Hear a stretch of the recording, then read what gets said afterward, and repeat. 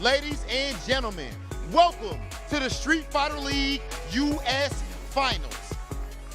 Yes. Now, that's the kind of energy we need. I'm already seeing a Go Blahs sign out there in the crowd.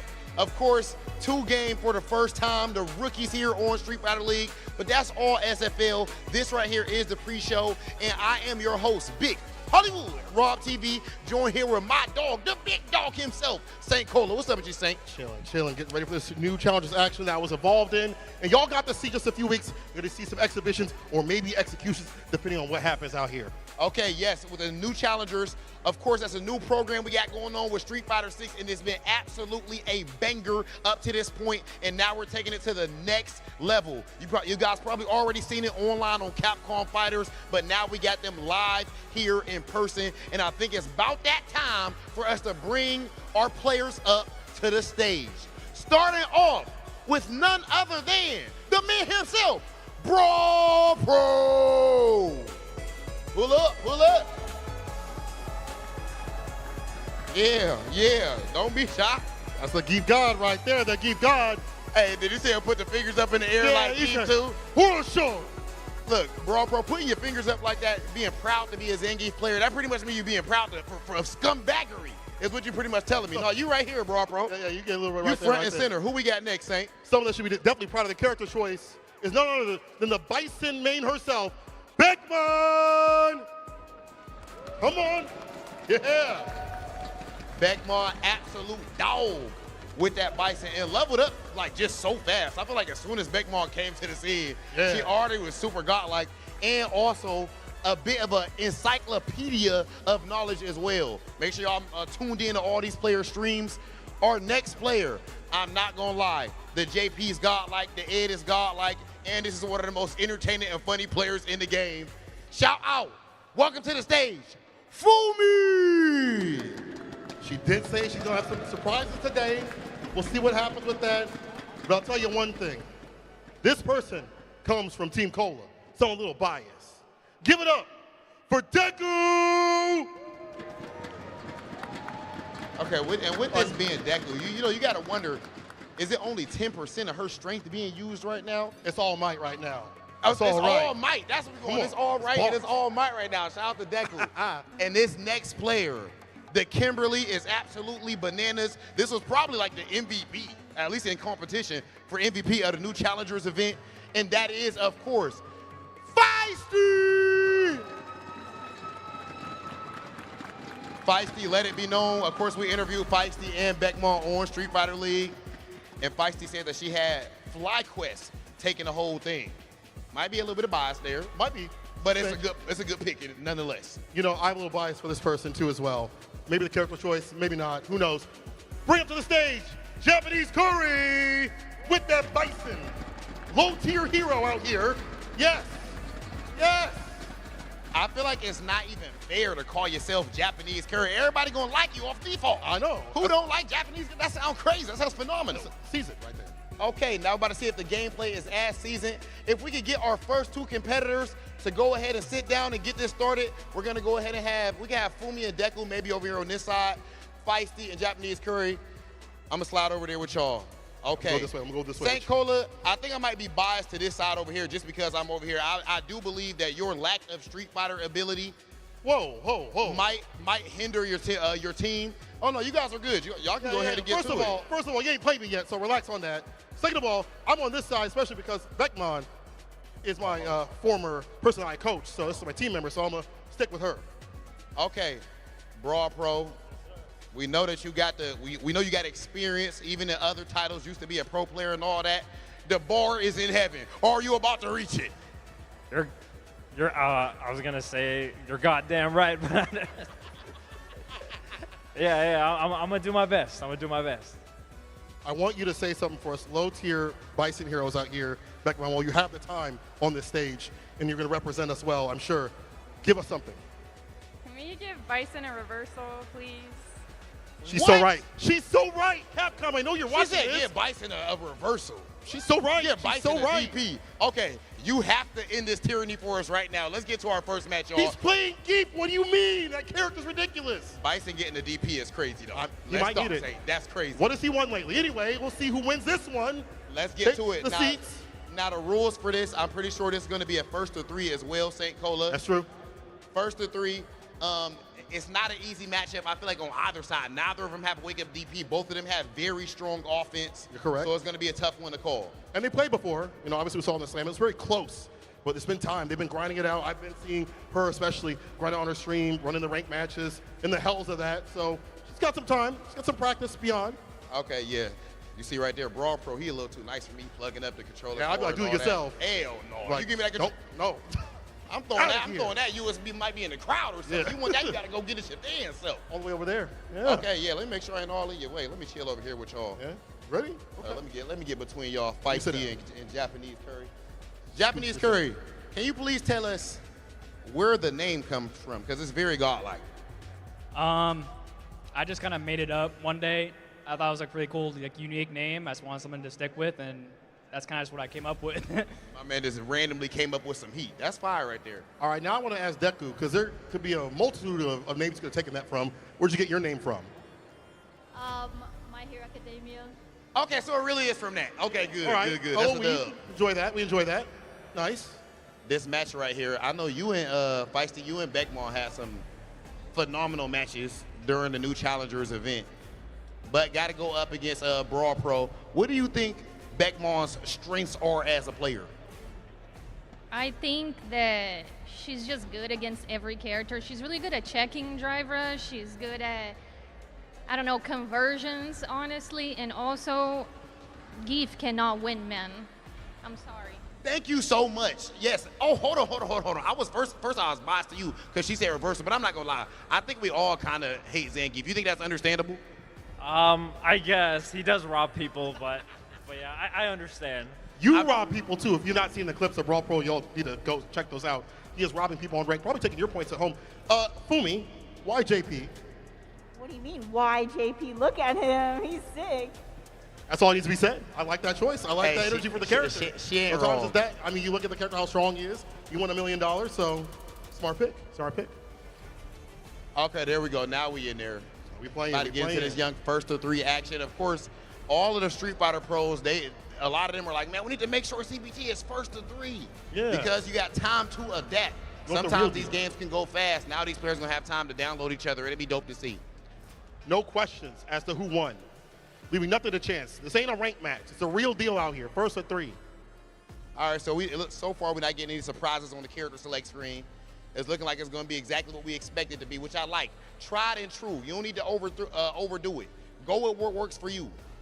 And this is definitely probably going to be a bit of a steamroll type of match. Whoever get their stuff going first, it might get ugly for their opponent. As well as matches where they both play in the effective ranges, about that mid-range. If you're Geef, you're poking with stand fierce, but then Bison pokes back with a crouching medium kick, but then Geef can poke with stand light kick right back. So it's like a good back and forth that happens right around that mid-range character and a half length.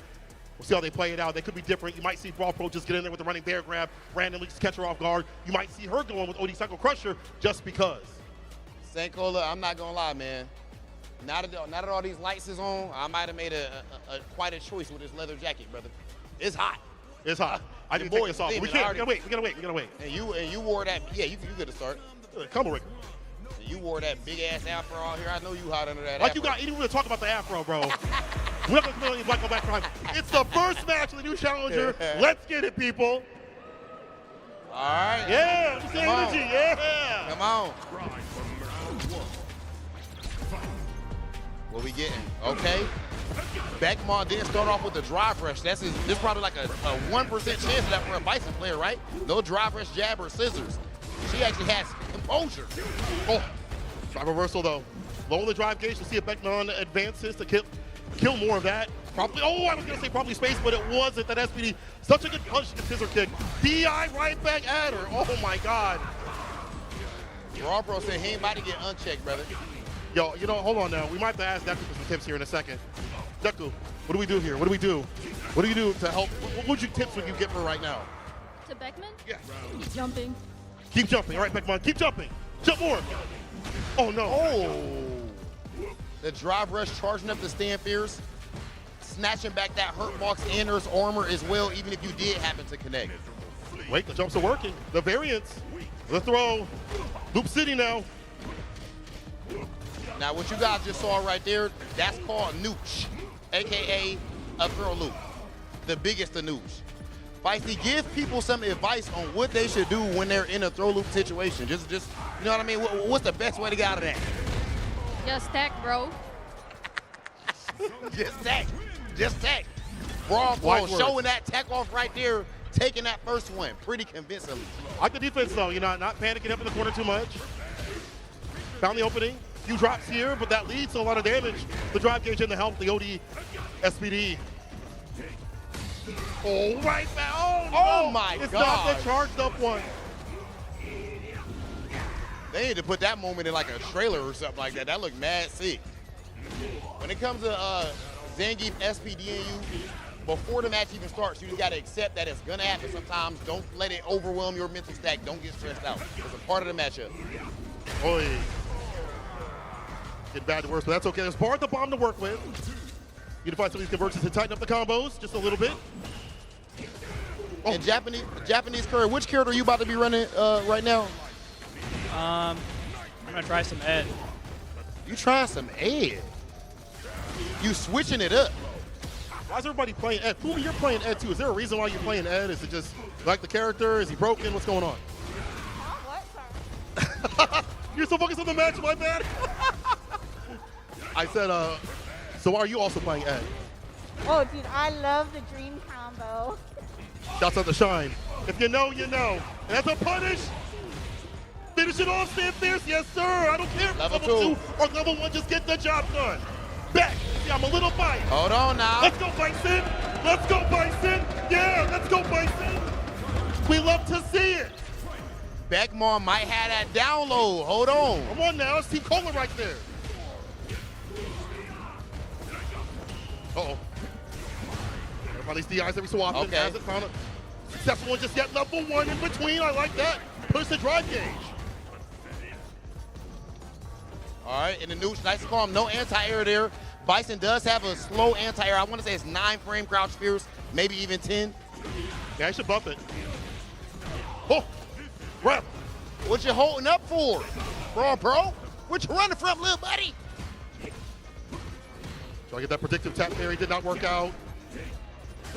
Look for the proper moment to go in. All she needs is one whip punish. Oh Level my 3. gosh. And Oh hits. my You gotta gosh. be kidding me. And he's surprised Is she alive? And he's surprised that we don't like Oh my It's not God. over. It's not over. Oh, it's not Oh over. my God.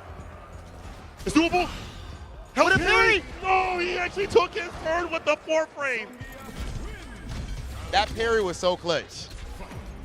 Was that, okay, Feisty, was that level 3 godlike or a bit random?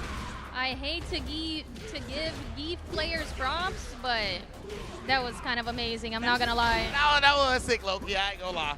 I'm sharing in the pain with you, but that was sick. A broken clock is right twice a day.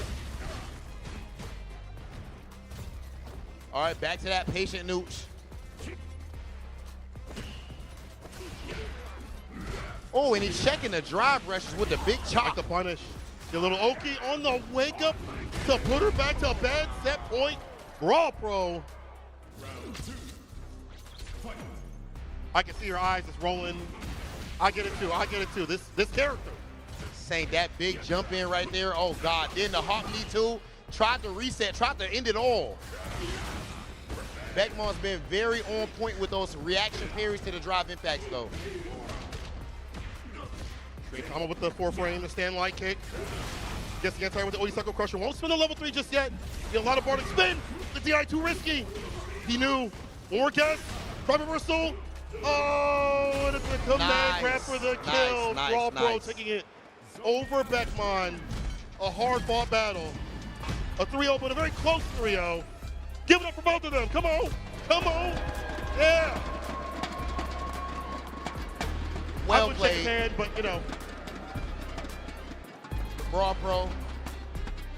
pull up with me, dog. Pull up with me real quick. Okay, that level 3 right there.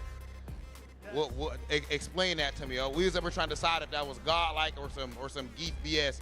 Feisty said she hates to admit it, but it was godlike. It was amazing because she was in the air, and I mean, when it's that close and it counters safe jumps, I think too. I'm learning, so it worked out. I mean, it was a good read. I like it. I like that.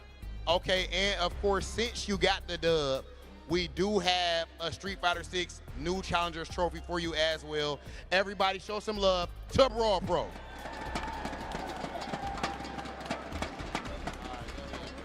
Well We got to get our next one going. Who do we have going up next? If I'm not mistaken, I think we have Deku versus Fumi. Do you remember who's first player? Okay, Fumi, come on. Right here on this left side. You be second. Then we got Deku as well. St. Cola, what matchup are we about to be seeing right now, character-wise? Well, for Deku, Geef. But for Fumi, she said, well, I've got a JP, I've got an Ed, and a Marisa. She's going to be cycling through these characters she's been developing. But JP was the one that she got things done over at the New Challengers event. That's the one we know her for, I think, the most. Yes. So that's going to be like the final boss, I feel. I feel like Fumi is the final boss of content even as a whole.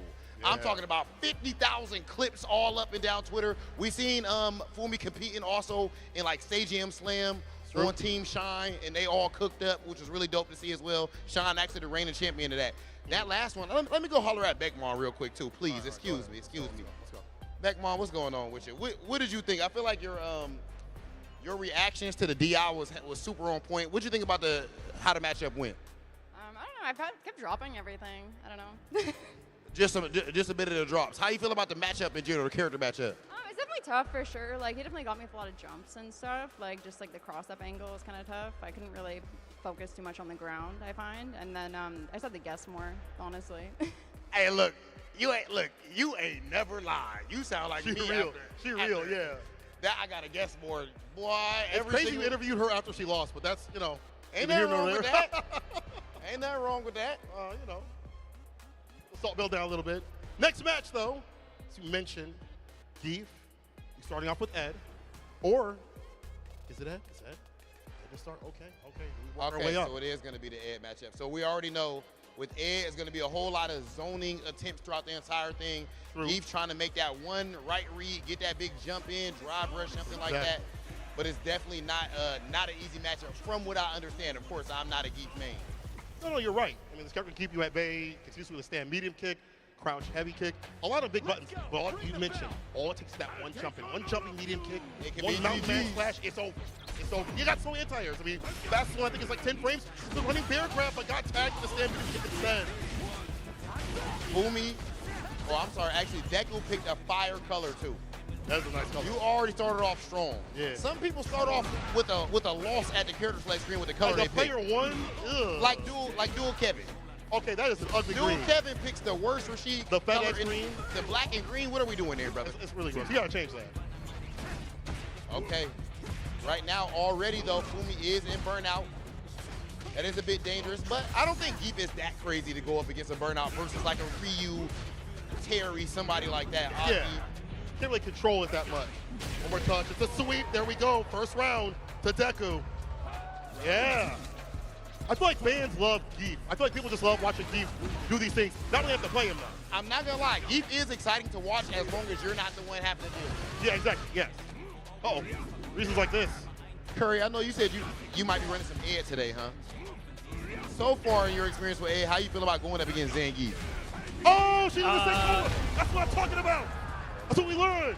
That's what Coach Cola right there. That's my student. Yeah, I'm popping up. I don't care. I'll be biased. I told y'all. I told you I would. It's not over, though. I'm just proud. What in the hell was that? Hey, I told her every so often you got to sneak something in like that. Stand light kick running bear grab. Okay. It catches everybody. Okay. Even Amazon does that. But here's a switch up. Again, we talked about it. When we said you beat my Ed, next character. You beat the boss, they get the true boss. Then after that, the final boss. So, Deku was on your team. Yes. That's On the Cola Team right St. there. Cola That's a carbonated one. Oh, okay. We Yeah, riding. Okay. that's a carbonated one right there. Don't even worry about it. Let's Let's go, go, Team Fumi. Cola. Oh, not this time. Exactly what you said. Just got plenty. Okay, but if you do it too many times. Exactly what you said. All right. I like the jump ins right there as well. And we are seeing a burnout. Marissa is terrifying. Big damage. She want big body for big body. Smiley Muscle Marisa right there. Two-touch Teresa. Whatever you call, you better call her back. Bam! Oh, you got the damage. With the flip out, this is doable. Where's the encouragement? What? What's up? Yeah, let's go, Deku. Bro.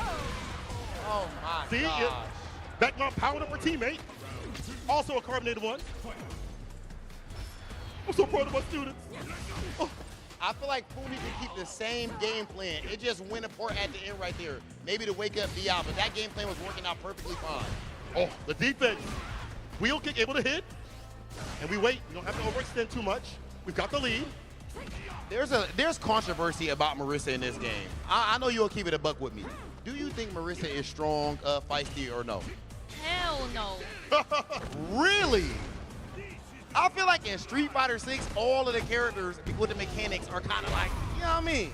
You know, I think Marissa is strong, but Marissa players are not. I'm too bad for this. The DI trying to rob. That's a realistic. One more touch. Don't overextend. Okay, I'm kind of coaching a little bit. I'm sorry. Oh, no for level 3 here. Oh my God. You know, Okay. that's the carbonated one right there. That's the carbonated one. Oh, she's No, running it out no with the JP. Marisa. Oh, she said, forget the JP. I don't know Okay. him. All that muscle power. All right, Fumi, stand on It's 10 away. toes then. Ain't nothing wrong with that. Stand on 10 toes about yours. I thought there was about to be a JP switch right here. I'm thought so too. surprised. She's riding with it. Running bear grab. Oh my God, one touch. A sneeze or a breeze will kill at this point. You can bump into Marisa and she will pass away. I'll let you commentate. Go. One more, Deku. 3 times. 3 throws. 3 throws. That jump I like in that. right That's there, actually good tactic. you Throw can't, 3 times. with that charge fierce, you can't react with a DI. It's not the easiest thing in the world, though. You got to be looking for it. Ooh, that was deep. Damn. Oh! Reversal Wake time. up, OD. This what you teach, St. Cola. Come on now. Wake Come up, on, man. ODSBD. Deku is cooking. I can't hate on her. Hey, Deku it works. is It cooking works. right now. Oh! Kid level 3. Dash up. Oh! Turn. No. Jump. No! One more touch though. Come on, y'all. Turn That it was up, good. turn it up, turn it up. That was What? godlike, Fumi. I gotta say, it was good. Like, Calm down. Fumi. St. Cola, sit down. You was talking all that trash. Yeah, it's not over. Sit down. It's still set Now point, it's baby. GG. It's still set point. This is the Carpet one. download complete. Look at the life. It's okay. Look it's at the okay. life, Saint. We locked in. Deku. It's okay. Eyes open. Oh. Level 3. Eyes closed though. You see what we call that? That's professionalism. You see what she Uh-huh. doing right there? I don't got that right now. I told you I She was getting that drive gauge back. That's what she doing. Ain't nothing wrong with the bias. I'm biased too. So we about out here. Nice. Going burnout. Now Fumi doesn't have to overextend. I like that from Fumi though. Armored option, something safe and solid with it. Not too bad. Keep it exciting. Kurt, are you surprised at all that we didn't see a JP switch? I am kind of surprised, but I mean, she's feeling it, so go for it. Yeah, it's working out. Sometimes it depends on that day. You just feel the character, then you're better off going with him. Something you enjoy more is rather than picking something that's powerful. Yep. You know, it's happened a lot in league. You saw. All right, got that corner situation. Marissa is terrifying here. Even if you block, your drive gauge gets snatched, and if you get hit, it's GG's for 40%. Oh. Pattern recognition. Mena RD brought that up at Street Fighter League this year. We already saw Deku do the wake up OD SPD, and this time it gets called out. Very nice adjustment. So the adjustment has to be, I have to be able to anti-air, OD Laureate, or even normal Laureate, depending on the distance and the timing. But Yeah, Stampede is one of her go-to tools to try to anti-air. Sometimes it works, sometimes it doesn't. I'm not even sure if she can punish from that Ooh. range. Oh my goodness. E-players churn that butter at every range, in every interaction. Yeah, nice read. Yes, agree. If that hits, oh man, you would have been absolute god. Would have been fire, right? Reading 2 Geef level 3s is unheard of. Deku got this, alright. Deku just, hold him down. One SPD. Literally anything. Not that one, but close. Right there? That would have worked. No? Okay. She kind of. You would go crazy at air throw. Yeah, the little air throw, mix them up. Times level 3. It's almost over. Oh the my gosh. The confirms? God My damn, boy okay, Punk okay, say okay, the big confirmed. worm, the big worm confirmed? I can't even be mad at that. That was godlike, right? Was that not godlike? That was godlike. That was godlike. It's so hard to hate Fumi. She's such a nice person. But let's go, Team Cola. Let's go, Team Saint, Cola. it's looking bleak. Yeah, let's go. It's looking bleak. 2-2. It's got to get dark to get bright, baby. Final game. That was deep, St. Cola. That's a bar. Come on now. That was deep. I'll play on my name. Okay, they're good at scoop. Hey! Oh my gosh, with the way the momentum is going right now, Fight, how you think this might end up? You had to call yes! it. Oh my God, Go to I honestly don't know. Ooh, Okay, Fumi? okay. Maybe it's Fumi. Maybe it's Fumi. It's fun. They swing it. Oh, the neutral jump. Oh! Set point for Fumi. You do a great job of recognizing when those SPDs are coming, the advancing options. Gotta give her credit. Yeah, we're definitely seeing some adjustments. Both of them been playing phenomenal. This one right here is an absolutely insane match. But Fumi right now got all the momentum. Deku back to the corner. What's the read? Nice! Odie Laureate in close for the SPD. Hey! The DI gets the sweep. That's a smart option. Is that? It's Zangief. I think he's he's still alive. boy. That's a big miss. No, he's alive. Okay. Nice pitch. What's the wake-up option? Level 3's there, but the raw DI hits. You couldn't DI back unless you perfect parry. And that was such a great option from Fumi to take it. 3-2, but what a set. Give it up for both of them. That was phenomenal. And to see that she stuck with the Marissa the whole time. Right. Where JP would have been even easier matchup. Easier in terms of character what's on paper, matchup. Yeah. Right? Not gonna lie, Deku Zangief looking godlike. You know. That was phenomenal. I like the reads. I like the look at you, coach trying to take the credit. Hey, I don't care about the result. I'm just happy that she had done better in terms of her anti-airs, her game planning, much better. I'm just proud for that. So, but Fumi though, oh my God. Okay, I can't be Fumi. mad at you. Fumi, so that was of course a phenomenal performance. I was surprised we didn't even see the JP stuck with that Marissa and got it done. Tell us about that. Dude, I felt like I was so close with Marissa, I didn't want to switch off. I knew I'd regret it. Okay, and one thing we do not regret, of course, is having the one and only Fumi pull up right here to the Street Fighter 6 New Challengers Exhibition. Ladies and gentlemen, please turn it up for Fumi. There you go, Fumi. Well played, very godlike. And real quick, Nice. Fumi, do you got any words for all your supporters and everybody that's tuned in watching right now? I love Street Fighter and I love Capcom. Those are good words. All right. I know it. Okay. Like the opposite of no. I love Yeah, that. you can be over here for me. That's fine. And we got our next match ready. Oh, this about to be a crazy one. Oh yeah. This about to be a crazy one. Japanese Feisty curry. and Japanese curry. The fact that they came up with a name like that, Japanese curry. just randomly, Like you see that on rank, you can't hate that. Again, it's like you hate a good food. off What's wrong the with you? dribble. Yeah, that's like Is that really a thing? Japanese curry. Yeah. Oh, see, I'm uncultured. I mean, I didn't even know that was a real Go get thing, you to ladies and Japan. gentlemen. Go get you to Japanese- Japan. You right. I Yeah, gotta yeah. make sure I pull up. you want to okay. go sit over here? Yeah, go ahead. I'll have everybody on my side. I'll be Hold over on. myself. I'm so lonely. Bye bye. That's crazy. I'm over here on a solo dolo. That ain't no problem. Okay, Japanese curry and Feisty. Again, I think Feisty was literally probably like at least in contention for MVP during the New Challengers joint. I'm gonna say MVP. I'll just say it right now, MVP. She was balling out to be completely honest with you. But Japanese curry far from a slouch too, St. Cola. I mean, honestly, Feisty's been playing in tournaments, Yeah. online, offline. She's been taking a lot of people's rank points. If she has a problem as a Kimberly player, she's not random enough. She chooses not to be like that. I'm gonna have to temporarily, because I do got some questions for my peeps over here as we load to this next match. Okay. So I guess I'll ask you first, Deku.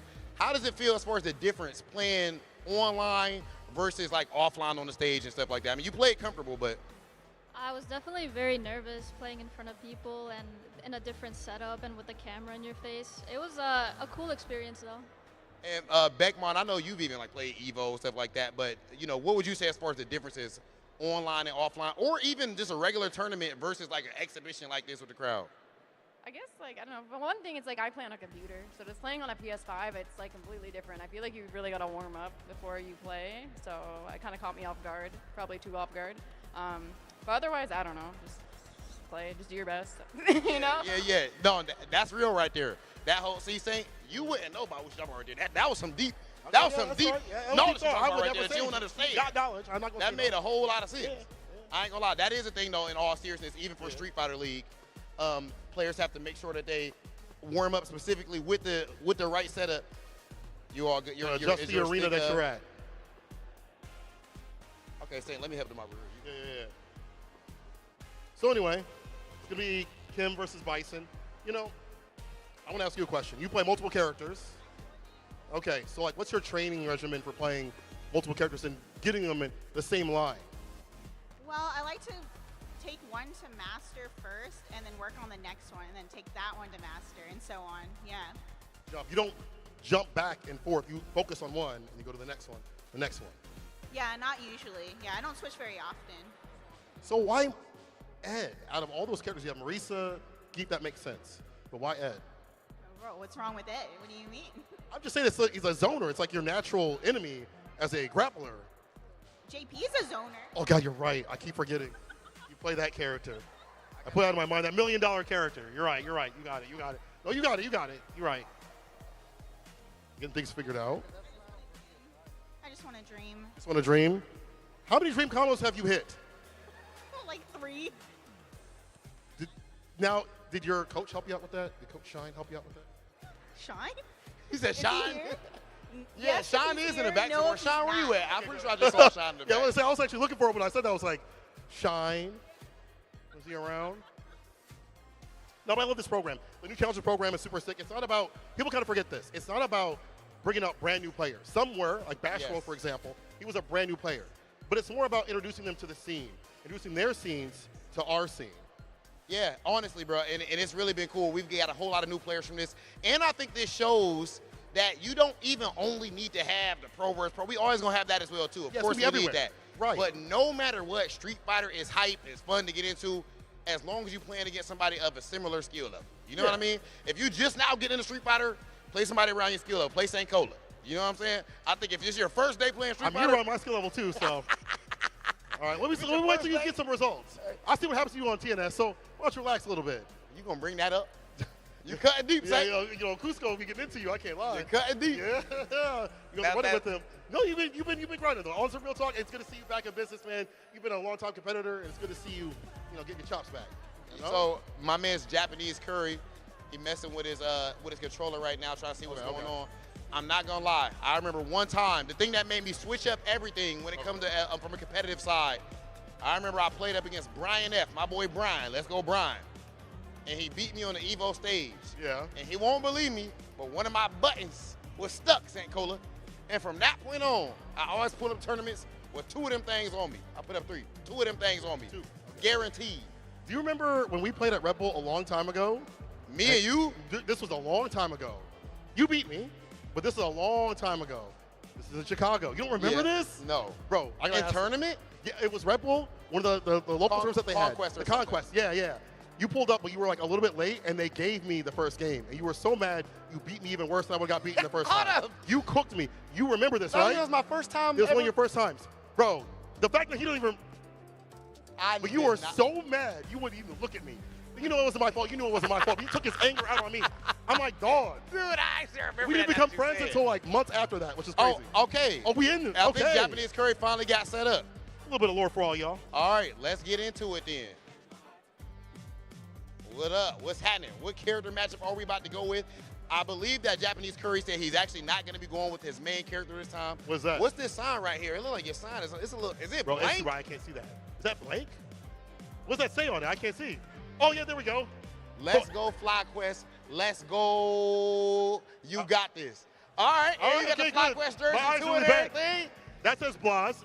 There we go. Yeah, there we go. Blas. All right. I wonder who has the most. Who is Todd? Todd. Boo Todd. Boo Todd. Everyone boo Todd. Boo. I'm just kidding. We love you, Todd. You're probably super great. I bet you know how to cook. You're a great dude. My man got a sign that says Boo Boo Todd. Todd. Who the hell is Todd? This He points guy straight right to his here. homie right next to him. Y'all foul for that one. Okay, That's a true friend right there. I love that. I can't see that far. I'm so sorry. Let's go FlyQuest. Okay. My eyes are FlyQuest back. got a Believe lot of you. fans out here. They brother. do, man. This is home turf. Honestly, yeah, it's going to be crazy. And, of course, that can affect the outcome, too. All right. Final match. We already know we busting out that Kimberly. Let's make sure they pick some W colors, Saint. Let's judge these colors on a 1 to 10, Saint. All right. Let me catch it. Feisty's choice, I'm gonna get out an easy 8, 9. That's a fire color. I give Maybe it an 8.5. I'll meet in the middle for that one. That's fair. You can do a little 0.5 right there on that one. Now look at, did you see what just happened right there? That's actually a veteran move right there. Oh, You see Japanese Curry, he up here trying to be up there all in the middle. You sit down for a tournament sometimes, Saint. Somebody try to set up there in the middle of the setup. You don't move, man. The fact that he relented though, that's the problem. He should have stood his ground. See, I know. You got to call the TO up or something No, like I'm that. not moving. You got to bring up the Tokyo tape measure or something like that. Distance from the screen. All right. My man's, I study body language. Yeah? I got a PhD in that. Yeah, you do? I don't. Okay. But Japanese Curry, I seen him, he did this right here. He said, that mean, you know what that mean? That either mean he locked in or he's scared as hell. We about to find out which one. We got Ed versus Kimberly. It's about that time. Come on, we getting into that gameplay. There's some cheers in the back. I don't know who they were for. Feisty. Okay. Let's go, Feisty. Push me real quick, Frank. Go ahead. Fumi, how you think this one goes, Fumi? If you had to predict. Ooh, if I had to predict, I think it's 3-2 for Feisty. Okay, a close one, but Feisty end up clutching it out. Okay. Oh, my. Ooh. Had to confirm no combo. $1 million Got move, out of the side of $2 finish. That's what they call that. That was a phenomenal neutral jump, though. He has a good read on when Feisty likes to take potentially. Staggering. Reversal jab. Knockdown after this. Kill rush. No drive gauge necessary. Roll slide. Ooh. Oh, the parry. Definitely an annoying matchup, I think, for Kim. That drive gauge is low, but Feisty at least out the corner. Ooh, what a big bait and some big reward incoming. A lot of corner carry. Baited. Oh, that's going to be GG. Oh, no. Oh, yes. That's the Nobody got American, me. that's the Damn, American Scott. reset right there. That's just sending an extra message. That's all that is. Yeah. Or Just make sure you know. Could be game one jitters. You know, when Feisty gets it done right there, baiting out the DP and baiting out a level 1. All right, so complete the target combo list. You have it unlocked. The punishable. This match is actually the last match between Team IDOM and Team Nephew for the trip to Japan. Oh, this is the run back of the final match, the decider. That's crazy. Wait. That's crazy. It wasn't Ed, was it? Was it Ed? It wasn't Ed at that time, though, right? What? No, he picked Bison that time. We put on a secret weapon for revenge. We got some lore. This is a revenge match right here. Drop gauge almost gone. The punish. That's Feisty with the first game. Azuna drop. Now, for anybody that might be newer to Street Fighter 6, when you're watching these matches, you want to make sure you keep an eye on that green bar up there underneath the health bar. That is the drive gauge, and that is just as important as your health in this game. It's so much of your resource management, and when you lose that, you lose a whole lot of options, whole lot of defense. Green line, sometimes even more important is your health, depending on this range. So hard to whip a button. Your Feisty just get the jump in here. OD. For the mix, the bait again. She's so good at making sure that she takes away your drive gauge, and now you're alive. Give me everything. Oh, see, again, it's another bait. Uh-oh. Don't play with the food. I like that DI. Oh, no dream. No level 2. No dream combo. I definitely thought that the dream was about to come on. I don't know what's going on. Okay, but burnout reactions. Sees it. The brains. She understands the matrix. Crowd into it, and I tell you what, that level 1 right there, extremely well done by Feisty. That's the only thing that she could have done to get out of that drop impact situation and buffer during the block stud of that normal. Right. Immediately, opponent in the corner, put down the bombs. What's the guess? Boy. Held on the drop catch for a while, but that stand fierce once again. The fist up in the corner space. Oh, had the button, you know, just we're doing resets. That's what it is. It's all resets. She's trying to put him on an N1 mixtape. Break the ankles. Right now, Japanese Curry, I feel like, is honestly playing well. His wake up is having a rough time, but oh my goodness. Level 3, maybe even level, yeah. Gotta be. And honestly, that's the problem with this character. Your anti-airs, they're very slow. 10 frames is the quickest one with that. To get things done, you have to have the proper spacing, the proper timing, but Feisty has been so ambiguous with these jump-ins. 2 games right now. Beckman, what do you think is the most important skill, if you had to say, when it comes to leveling up in Street Fighter? Just, you know, don't freak out. Like, it's going to be okay. I think it's good to not panic. Like, if something goes wrong, you always have more chances to make decisions that work, you know, so.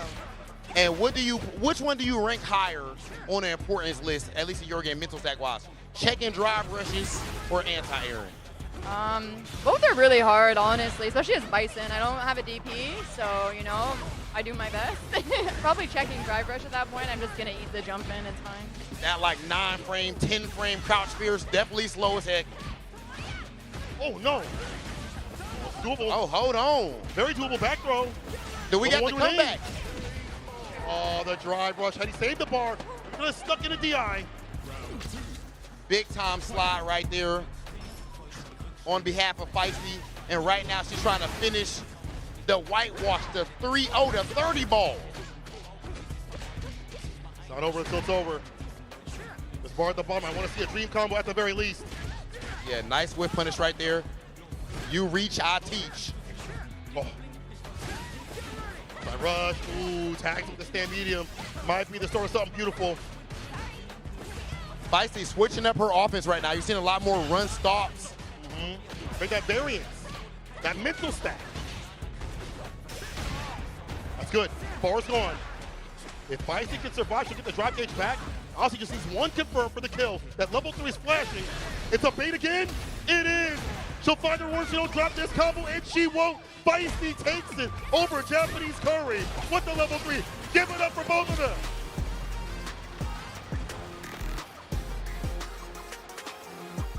I feel like Japanese Curry did play that very well, to be honest. Feisty just had such a read on all of the wake-up options. The wake-up DPs, the wake-up supers. All reversals. Yes. And the jumps, too, as well. Again, it's hard. The jumps as well. Anti-airs, man. Gonna have them on lock. Feisty, if you could join us up here in the front. We got to make sure we get a word from our winner, Feisty. So first, how would you say that your experience was as far as even the Street Fighter 6 New Challengers tournament in general, or just team tournaments versus just one-on-one? I love team tournaments. I love the New Challengers tournament. I love the aspect of community and meeting new people that it brings, you know, and helping. Also, I feel like I helped my coach a little. You know, I'm not the best. I'm not no coach, but I was trying. So, you know, it just feels really good to have a community and to make new friends and be able to teach them, you know, the things that I went through. So, I love it. And after going through all of that, you ended up coming up here and performing phenomenally, getting that dub after being, even in my opinion, the MVP of the original event. Feisty, here is your trophy for getting your dub. Ladies and gentlemen, turn it up for Feisty! Okay. Thank you so much to all of our Street Fighter 6 New Challengers competitors. Of course, this is something that Capcom plans to keep going in the long term. Now that said, for everybody that's here in attendance, are you ready for the Street Fighter League US Finals? Rob, they can do better than that. They can do better than that. Are y'all ready for the Street Fighter League US Finals? Much better. Okay, I like that energy. Ladies and gentlemen, it is about that time. We're gonna go ahead and send things over to break, and when we get back, we will be crowning the official Street Fighter League US champion. See you soon. DI too risky. He knew. One more guess. Drive reversal. Oh, and it's a 3-0, but a very close 3-0. Give it up for both of them. Come on. Come on, turn. No. Jump. No! One more touch, though. No, he's alive. Okay. Nice Midge. What's the wake-up option? Level 3's there. But the raw DI hit. Great option from Fumi to take. The punish. That's feisty with the first game. Azuna drop. Level 3's flashing. It's a bait again. It is. She'll find her worst. She'll drop this combo, and she won't. Feisty takes it over Japanese Curry with the level 3. Give it up for both of them.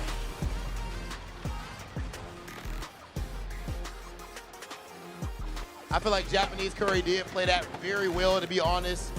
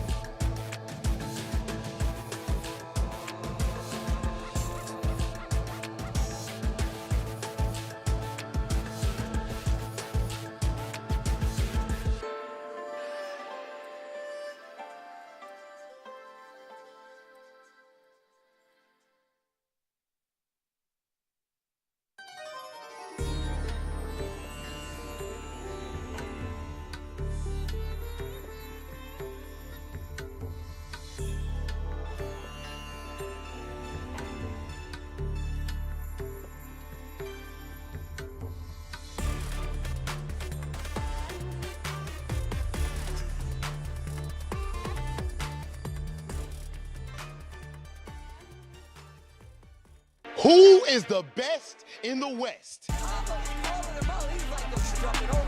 We entered this season of Street Fighter League with 7 teams, but only 4 scratched, clawed, and fought their way to this coveted final stage.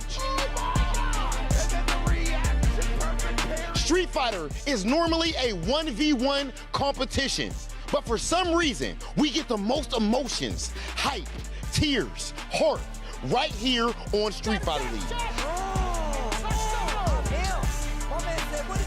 That's because with every move you make, it affects not just you, not just your dreams, but those of the ones that you hold dearest. All of these teams have proven that they are the gold standard, the pinnacle of Street Fighter. But in the end, there can only be one who punches their ticket into Japan for the Street Fighter League World Championships at Capcom Cup 12. Ladies and gentlemen, it is time to finish the story. Welcome to the Street Fighter League US Finals. Welcome, everybody, to Street Fighter League US Finals. We are live here in Los Angeles, California. You feel that crowd? You actually can pretty much feel that energy. It's for a very good reason. We're about to rewrite history in the books for a lot of the action for Street Fighter 6. My name is Vicious, here with my man Tasty Steve, and we couldn't have even more honor to bring you all of this action. We're truly, truly blessed to be here with y'all. Look, it's an honor to be in front of the people here, but before we get into it, I need to talk to the crowd. If you guys are ready for the US Street Fighter League Finals, make some noise! That's what you I like already to know. hear. I can feel it, Steve. That's what I can like feel to it in hear. my bones, baby. And look, these people are ready to see who's going to go overseas to Capcom Cup to represent the USA versus the best teams in the world. We got some of the best players in the world here for this league, but best believe all those other places, they're ready, waiting, and willing to take down whoever might make it out of this bracket alive. I can't wait to see who's going to make it. Me too, Steve. Let's take a little bit of a step back. Robin kind of told the story in that intro, but let's get a little bit of a closer look of how things went down throughout the season. With the current standings, the big dogs, Bandits, at 370 points, and the rest followed suit, but the other 3, 2-game, KuaiShou Gaming, FlyQuest, these guys are trying to make it up to that final stage. Yeah, it's not going to be easy. And look, we got to show some love to the teams that didn't make it here. Shopify Rebellion, Red Rooster with their best season ever. And, of course, Falcons giving us world-caliber talent. But let you know just how crazy of a player these guys are on all these teams because they still did not make the cut. Only top 4 gets to be here. And that's who's at the top of the leaderboard. But even if we get even further into it, let's take a look into the bracket to see how things lie. Of course, it does go by those standings. So in 4th place, you do see FlyQuest, which will be our first match going up against KuaiShou Gaming, another team that crawled back from the trenches to stay alive in this tournament. They did make it up to 3rd place, going over FlyQuest, so that's going to be our first match. And then we got the new kids on the block. 2-game. These guys came out swinging, and they got a lot of support. I love having them here. They are the new kids on the block, but they made quite a statement with that 2nd place. But of course, the man, the team, these guys that you need to beat if you really want to win, the Bandits. Yes, Mena sir. RD and the Bandits had an immaculate season. Banditos. Probably the most points we've ever seen, and these guys are going to be waiting in the finals, but that's not going to be an easy slice of pie to eat because you got Mena, you got Christy, you got Boost, you got a team that's ready, willing, and about to take you down, but we got to see who's going to make it though, bro. You got to talk about Kaba Calibers as well. He has been Kaba. so on point. As of the rest of the players here, right? They've had plenty of time in between that break to make that second half really count, and of course, it brings them to the playoffs. However, when you talk about regulation season going into the finals, let's break down how we go through the rules, right? It's going to be a different type of point acquisition. It is going to be a race to 50 when it comes to the quarterfinals as well as the semifinals. We're going to have 3 matches going up back to back to back. We're going to cut it just a little bit, and then we go through another rotation if need be when it comes to getting those 50 points. However, you may think to yourself, well, we got 3 matches. We still have a 4th player. We have to put that 4th player in for the 2nd rotation, so you can't expect to see him unless there happens to be a 50-point blowout, which is a possibility. Which makes it very interesting going into this. Coming from the regular SFL season, these guys didn't always have to let that fourth player play. Of course, they were there on the bench just in case we went to extra innings. That's no longer a factor. They have to play. You got to put them in the rotation. And of course, when it comes to the grand finale, the grand finals of it all, pretty much the same rules. However, it is a race to 70 points. So keep those tallies up. Make sure to follow along with your favorite players. It's going to be going real quick. Well, speaking of going quick, this money ain't gonna go quick. The prizing is as follows. Third place, you get $10,000. Second place, $30,000. And for that first place team, they'll be walking home with $60,000. That's a lot of zeros. That's a lot of money. That's a lot of pride. And I promise you, that's only a piece of what these guys have in store. Because once again, it's more about pride, integrity, if you ask CN. And that's exactly what these guys are fighting for. Again, the prestigious title of Street Fighter League US champs are so important going into this specific season. Every single player we've talked about throughout the days, throughout the weeks, up until this point, they've been saying, this is the hardest season they've ever experienced. There's no way you can look at the previous seasons, come to this season. If you ask us, you ask Rob, you ask the players, everybody agrees this is the hardest SFL US season to date, and it's because of all these amazing players. We got a lot of new players coming in here, a lot of young players coming in here, and look, they're going up against some of the best established players that have been playing Street Fighter, and in some instances, longer than some of these players have been on the planet. So think about that. Think about that. You're seeing some of the up-and-coming talent from the Street Fighter world on display here, and they could be going to the finals to represent USA. It's gonna be an all-studded star affair. You're damn right, Steve. So going into it right now, KSG, KuaiShou Gaming, coming in from the brink of defeat, it felt like, from that first half, facing off against the FlyQuest crew. Let's talk about that order. Riddles coming up first with that really impressive Terry, getting a lot of these whiff punishes, a lot of spacing traps happening, and man, when he bites down, when it comes to offense, he won't let go like the dog that he is, followed by Nephew, the calculations going on through his brain, while at the same time staying ice cold with the Judy for that second place, and you already know it, but we gotta talk about it anyway. Punk the God coming in with that Sea Viper. You know we like to see some Sea Viper on there, and you can see right now, it gets to that point, you do switch sides. We still have to have that extra player in the rotation, but we're going to start with the 3, and we're going to start with FlyQuest walking out right now. Man, this team has put on quite a show this season. A more collected Punk, an even stronger Psycho, the new kid Riddles. This team is ridiculous, and they have made such a stride to stay here. They almost fell a little bit shy. They did end up at that 4th place, but Punk, we've seen what they've been able to do on this stage before. You know they're more than prepared. They were all vibes when it came into playing out at the studio, but when it comes to the main stage, as they get ready, you know it's all business. Well, look, we already said the Riddles will be going up, but KuaiShou Gaming will be their opponents, and we're going to get to that just a little later. But we did get to talk to the Alpha himself. I believe Hollywood Rob TV has an interview. Let's take a listen. Punk the God. Of course, last year on Street Fighter League, you guys actually won this entire league. But at that time, I feel like you had a crazy type of motivation. You was talking a whole lot of trash in grand finals and got the W. Of course, I know it's resolved now. But do you believe that you guys can do it again with you being more chill, more relaxed this time? Yeah, I think we could do it again. All I know is I'm coming with a different energy to the playoffs. You know, I'm really locking in, and I just want to win this whole thing. NIP did it, and I'm gonna just channel my inner Angry Bird tomorrow, and I'm gonna play just like my man did in Europe, bro. I'm gonna do that. Okay, all right. We've seen you do it time and time again. I would not be surprised. And another player that I'm about to have to start putting in a different conversation. Or actually, I already got him there, but everybody else needs to. My man Psycho. I feel like Psycho is like the wild card of this whole playoffs, to be honest. What can you say about Psycho's growth that he has shown and the way he set the tone for your team? I think he's just always very confident in himself, and I think it really shows when he plays. You know, he's very loud, and you know, he let people know when he wins, and he just very just confident, honestly. Every time I talk to him, or anytime he wants to play a match, you know, he just really feels like he's supposed to win and beat all the people that he plays against. You know, there's no doubt in his mind that when he wins the matches that he's supposed to win those matches. Do you think that you're supposed to win the match if you have to go up against Xiao Hai? Or do you think that it's just do you think it's an easy match, or are you worried about him at all? I mean, of course I'm worried about him. I mean, he's been undefeated this whole phase. You know, he came back from Japan with a different kind of energy. And, you know, I'm going to have to match that energy tomorrow. And I feel like that's what I'm going to have to do. And I'll do it if need be. Up to this point of your career, Punk the God, we've seen you time and time again matching energy and even exceeding it. And we're about to see if you can do the same thing right here in the Street Fighter League US Finals. Congrats on making it this far, and good luck in your match. Thank you. Okay.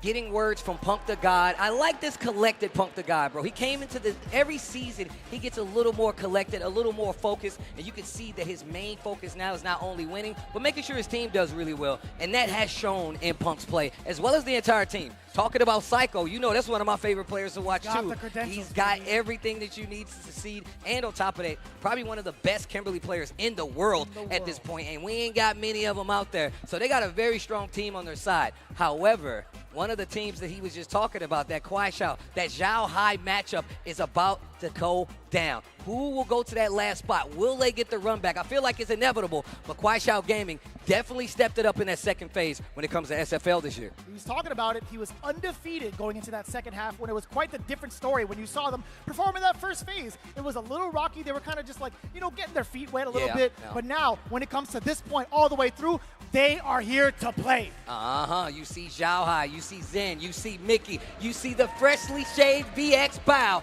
This team has turned it around in the second phase of SFL. And look, I'm telling you, the boy who played is Xiao Hai. And in the second phase, he looked like a completely different player. And he's already one of the best in the world. And then you still have an amazing bench behind you. Mickey stepping it up on that last day of SFL, bringing out the Cammy.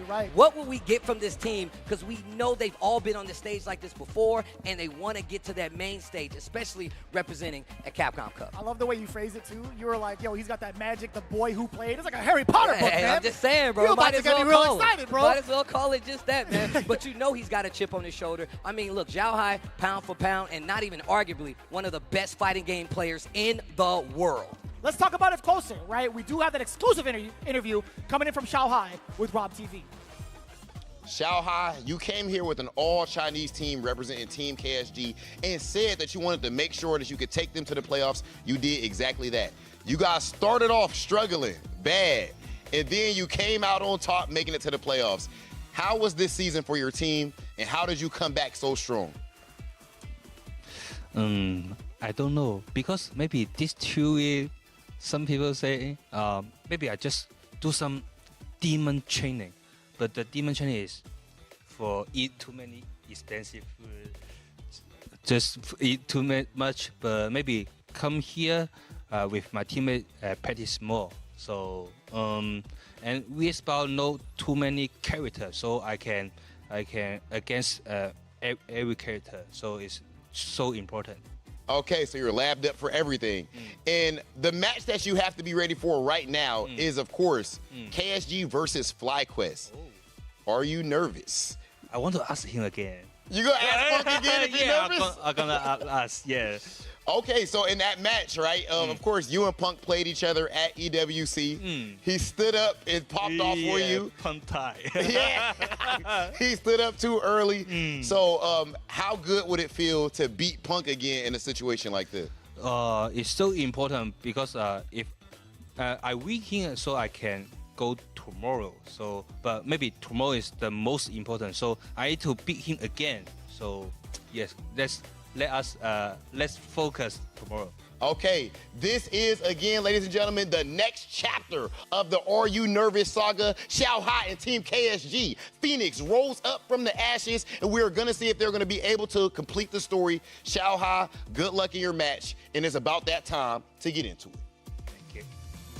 Really valid points coming in from Xiao Hai, right? The focus is now entirely on a couple of teams rather than the entire roster of Street Fighter League US. Being able to isolate certain characters and strategically place where you need to, coming in with the home side advantage at the very beginning. Now, is the question going to happen if Xiao Hai plays off against Punk? That's what I'm looking forward to. But I also want to know who they're going to be sending up going into this play order.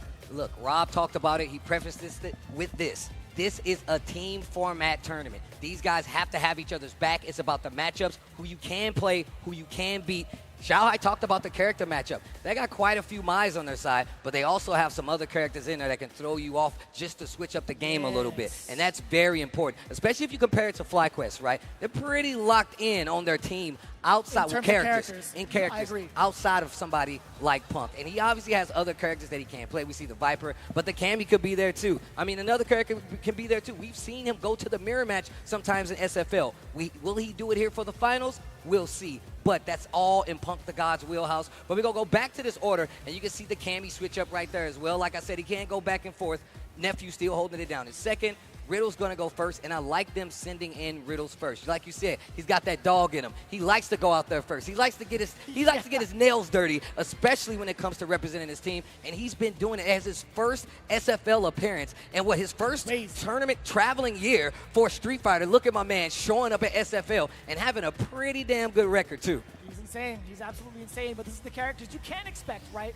Going into it, match 1 and match 2, this is going to be 3 out of 5. Yes, do not forget. So they could go by pretty quickly. It could go down to the wire, but you do not want to blink when it comes to the playoffs here today. It's just a matter of who's coming up from the side of KuaiShou.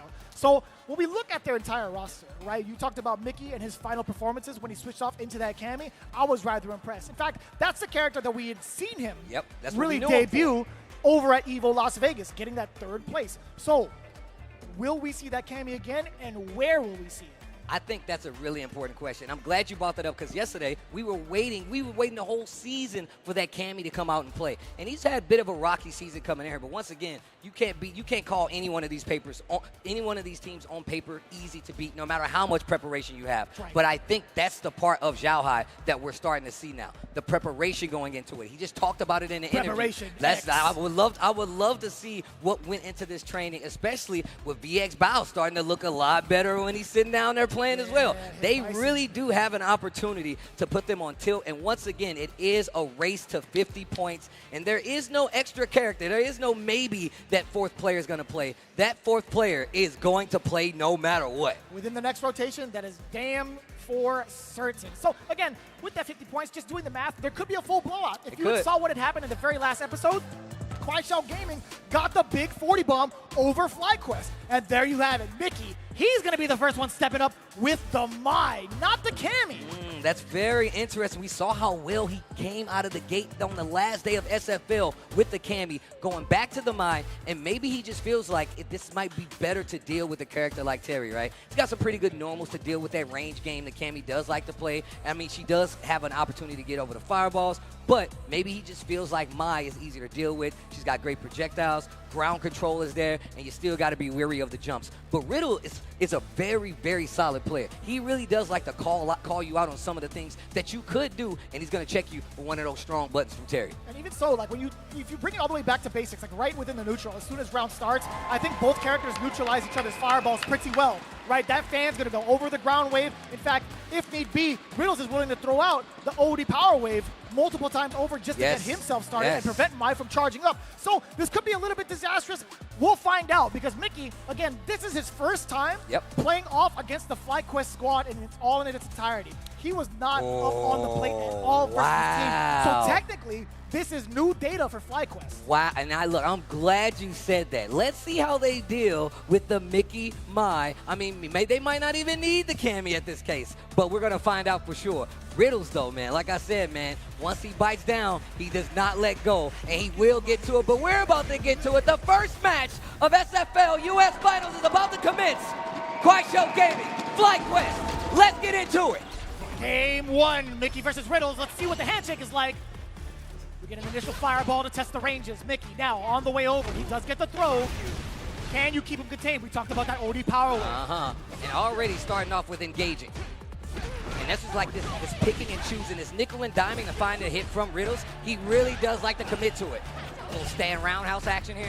He backs away just temporarily. He's trying to prevent Mickey from getting out of this corner. A couple of these normals to kind of test that range again. Mickey with a drive rush with punish Killer Bee Sting. Move on over. Back throw. Okay, here we go. Drive rush in, tries to sneak in an overhead, but he gets the forward throw. Riddles with a sizable life lead, but he eats an OD uppercut on wake up. And I'm liking that, taking the risk. That could have been death had Mickey been unsuccessful. And I like resetting the pace.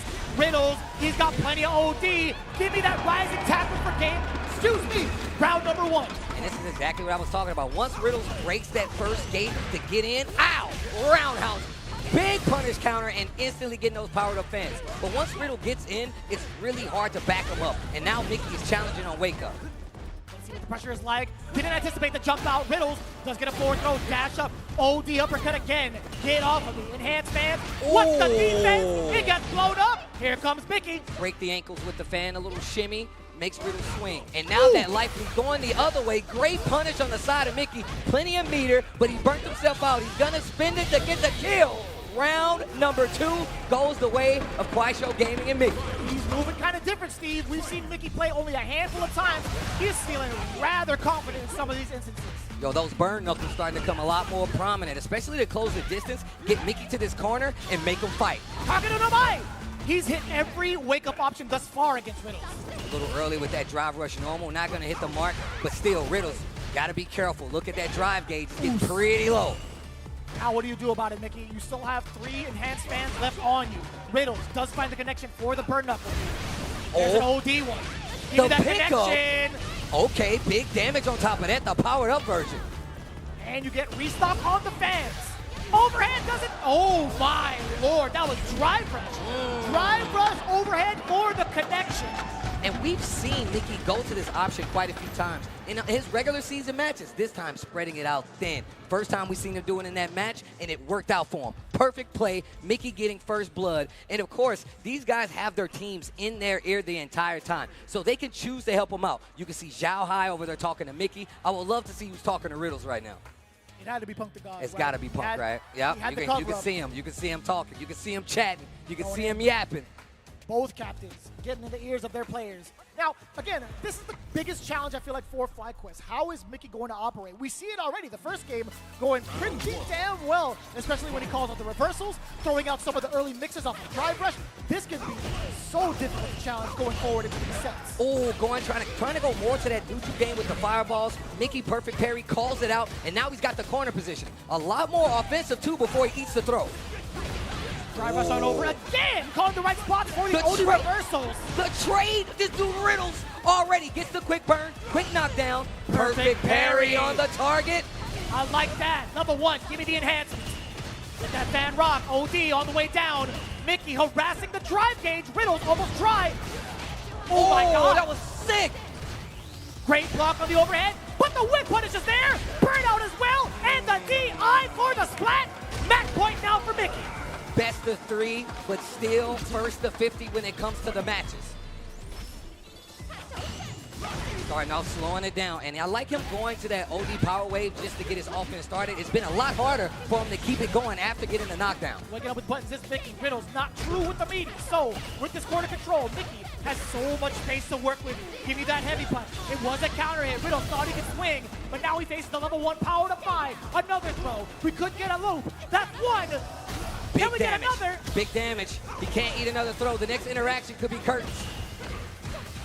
Oh, wow. He looked out, and he goes straight for the level 3. What a confirm for Riddles. He actually made sure he wasn't going to get hit by that falling fan, and now he's got a big opportunity, but he cannot lose this round. Look at the damage on that life bar. Oof. He's going to be able to stay alive. That's a round for Riddles. Okay. Back in the game. Okay. Okay, Riddles has an opportunity, but another perfect parry into the big roundhouse. What do you do about this, though? Past the power wave? He was smelling it, Steve, a long time ago. He was cooking up that OD uppercut. Playing back a little bit, stuck in this corner again. How will he fight his way out? He's got Buster Wolf, he's got 1, but now the fans are there. You still got 1 bar on the side of Mickey. You can't afford to get hit right now. Especially not with the throw, not with the normal. It could be lights out for either one. We come in with the drive rush follow-up. We get that quick burn, dash up, give me the throw. Riddles in hot pursuit. Okay, hold this heavy button, gets the counter hit. He can get the knockdown in the corner. This next interaction could be curtains. The backdash doesn't make the overhead hit. Punish counter throw. Riddles can make this happen. Puts himself in the corner, back and blows it out. And you see that FlyQuest squad wake up. You see that? Look how he's chugging the water. My man be squeezing the water bottle. Look at Nephew talking in his ear now too. Yo, why Punk looking like that? Punk like, yo, get in there. Shao Hai getting in the ear of Mickey a little bit. To be honest with you, man, there are so many moments where it's just unpredictable off with a drive rush. Yes, sir. You never know. You're so tempted to go for like another OD reversal, which would have worked towards the end, but it's just so difficult to make those calls. And Riddles is coming in with the assault over and over again. He stuck to his strategy of continuing on with that offense, and I'm so impressed. Bro, that reversal in the corner, using the level 3 to get away from the fan, Godlike. that's how he won that game. That series led to him getting a game. We go to the final chance here to score first blood on either side of these teams, and Riddles getting the first knockdown. Meaty burn knuckle. He tried to walk away from it. Crouch short. Does manage to clip Mickey on the tail end of it. Ooh. Perfect parry. Punish counter. Ryu and Boo. Killer Bee sting. Overhead is blocked. Push it to the corner, and you can see Riddles back in his position. He's been in every round so far, stuck in the corner. He can burn knuckle. There we go. Gets the knockdown. Back throw this time. Riddles has been for throw a couple times. Maybe Mickey looking to break it and counter.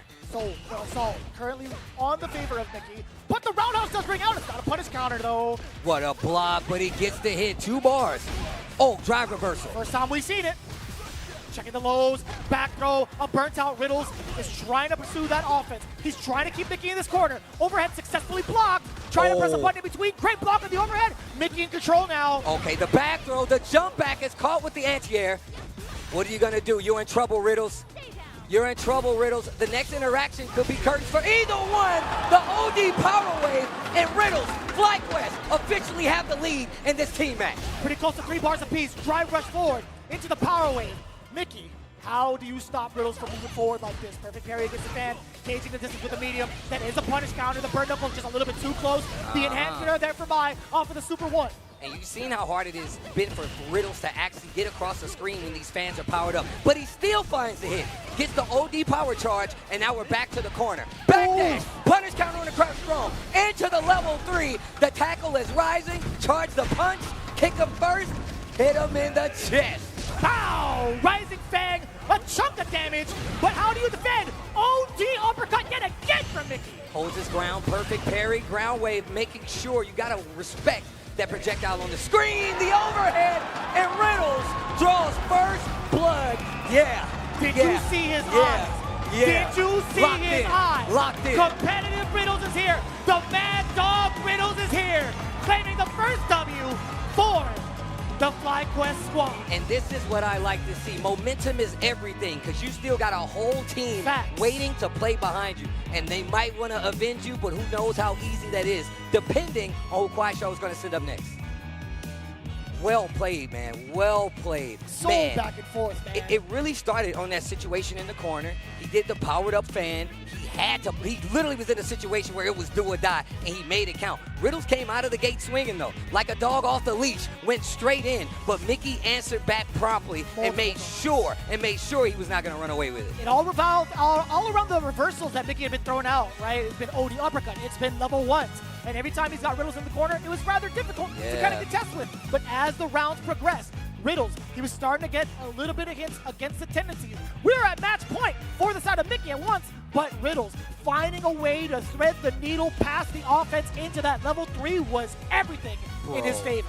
Bro, the way that he played this matchup, man, a lot of people they really get taken out of their zone. I think that's one thing that Riddles, I feel like he's not affected by that. I feel like he always goes back to his game. And now you see that KuaiShou gaming bench over there thinking about it. And look, this was one of these situations. We know what happens in these corner spots. It's really hard to make a call, and we know the mental stack is crazy. Sneaking in the overhead, getting the points on the board first for FlyQuest. That is going to be 10 points. Remember, first to 50 in these first preliminary matches.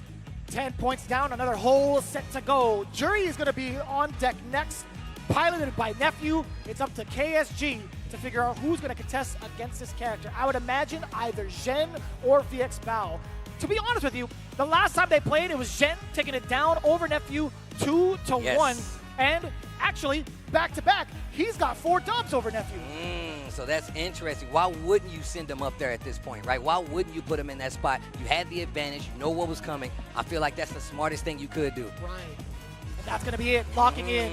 Bison versus the Jury. Zhen from KSG versus Nephew representing FlyQuest. You know, talking to Punk about just coming with these matchups in general, he talked about just getting here. I feel like Nephew's going to be a lot more prepared to deal with what Zen is about to give to him. Yeah, you're able to kind of isolate your strategy a little bit better, a little bit more conveniently, because you only have 3 teams to worry about in regards to like everybody else currently involved. We kind of started with that at the top of the show. Actually, immediately after Xiaohai's interview, to be more accurate. But it's very important, right? Like, Nephew is one to really dissect any sort of matchup. We've seen him. If you watch his streams, if you've seen him coach on a Sage Jam Slam, he is that guy to break it down. However, when it comes to Jen, there are so many things to keep in mind when it comes to his way of Bison. He makes such proper reads. I know he doesn't give himself enough credit. He's like, you know what, sometimes Bison has those days, sometimes I have those days. When it's a combination of both, then I'm just him. I mean, look, Zen is one of these players that ever since his debut in Street Fighter League, everybody has considered him a threat. He was always one of the big guns on the team, no matter what. But we're in a different situation now where a lot more is on the line. But I love the fact of making sure we're like, yo, you got the dub over him. Send him up. And this is exactly what I was talking about. Ego gets in the way. You're saying you want to beat one of these players, and sometimes you don't want to make that sacrifice. I'm glad that these teams are recognizing what's on the line. Send up Zen, make sure, or just give him an opportunity to keep the streak going. I think it's really important for the leader to recognize where the strengths of the team lie, right? If Jen has a 100%. current win streak, you do not want to halt that momentum at any shape or form. If he feels like he understands the matchup thoroughly and also understands Nephew thoroughly, you got to keep sending him up. Well, I'm glad you brought up the tech, though, because Nephew is definitely just throughout the season always kind of evolved this jury tech. I would be surprised if he didn't have something specifically in store for this matchup. I mean, I remember just going back and watching him do stuff in Capcom Cup, in the CGT World Warriors. He's always evolving his game. I mean, obviously he's a coach. We talked about the Slam, but he's still a highly competitive player and one of the best players in the United States. So, I mean, this FlyQuest team is looking sharp, but Zen has always been that guy. He's always been one of the people you can lean on. We're like, hey, we need you to bring home these points. And my man is so monotone, so chill. He's like, I got it. The most chill player. He's Actually, so chill. Same with both of them. Monotone, same facial expressions. Yes. I love that. So, one thing to keep in mind, I feel like this is a tidbit that most people don't know. In the final year of Street Fighter V at Capcom Cup, you remember who the runner-up was? It was Jen. It was Zen. Oh, it was. Bison. Yo. It was Jen versus Mena RD. Do you remember? Wait a minute. Now you're triggering the memory. Dude, but once again, that lets you know just the caliber of these players, man. Like, there's nobody up here that's a stranger to what they're about to do, being on the big stage with the lights there and having to play under duress at all times. But here we go. Man, they even got the logo on the seats. Let's go. Hold up. I'm going to need one of these chairs. Hold on. I feel like we deserve one of these chairs. Can I get one of these? We can take one of these. That looks stitched in, bro. Y'all not going to use them after this. I'll take one of those home. Don't worry. I'll sanitize it. I'll make sure it's part of the inventory. I got you. You need some storage space? Well, look, you definitely better clean it off because it's definitely going to be sweaty after this tournament. I can tell you that right now. That's nasty. I'm just saying, bro. Well, you're right. You think just because we play video games we don't sweat? Put on some deodorant. All right, here we go. Zen versus Nephew. Next match, KuaiShou Gaming, FlyQuest with the lead. I feel like it's 2-on-1. You got Rosinante and Bison. Right. Either way. I think the horse gets hyped too. Whenever Bison wins, just lets out a loud neigh. Most definite. Ringo kicks have been a mainstay thus far. That's the second time we've seen it from Nephew. We catch Nephew trying to move out of the way. Oh, the uppercut. Get off me. Instant answer. Put it in his head right now that you will do it. You will spin that meter. Oh, my God. Big punish counter. How is he ready for that? That's 2. Trying to keep it in mind. The reversal's definitely evident from the side of Nephew. He's looking rather dry, though. You could get a block sequence. Oh, but the low forward upon wake up. Dear Lord Almighty. Yeah, he switched it up quite a few times. Going for the uppercut this time, going for the low, spinning the meter, getting the advantage, and a stock with the corner positioning. Delayed on the throw on the drive rush. Back throw. Wait a minute. Don't count Zen out yet. Spinning some meter, delays the attack, gets a back throw. Oh, and that was a bad gamble. Zen makes him pay for it. A simple back throw, nothing too risky. Round 2, here we come. So difficult to tell when these moments are going to happen. Zen kept it in mind. What a punish counter against the scissors. Here comes the assault. Back-to-back mediums. He was definitely within range. And a nice, easy combo. Now leading into this throw. Jump medium to get away from the throw this time against Shen. Level 1 incoming. You already know it. Yo, the Nephew classic to get out of a strange situation, a pinch, if you will, and there is the conversion. He's only got 1 bar, but this next interaction could be it. Oh, the interrupt. What a check on the drive rush right there. And Nephew, we haven't seen it that much during this match so far, but the minute he showed that card, he was ready to stop it. He has been doing a lot of these checks throughout the season, by the way. His low medium checks against the drive rush have been so potent. Now it's up to Zhen to change up his drive rush approach. He can do drive rush scissor kick. He could do drive rush jab just to kind of force you to poke out. Let's see if that happens. Not this time. Successful drive rush for Zhen. Okay, drive rush medium, and now he's got that momentum in his favor. Another wake-up OD uppercut. Nephew said, I'm going to take my turn back, clips the toes, pushes back to the other side of the screen. Oh, the big cross-up, but you got to be careful. 3 bars. 3 bars on the side of Zen. Same thing for both. This could be for game. The single hit that goes into that super. Oh.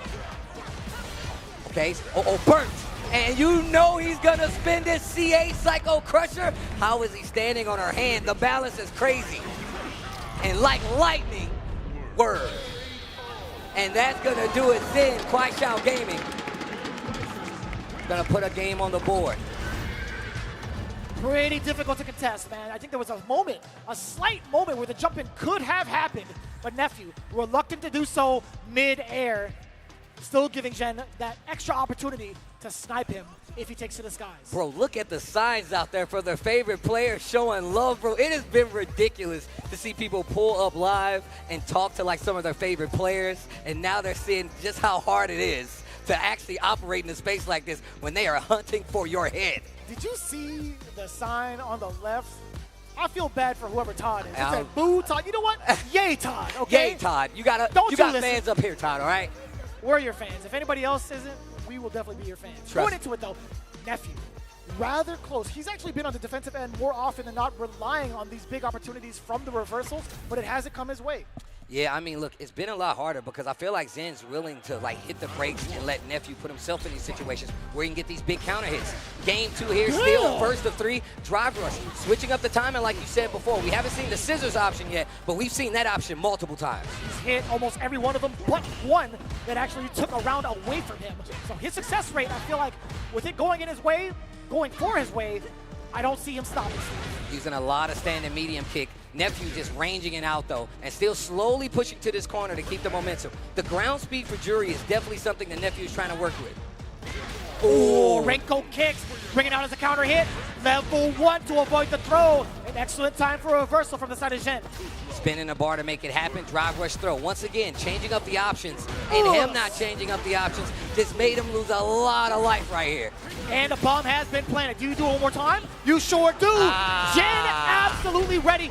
A big risk coming in from Nephew. But it still feels rather calculated, right? You think to yourself, Zhen's going to try to pursue offense on this one, right? And there it is, finally showing that scissors, but gets clipped on the recovery, and now Nephew's got an opportunity. Ooh, that hit wrong. Too far for the extension. Oh, what a jump. Finally getting over those Renko kicks, and now he's got the position change. Zen in control in the corner. I'm out. You get the cross up. Nephew, let me see what your offense is like.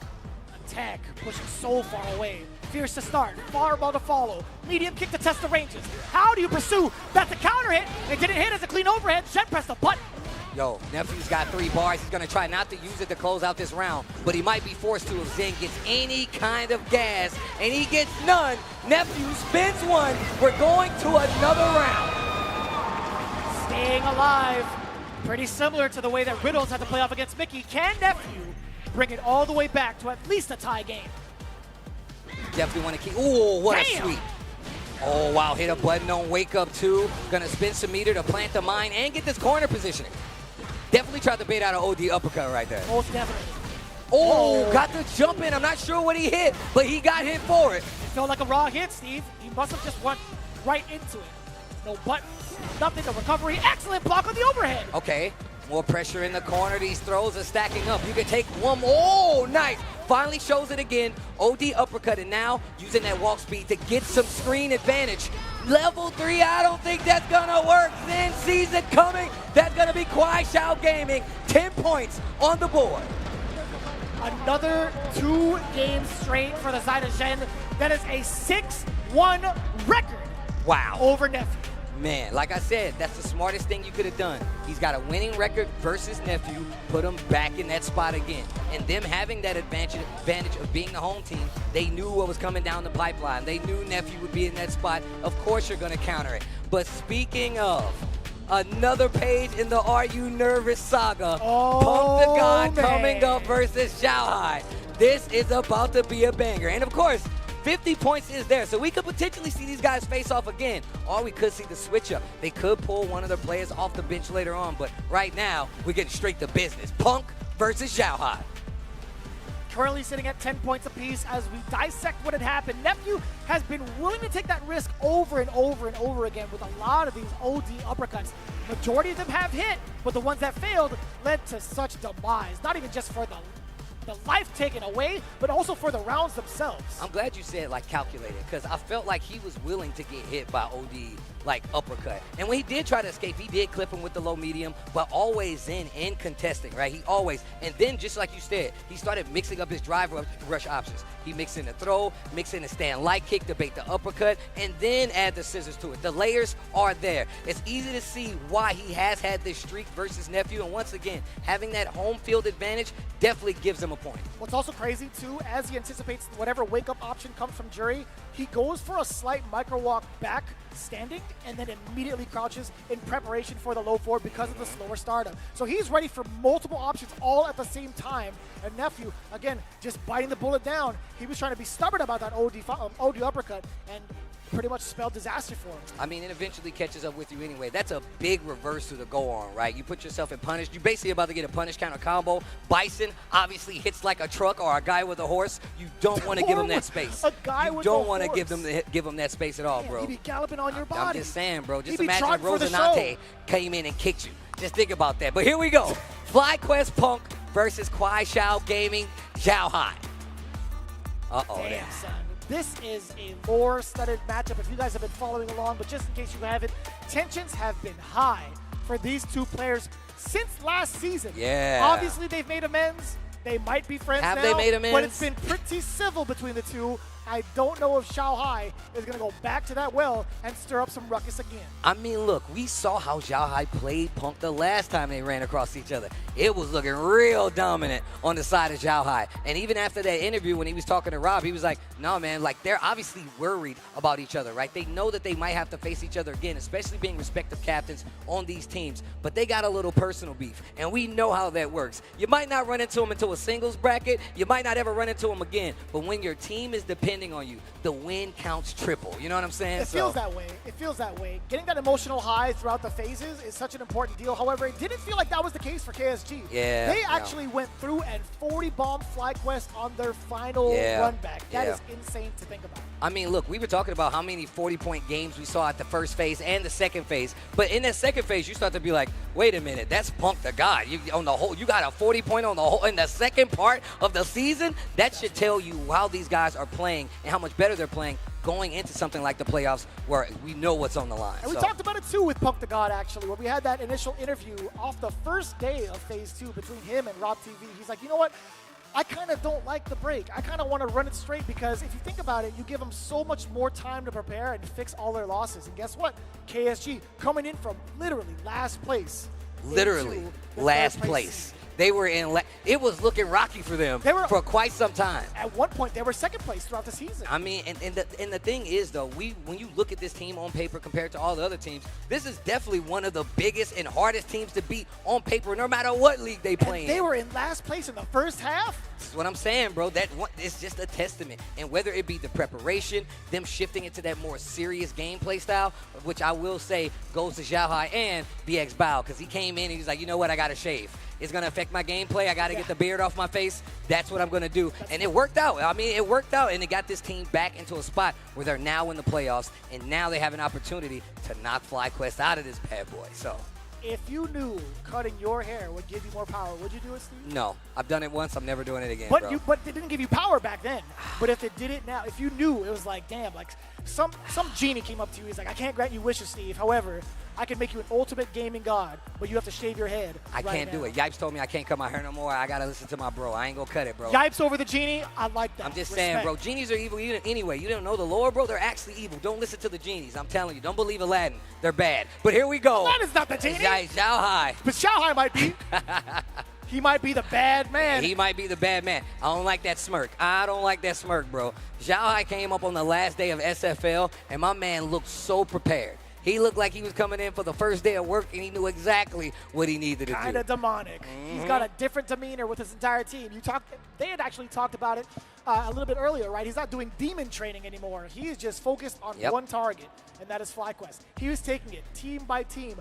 I don't know what they have in store for 2G. I don't know if we ever get that interview. I hope we get interviews on both ends, but because of the unpredictability off of the first round, we don't know who's going to face off against 2G. So we're pretty much flying at the seat of our pants in regards to this matchup itself. I think that's the hard part about once you get to the playoffs here for SFL, because depending on where you are, that's why placement is so important. If you're at that last spot, you got to prep for you're going to prep for every team anyway. But when you're in that last spot, you got to fight them all. So you know you really have to do some homework to make it stand out. Xiaohai already said he's in the lab to do it anyway. And you know Bandits is waiting in the wings with their preparation already set in stone. And 2Game have been looking great in the second half of the season too. So what do you do? I haven't been able to talk to anybody from the Bandits camp. I saw Mena RD for like a split second. I turned around, looked again, he was gone. These guys are in the hyperbolic time chamber waiting to bring the destruction of Earth. Well, those guys are going to be waiting in grand finals. We got to see if one of these two teams is actually going to make it back there. But we still got plenty of games to play when it comes to the SFL finals. I really want to know what the option is going in. I want to know what Xiaohai brings different to the table. Right. And I also, more importantly, want to know what Punk brings different to the table, because I feel like right now it's in Xiaohai's favor. I would slightly agree with that. I think he's had a much better game plan. We've talked about this numerous times after the show had ended the previous day.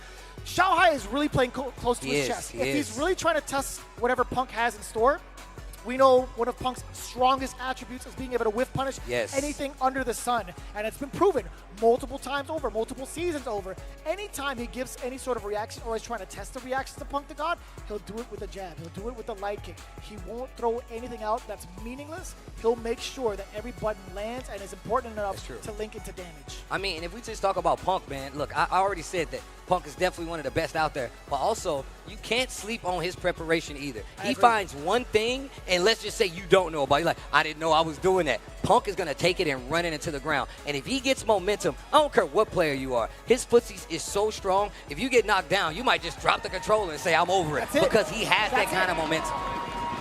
Well, see, right now, I feel like it's almost near equal footing. Yeah. If we were to take it all, if we were to put it all on a numbers game, right? Punk the God took down Xiaohai 3-1 in that first interaction.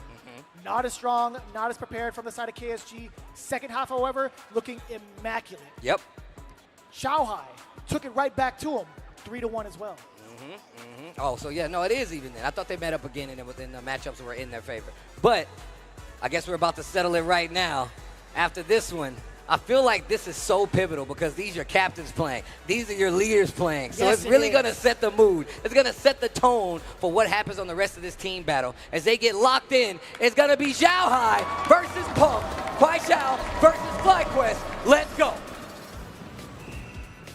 You can see very meticulous when it comes to the walk forward from Punk. Xiaohai, he's trying to look for something or at least get enough space to safely throw these fans and initiate. And if any normal comes out of Xiaohai, it has to connect. Oh, yeah, most definitely. And, of course, you got to know this is round 3, so they're definitely fighting a little harder. Nice OD challenge.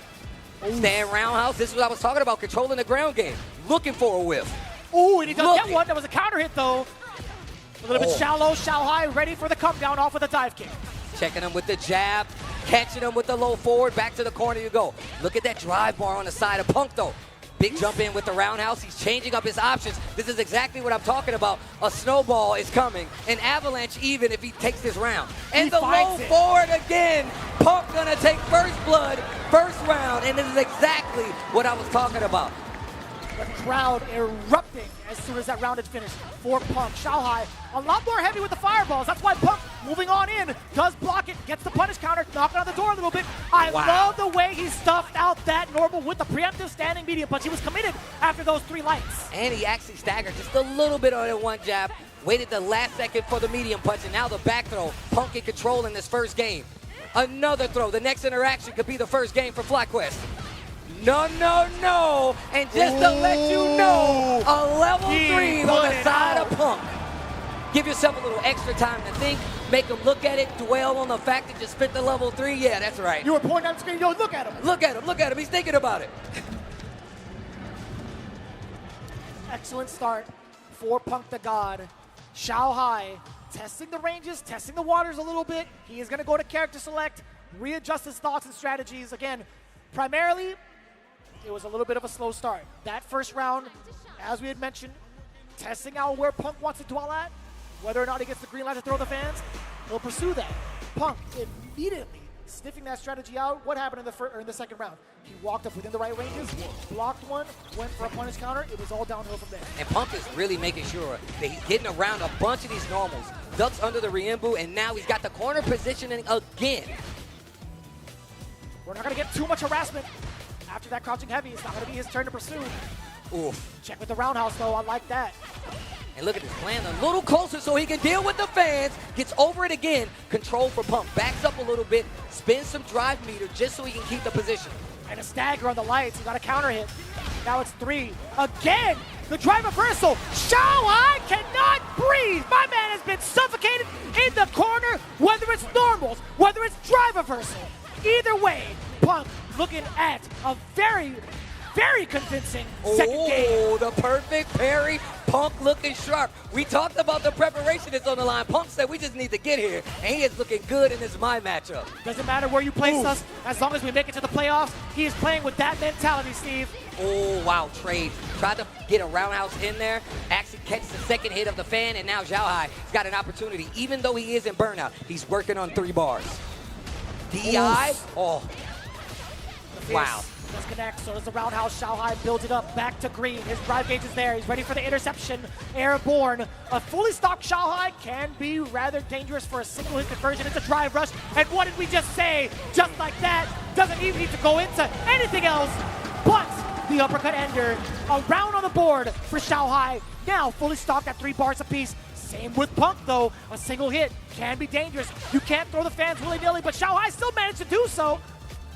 You can tell he's still playing it. And I feel like that's one of our strongest tools, right? You're going to not stop using the fans. You're going to be a lot more careful when you throw them. This could be a changing of the tides right now for Xiaohai. He's playing a lot slower, and when the games go fast versus Cammy, you're probably losing. Oh, flow forward. Still, interception.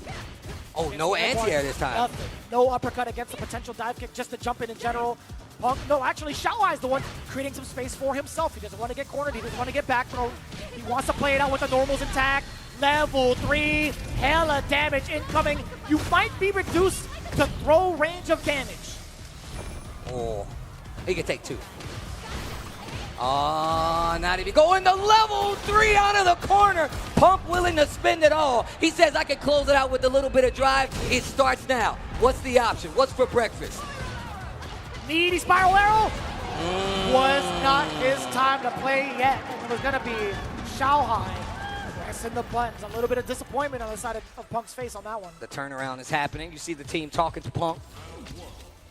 I was thinking to myself, would that be meaty enough to actually press a button? That's what I was thinking too. I was like, I mean, my first idea was no. But as you can see, Xiaohai calls it out. It was either that or Punk maybe delayed a button, perhaps to catch something from Xiaohai. But I can't check the frame data from here. I don't even know. It's difficult to call from here. But Xiaohai does get the conversion off of the fan follow up. Trying to fight back, gets the throw, but it didn't work out. Punk's back to the wall. First round means pretty low on the meter. Finds another confirm. Spins the one he gets. He wants the powered up fans. Oos. Oh. A ton of counter hits going up against the side of Punk. More than enough damage. On the board again. First round striking for Xiaohai in game 3. Ooh, great block on the overhead. And it's a small lead, but a lead nonetheless. Xiaohai. What do you do about this, Punk? How do you inch your way forward? Taking his time to try to get in. Ooh, tried to swing a little too early. The throw is going to get you in trouble. Those fans, once again, are in play. Drive rush to close out the distance, and now you're in the corner. Big damage is ahead of you, and this next interaction could be curtains. If you do it right, Xiaohai takes the lead in the set.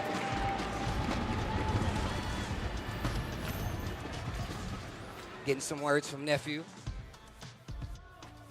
Definitely thinking about his approach going back in here. Xiaohai has completely turned this around now. It feels that way. I feel there's a little bit more reluctancy coming in from the side of Punk as well, but it's been very difficult to gauge what Xiaohai's up to within the further out ranges of the roundhouse. His fan timing has been ambiguous, and even some of the drive rushes never really expected. Sometimes Punk has been very good at contesting these drive rushes, but it hasn't been the case just yet. Perfect parry, punish counter against the fan all the way through. Wake up button yet again from Xiaohai, catching the timing against Punk for the counter hit. I'm glad you brought up how he's changed up his timing. Xiaohai now drive rushing in behind that fan a lot more, and it's getting him the opportunity to push Punk to the corner and get that momentum. One of the reasons he's got this lead. I like the perfect parry call out, though, by Punk to try to close that distance. So now Xiaohai's second-guessing the fan. Oof. The whip punish is there against the roundhouse, the big sweep that we know him for. Double swinging. The big whip punish, get that roundhouse out of here. Big damage on the board. Punk keeping the frame advantage. Crouch heavy on the wake up OD uppercut on the side of Xiaohai. He tries to dash out. Punk doesn't let him. A scramble ensues. He's got 2 bars. That should be it in another round on the board. Set point coming up here for Xiaohai. Can we see the same exact results before we got into the playoff scenario? Can he do another 3-1 against Punk in this round alone? Tried to sneak in the throw. Punk prepared, and he finds a crouch jab. Back to the corner we go. That first game, he's been able to make something happen in the corner. Not so much in these last 2. Now we get that forward throw. Punk, how do you apply the pressure? You cannot. When he wakes up with the ODDP, Xiaohai willing to spend it. Bro, shimmy with the fierce from Xiaohai has gotten him so much mileage. Oof. Ooh. Give me that roundhouse. Dash up twice. Oh. Very neat.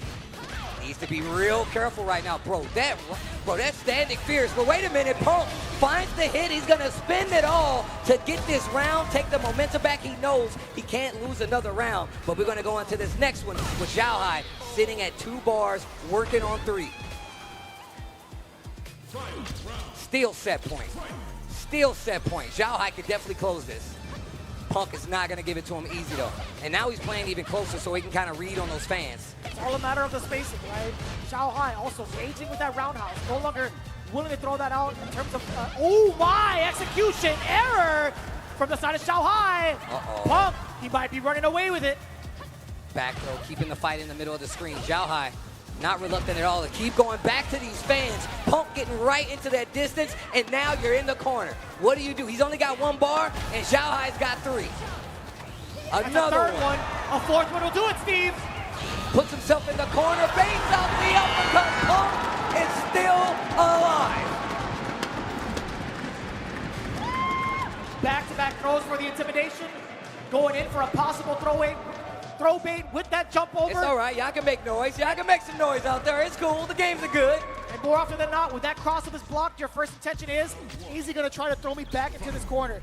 Is he going to take an action while he comes in with this jumping normal? Hence why Xiaohai went for the OD reversal. And I mean, a lot of times it's a bad position to put yourself in the corner intentionally, right? Punk being real confident about it. Xiaohai gets his perfect parry, fights back to this right-hand side of the screen. The risk he was willing to take, and it paid off. 2-2, by the way. Oh. And look at that, just getting to this range, a little backdash. He's fishing for that roundhouse quite a bit. Drive rush this time, catches the startup of the fan, back to the corner, left side of the screen. Punk in control, Xiaohai trying to fight back. Oh my God, the OD dive kick. Knocking on the door a little bit. Xiaohai does find a counter hit off his lights. We do get a throw bait. We thought we were going to take him to the corner. No, we're keeping it mid-screen. We got the level 1 activation from Xiaohai, harassing with the fans temporarily. A couple more, here comes the OD, juggle it up. Oh, wow, not close enough. Punk in trouble. The next hit could do it. The whip punish. He's got the bar. Breaker legs. Is he dead? He's deader than dead. Yo, shout outs to Street Fighter 2, the animated movie. One of the GOATs.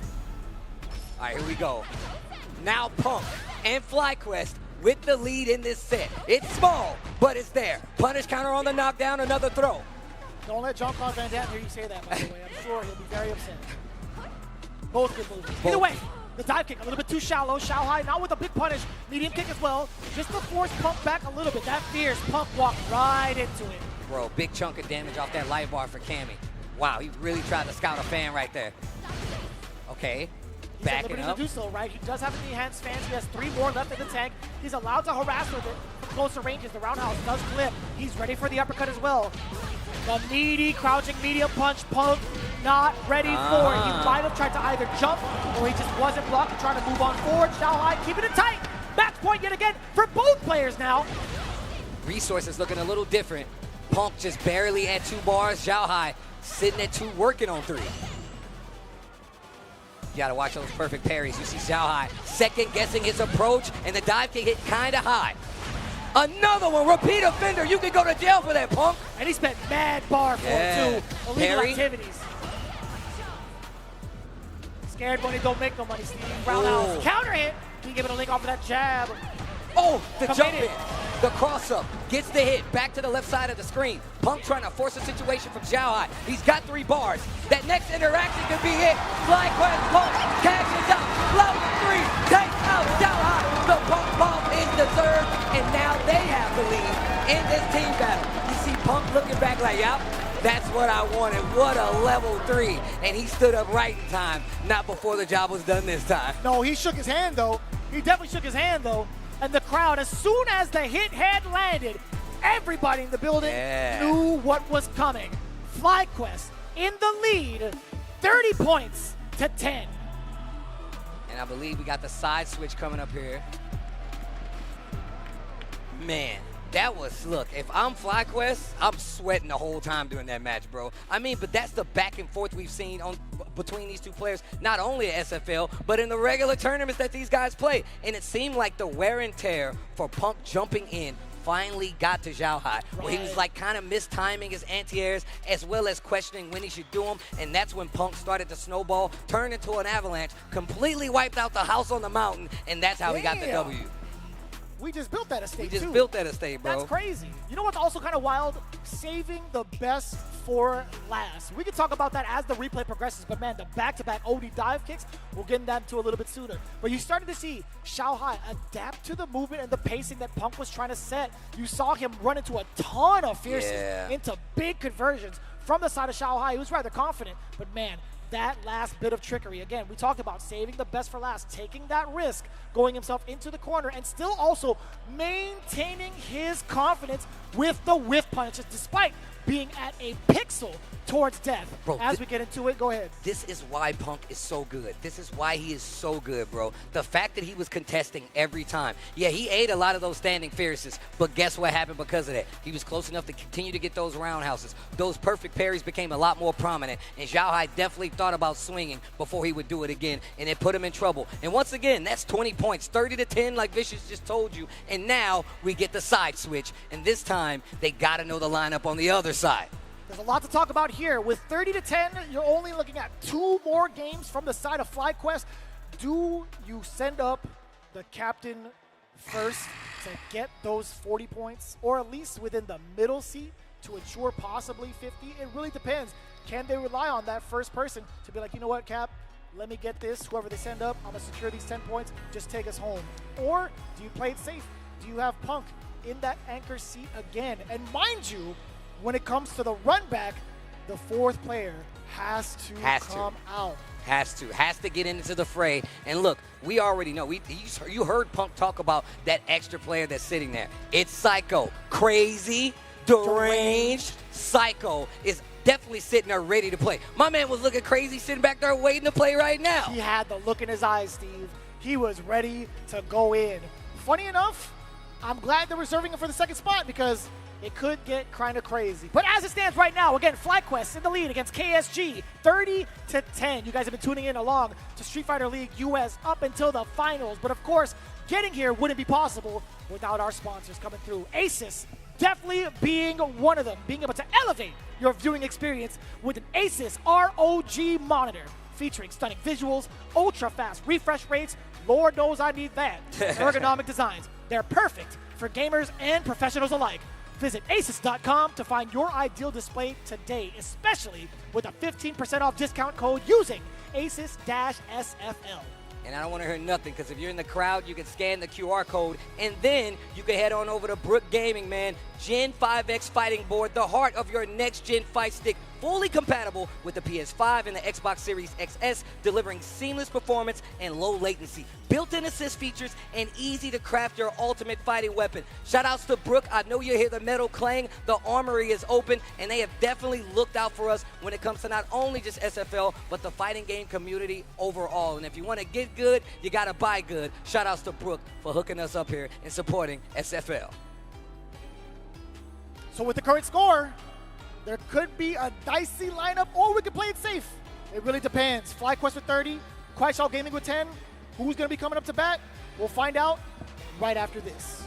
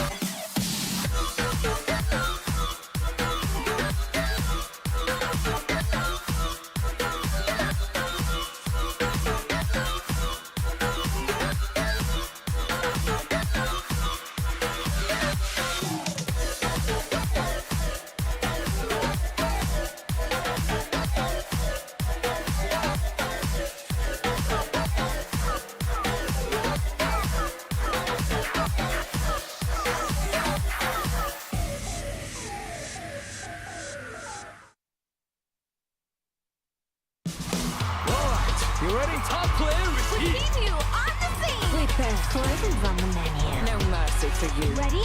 Then show me. All right, let's get it. Game over, yo. Too easy. Beast mode, baby. Sure thing.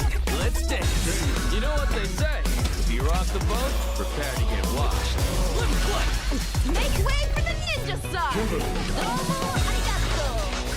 From Lamborghini. Behold. Watch you know, as I command this stage. I'll make you proud. When poison prevails, it's a wonderful feeling. I have you. Another mission awaits. Do you plan to fight us all? Target acquired. I'll show you the power of my kung fu. Now you understand. Don't underestimate me. Are you ready yet? It's go time! Good night. That one of a kind.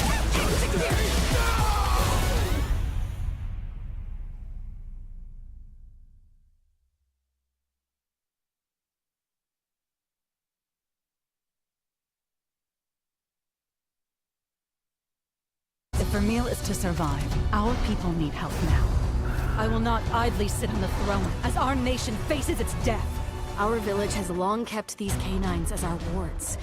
This is a threat to our very way of life. You're not the only one here who's curious about Lady Amara. The future of Azuria rests on your shoulders, and you sat yourself down right in front of an assassin. Are you out of your mind? The Living Mountain, Yamatsukami.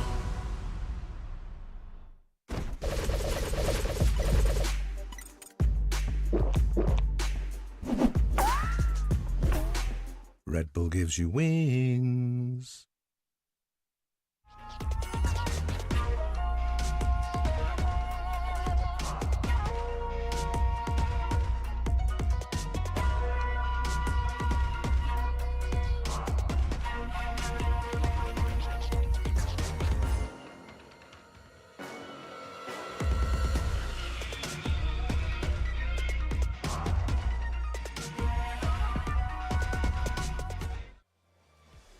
Ladies and gentlemen, welcome back to Street Fighter League US. Turn me up, Street Fighter League, come on. Yeah. Y'all know what time it is. The energy is absolutely through the roof right now. So we have to make sure we holler at somebody from the crowd. First and foremost, let the people know who we talking to right now. What's going on? My name is Seth. Okay. Yeah. All right, my guy Seth. So Seth, we just seen how it started out right here. How do you think this is gonna turn out? FlyQuest versus KSG. Yeah, I'm voting for FlyQuest, bro. I'm not gonna lie. They're playing great. KSG is playing great, but bro, that comeback, Riddles, The comeback was crazy. My man Riddles, and this is his first time here on Street Fighter League, and he already cooking up like that. Ladies and gentlemen, are you ready to see the rest of our match? Then it's about that time then. Let's go ahead and get into it. We're gonna send things over to our commentator desk. Shout outs to the boy Hollywood Rob. TV, it's your boy Tasty Steve, joined by the ball digger of commentary Vicious. You know what it is. Yo, go draw some signs, guys. This is amazing. He better frame this on his wall. Yo, welcome back, guys, man. Shout outs to Rob TV for holding it down out there. It is not done just yet. And, of course, Vicious, what you got for us, bro? So, I don't know if you guys know this, but there's a little bit of lore behind that interview. That is my man, Seth J. Real. That is one of the premier El Fuerte players from the 818 coming back into the gaming life with Street Fighter 6. And also, low-key, he goes way back with Punk the God. He knows they got history, man. That's what happens when you play fighting games. Speaking of playing fighting games in history, we're switching sides this time around. Zen on the other side, VX Bao on the follow-up, and then, of course, Zhao Hai sitting down there waiting to see if he can get some more points on the board. And just switching it up a little bit. We saw Zen in that second spot last time, right? Yes, that's right. So VX Bao was actually the fourth man out. He is being put into position for the second game. It's just a matter of who you send up against Zhen. I personally would love to see a switch up. I don't want it to be the nephew again, unless there's something he has cooking up, unless it was like a strategic play where it's like, you know what, maybe I should start showing off everything in this final match to score the 10 points, and then eventually Psycho. Yeah, see, I'm glad you said that. I think we see the Psycho in this matchup, and just like we said, Psycho coming up for FlyQuest versus KSG Zen coming up. We saw what he just did to my boy Nephew. You know Psycho wants revenge. He's a little crazy, so you gotta put him on the stage to let him get some points for the FlyQuest squad. Ooh, so it makes a lot of sense too. If you think about what had happened before in the playoffs, or actually in regulation season, Psycho had gone back and forth with VX Bao. I don't think he wants to risk that. I think he wants to take what he does against Bison to a different caliber of Bison and force him to guess what Kimberly's going to do. Kimberly, a heavy momentum character. Psycho plays her just the same and interrupts early, looking for a throw, gets hit by the roundhouse, and you already see Psycho trying to run away with it. Drive reversal to alleviate the pressure. Zen in burnout. Having to back away, right? He wants to reclaim some of that drive gauge back and not put himself in a very tough position. I like the scissors coming through. That was a counter hit, by the way. Oh, I like the timing after the Devil's reverse. You go back, get a little more drive back, but it doesn't save you. You're in the corner, you touching green, but you might be touching grass, as in dead if he does the full combo. How long are we doing this, Vicious? All day, every day. Dead. That's a lot of dirt out there, man. Trying to put him 6 feet under with the way you're bringing him up. But he's still back from the dead. Zhen, although at the deficit, Psycho wants to spend 2 bars for that round. Rather expensive. We usually see Kim try to save up for that level 3 to go into that install and get those buffs as soon as possible. But Zhen not giving him any sort of remorse. The bomb goes off. Hella damage incoming as well. Reapply the mine. And you can see the damage differential is one of the reasons you probably don't want to go for it all the time, right? You know if you get that hit as Bison, you got a lot of damage that you can cover in a short amount of time. In burnout, Psycho gets the knockdown, still fighting valiantly, but the drive reversal gets him away from that corner and Zen. Zhen waiting for his drive gauge to come back as well. Psycho still in this burnout phase. How do you initiate the trade-off, the neutral jump? No response from Zhen. We get the punish counter throw. Drive impact does get parried. On the way to the assault. Psycho literally beats him to the punch. He's gonna build a level 3. That's a critical arc into the big damage. Hit him with the tag. And leave a Banksy at the crime scene. Let's go. First game, Psycho, bro. You gonna let this guy out of the asylum, the place with the white walls, the padded walls? Ooh, and considering FlyQuest, they're at the home field advantage. They get to pick the next matchup up. If Psycho is able to run Zhen over and score those 10 points and put him at match point for the leader potentially, this could spell trouble for KSG. Fought their way all the way back to get to this place, as well as being in the playoffs, and now FlyQuest looking real strong, especially as these games went on, right? We saw Nephew go by the wayside, and it looked a little rocky. Nephew coming and running it back, but now, because we are in the playoffs, you definitely have to switch it up, add Psycho in there, mix it up, put a little more sugar in the Kool-Aid, and now you got him on the ropes. Damn, son. He's got enough for the rest of the party. He's got enough for the venue here in Los Angeles, California. I mean, hey, that's a lot of Kool-Aid, bro. That's a lot of Kool-Aid, man. I Here think we we go. can supply it. I think we can supply it. Oh, what's up? Yo, shout outs to the crowd. I see you, Jenny Lee. What's up, yo? What's up, yo? My man Barrett down there, too. I see you, brother. Let's get into it. The switch up into the DJ. Remember, we were talking about this. They have other characters that they can put up there if things get rocky. And that's one of the differences between this FlyQuest and this KSG team. Ooh, did you see the swing? The punish counter off of that Fierce into the double jackknife. The roundhouse all of the meter. Give me that maximum upper. Yo, with the perfect two, the special win pose, pull out the maracas. Yeah, baby. Oh, wow. The stand like to stop the drive rush. Momentum on Psycho's side. You don't want to give him any space. Keep your hands and arms inside the vehicle at all times when Psycho is in control. Going into the driving range. Give me that boost and drop. Oh, one more time. Another throw will do it here for Psycho. Spins a little bit of the meter to try to force the situation. Fight back to the middle of the screen. Stand medium kick, P for P. One for you, one for me. We go into the next round. Pound for pound in terms of the damage, in terms of the pressure. But what happens when Jen strikes right back at you? Oh, trade. Wake up, OD Jackknife. They are swinging. What do you do about this when both have 3 bars on the field, by the way? Shen could find a big opener, go into a drive rush combo because of the damage output. Soulbot does clip. One more sequence for Shen. Can he find the opener? The delay into the throw. Level 3, I don't know. I don't know. And what a rebuttal by Zen. It was 2 perfects, but it still goes by way of that KSG team. The call out going into the DJ, I like this, right? We've seen Bison majority of the tournament up until this point, saving the DJ for the final stage. How imperative is that? Most of the time it's been 2 Bisons, 2 Mais. Other times it's 1 Bison, 3 Mais. This time it's the whole playing field of KuaiShou Gaming. Man, I really love the fact that, like, it's coming into play now. We didn't see it so much throughout the season, but it's always been there in the rafters. One of the reasons I always brought it up. They don't have to stick to that initial gun. They go down a game, they can switch it out. There's the DJ, and now Psycho obviously sticking to the Kimberly. All right, here we go. Remember, this is best of 3, first to 2. This next game is going to do it all.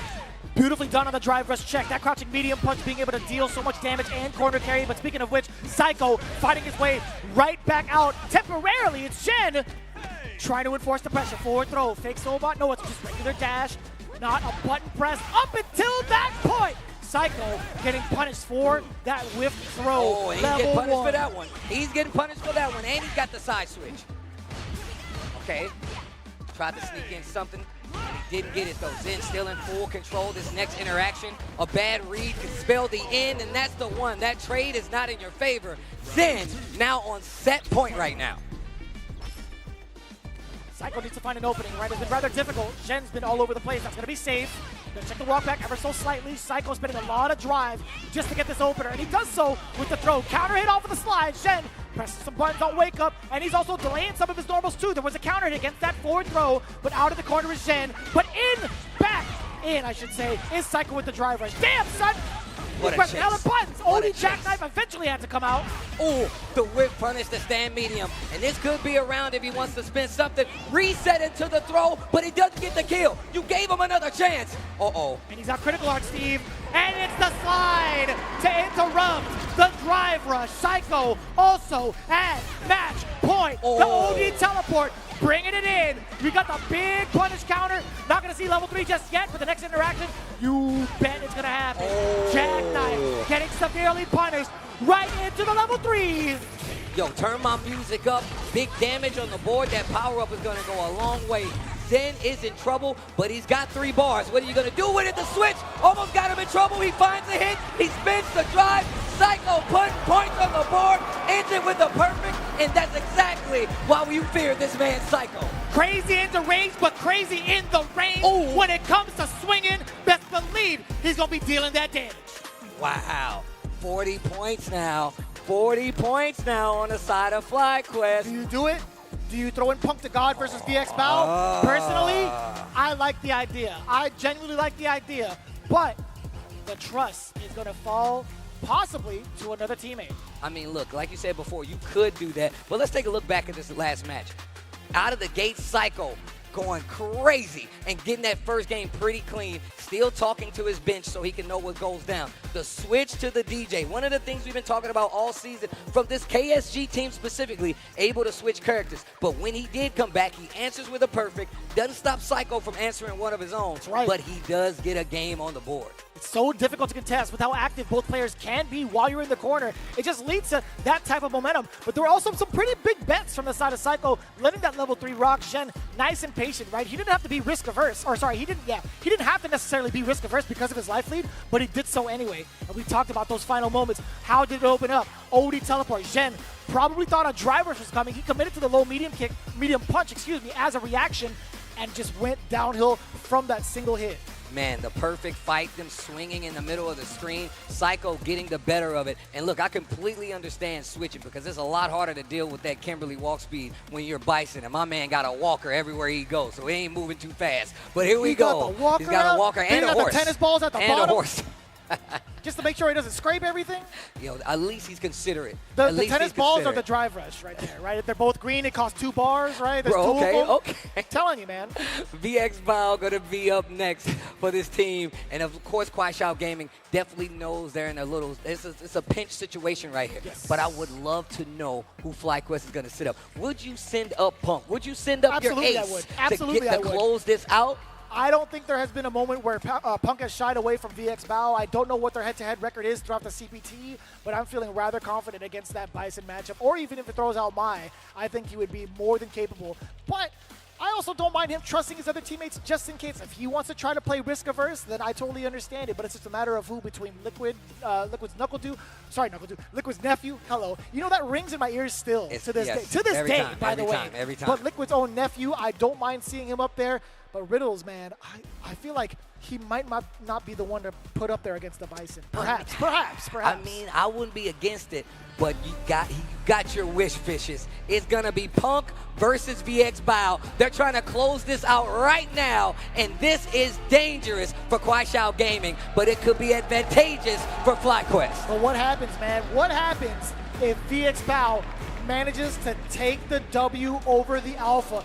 That is going to spell pandemonium within the team's structure. Oh, wow. Scissors already. And yeah, you're right, bro. Just like if that captain goes down, it definitely hits you on the mental. The morale definitely goes down just a smudge. But right now, that life bar down more than a smudge. And the whip punish, VX Bao is in trouble. He's got a pinch of drive left to backdash. VX Bao now on the attack. Oos! That was a counter hit. That was a back roundhouse at that. OD scissors, give me the explosion. We get the stomp and the follow-up. Extra mind applied. A single hit. VX Bao can bring it back. Damn. For the throw with the no. Sweet chin music. Big damage on the board. He's going to spin it. He's going to spin it for sure. He's going to spin it. Stomp it. Light it. Damn. One hand in the air. If you don't really care. VX Bao off of 2 touches, by the way. I hope you Bison Banes in the crowd are proud of yourselves. I hope you feel good. I don't know how you sleep well at night knowing how much damage you do. Impudence. I don't even know what that word means, Steve. But it's negative. It's a bad thing. Ooh, the low forward just within range. What if, Steve? What if VX Bao takes down the leader right now? I mean, look, it is best of 3, first to 2. You gotta make it count. And VX Bao says, you know what? I'm not done yet. I don't think I'm done just yet. Look at the bar. He's got a lot of meter. Not enough to close out just yet, though. The jump. The minus act of the stump to cover the bases. VX Bao gets that first point. Cold as ice when it came to his approach and his offensive sequences. He's made the right reads. He made the right adjustments towards what Punk wants to do within a short amount of time. Even against the drive rush, he didn't even try to counter it. Wow, here he goes, gets the pickup. Gets a throw in the corner. Oh, wow, tries to go for the throw again. It gets him in trouble because of that. So looking at it right now, we do have the mind. Oh, the uppercut does find success. The first one thus far against Punk. VX Bao measuring the distance with a standing medium kick. A little bit of a threatening tool against Punk to God. We do get the punish counter all the way through against VX Bao. Still knocking on the glass, though. Nice check. Here comes Punk. trying to fight back to that corner. Life lead definitely in favor of Bison. He's got the advantage as well. Looking into it though, Punk the God. How do you close out the rest of this round, considering VX Bao is severely drained on drive gauge? He's about to reach that 3 to get a single hit conversion if need be. Hell attack. OD. He doesn't build level 2 enough yet. Saving it. He really needs to be careful though. He really needs to be careful. This next interaction, he doesn't have any great. He's all in the burnout. He needs to really be. Oh my gosh. Oh, VX Bao. Punk is a hit away from going down and sending him to a set point and just a cannon drill for no reason. Nah. We parry those. And you gotta pay the consequence. Punk back on the board. And Punk wasn't even done. When it came to the second dash, he was still in the animation of recovery.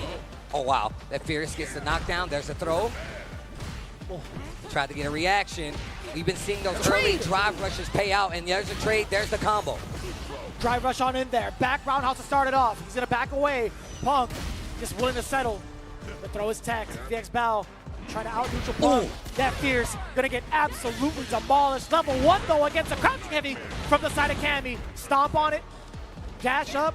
Reintroduce yourself, VX Bao. Oh, stand medium kick. Wake up OD uppercut. Punk on the ropes in that critical area, but he gets the air-to-air. The hooligan OD into the level 3. We ain't doing no combos. Cash out now. Don't get up just yet. Not enough damage. Burnout is imminent though. Punk applies the meaty, and he actually just manages to jump right in there and get the roundhouse. Wow, that thumbs up.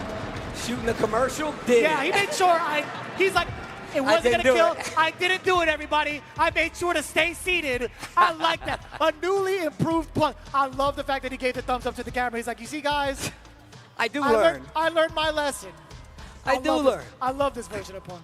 I love that. We've been talking about it all season, man. In his interviews, in his play, in his rebuttals, Punk has been such a better form of himself, especially in these last few seasons of SFL. This season, no different. Definitely even better than he was in previous seasons, but here we go. Remember, this is best of 3, first to 2. These 10 points can send FlyQuest further into this bracket. And we've talked about how impressive he can be once he gets into that emotional state, but man, seeing him in like a happy flow state with a thumbs up, it might be something different. He might go Ultra Instinct. Oh, the crosscut. He looking Ultra Instinct right now. The music's about to start playing. Ooh. Counter hit, cross medium punch link.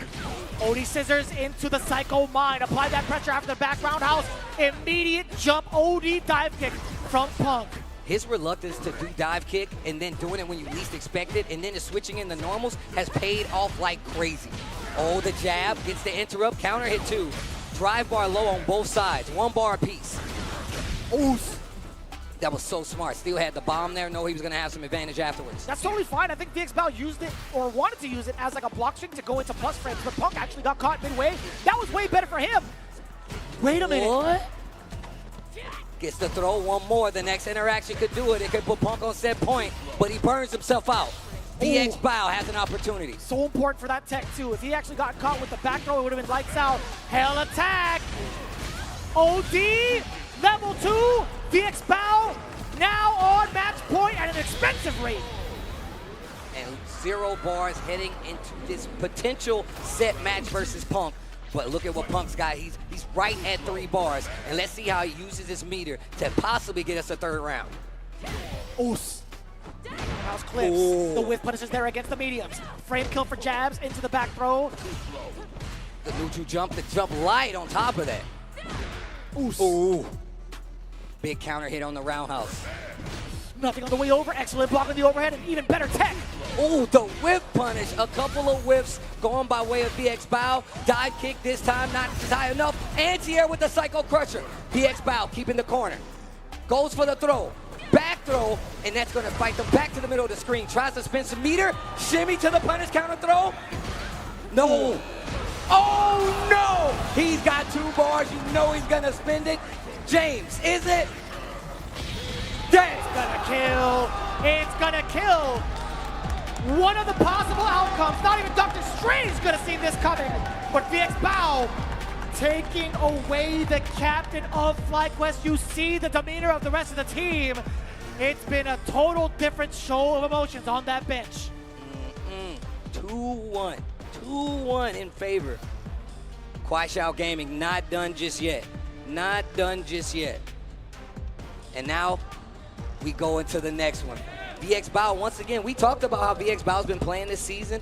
Well, once again, this team has multiple characters they can go to. The Bison has definitely been something we've been seeing, but he's also had the Mime mixed up in there. He's also had the Ed at one point, he had too. quite a few characters, and I think that's what really helps out in these matchups. Having that extra character that you can't deal with an unfavorable matchup can really take you a long way. And of course, it didn't stop what Punk was putting on the table. He definitely had a couple of opportunities. But I also love the versatility coming in from VX Bao, right? There only have been a couple of moments where he's had a level 3. He's opted to go for level 1 for the reversal and always had that level 2 just in case for these big round finishers. I've really enjoyed his pretty much preservation of the meter specifically for those 2 instances. And I do love that he's not taking the bait, right? Punk's not taking the bait when he's trying to hit him with these wake-up level 1s, the knee press nightmares. He's not taking it. He's literally like, no, I will wait. But now you see the turnaround from VX Bao, the thumbs up, my man shooting the commercial out here. But yeah, the burnout in this scenario actually was something we were looking for. Punk was definitely trying to close out, but that drive, man, it's so pivotal to keeping your offense going. He had plenty of meter, but VX Bao getting first blood in that last game, and then that jump air-to-air scenario was something I was like, this is definitely going to spell the end of 1 or 2 of these players, and big damage on the board for VX Bao. That was also a good read from VX Bao. He only had 0 bars. Actually, no, not 0 bars. He had a burnout state to him. He only had, a little bit of life left. I feel like a handful of throws his way. So I'd imagine, okay, well, if I am in burnout, I want to get this side switch as soon as possible. I want to try to get this throw. Punk probably thought the same thing. If this guy puts me in the corner, he's going to run away and build his meter back. Yep. So I totally understand at least like the tendencies, or not the tendencies fully through, but like some of the ideas behind wanting to go for that throw tech. And I was about to ask you, who do you send up in the scenario? Because you bet your cards on the captain. Nephew coming up for FlyQuest against Zhao Hai. Oh, that is a big, bold move on the side of FlyQuest right now. That is, this is actually scary right now. I like it, though. I genuinely like it. You know, if there's anybody who could step up to the captain, I feel like it's Nephew. Have you seen his runs throughout the CPT? My man is well-traveled and also hitting a lot of these top 8 spots, sometimes claiming some W's of his own higher up in the ranks. He's made it all the way through, so we'll find out if Zhao Hai is prepared for this type of jury. I mean, this type of jury, I'm glad you said that, but it is jury nonetheless. The early days of the meta was filled with juries, and that is nothing to say about Nephew because he's still a cut above the rest, one of the strongest on the planet, definitely one of the strongest in the U.S. But has Zhao Hai understood and said, maybe I might have to fight Nephew? Has he trained against this specific style of jury is actually the question. We're going to find out just momentarily. It's going to be, again, in a first to 3, best of 5 scenario worth 20 points. And as it stands right now, if I'm not mistaken, it is 30, I believe, to 30 down the line, or am I tripping? No, I think it's 40. Oh, sorry. It's 40 to 20, if I'm not mistaken. Okay. I am tripping a little bit. Math is hard at this hour of the day. I'm telling you. But you know what's not? Enjoying these matches here for the playoffs in Street Fighter League US, as everybody has been doing here in Los Angeles, California. Capcom HQ. This is going to be so sick. Capcom Esports. Excuse me. Hold on. Let me fix my face a little bit when I say Yo, Los Angeles, you guys enjoying this Street Fighter 6 action or what? That's what I thought. I can see it on your faces from here. I can see it. I see you. Yeah, you, David. I know you. I see the smile. Yep, you too. Thunderclappers. Yep, that's right. I see you too. Yo, happy birthday again, by the way. Happy birthday again, by the way. I'm glad you came to say hello. Happy birthday. Hey, yo. I had to say hi to the parents, bro. Oh, man. Y'all got to tell us when you put the camera up here, bro. Y'all just can't do that, bro. Now. What's good, guys? What's up, everybody? What's good, guys? All love. We're all here for the same reason, for our love of Street Fighter. And what better way to do it here at Street Fighter League? I mean, and I want to make a point clear. No matter who makes it out from this SFL US, even if I don't get the team that I want to win, I'm going to be cheering on whatever team makes it from here to that world stage level because I still want it to be a piece of what came from US that gets that big W. But here we go. Nephew versus Zhao Hai. This is player match 3, so you know it's getting dicey towards this. It's going to be jury versus the mod. Can we get the tiebreaker scenario for the side of KSG versus FlyQuest? They need these 20 points. Let's see if we can get that extra match. Okay, knockdown, gets a charge. No. Oh, I'm like going right past it. Okay. That was kind of sick. Okay, Nephew looking somewhat different. What a whiff punish. Wow. What kind of timing is that? Okay, drive rush, trying to keep the pressure going. Spinning those powered up fans. He's attacking the drive bar. He knows. Dive kick, and that's one of the nephew staples. Of course he knows about it. Oh, that stand fierce coming from Xiao Hai has not only helped him in that game versus Pump, but it's helping him in this game right now. First round pretty convincingly for the side of Xiao Hai. Nephew had tried to get a couple of tricks. That's one of them. Crouching medium punch as the counter hit. Xiao Hai tries to get a throw, whiffs into nothing. Nephew making it hurt. Back to the wall. Xiao Hai trying to fight out of here. Gets the perfect parry just to keep the momentum. Tries to rush behind it. Another confirm on this falling fan. Wake up, and you better be careful. Guard your toes, level 1. Back to the east side. How do you keep the containment unit, right? How do you keep Xiao Hai away from the mid-screen? He's creating a lot of space just based off of these fans. And Nephew, big chunk so far, gets the perfect parry, walks out of the way. That punish counter is not going to be scaled. Ooh. That is damage, and that is a perfect parry to rebuttal against Xiao Hai. I'm loving that from Nephew. That whiff punish made me straighten up, bro. I had to sit up straight after that. Okay, counter hit, big punish counter hit, excuse me. And I need the powered up fans. And I like how he's using it to attack the drive bar at Nephew. It's giving him so much screen control and a big life lead. Now, in this game, Xiao Hai has an opportunity to close out. He's got one more throw. Back throw, Nephew, you gotta do something, bro. He gets the low forward at the very tail end of it. Level 2 feng shui time. Rearrange the furniture. Nephew's coming through. Oh, no, no, no. And a small gap in the pressure gives Xiao Hai the hit. He backed away in fear of any sort of invincible reversal. Totally understandable, but if he had taken the risk, perhaps maybe we could have seen a temporarily different outcome. Maybe a little bit more offense, maybe a little bit more life shaved off the top of Xiao Hai. But man, it's still tough to call with all those resources stacked against you. My man Zen ain't even using the headset. He's like, I'm gonna walk up here and talk to you right now. Paper cup Nephew over here, bro. Man needs to lock in right now. PCN? The slow head turn actually killed me. He's been having that paper cup all day. He's been holding it the whole season, every time, all bro. season. That's all PCN. Oh my God. I met him back in Long Beach. Shut up. Zen up in his ear. Damn, I didn't think about it. PCN on the side of PCH? Hey. That's crazy. He is in California, though, technically. Yeah, I mean, he is. He might be on the Pacific Coast Highway. Nephew trying to loosen up, lock in on this next match. Plenty of games to play. This is 3 out of 5 territory. So the adjustments can be made in his favor, but there's also a chance for Xiao Hai to just drown him out, jump in. Big call out against the fireball. Nephew, drive rush on in, applying extra meaties on the standing medium punch on that drive rush. And it's a slower paced game this time around. And you can see Xiao Hai trying to pick and choose his spots. Pick the great spot right there. Fights back to the middle of the screen. Success rate on these throws from Nephew has been really good. Oh. Okay, get the knockdown with the uppercut at the tail end. Fishing for something big. That fierce button from Mai, bro. That thing deserves to win an award. I feel like the same for Jury, right? I feel like it has just enough range, if not more than mine's.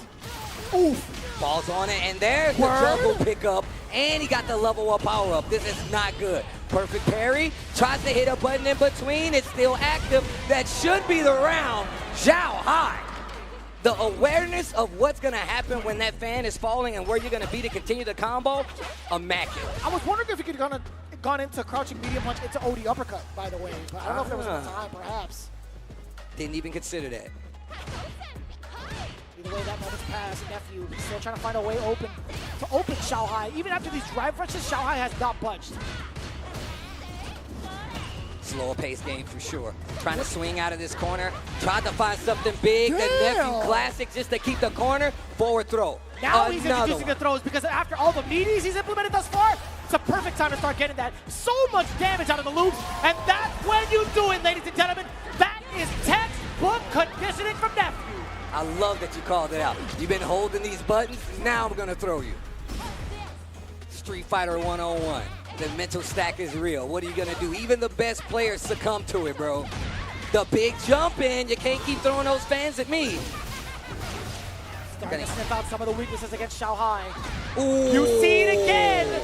All of those mediums had a purpose for the long haul. Oh, wow. Wake up buttons. Take the power up. Look at the drive gauge on the side of Xiaohai. He needs to be careful. Nephew knows that he's trying to close the distance. Knows that wall can get him something big. OD fireball to initiate. We're Just going to take a little bit of jabs. damage on the way through. OD fans, I like that! That's the tech. That's the tech. Nephew putting one on the board and 1 game away from knocking the KSG team out of here. Excuse me, 2 games away. I forgot where we had on the part. 3 out of 5 territory. Nephew, the longer he gets the condition, the more susceptible you are to the mix. And we've seen that. It was pretty evident going into game 2. All of those medium punches that have been blocked, you're thinking to yourself, he's hella plus. I'm going to sit here and block it. What did we see right after that? The throws. What did we see even after the throws have been implemented? The baits. It's all coming together now for Nephew. Keep in mind, the last time they made a full-on exchange during the CPT, Xiaohai actually fell to Nephew during Capcom Cup. That's something big to note, bro. That's something big to note. And you, like I said before, you know he didn't forget about that. But this is a different Xiaohai, though. This is EWC Xiaohai. champ Xiaohai. Dash up. Oh my God, that was terrifying. Oh! The punish! Paid for a throw. Nephew, one more. The tech.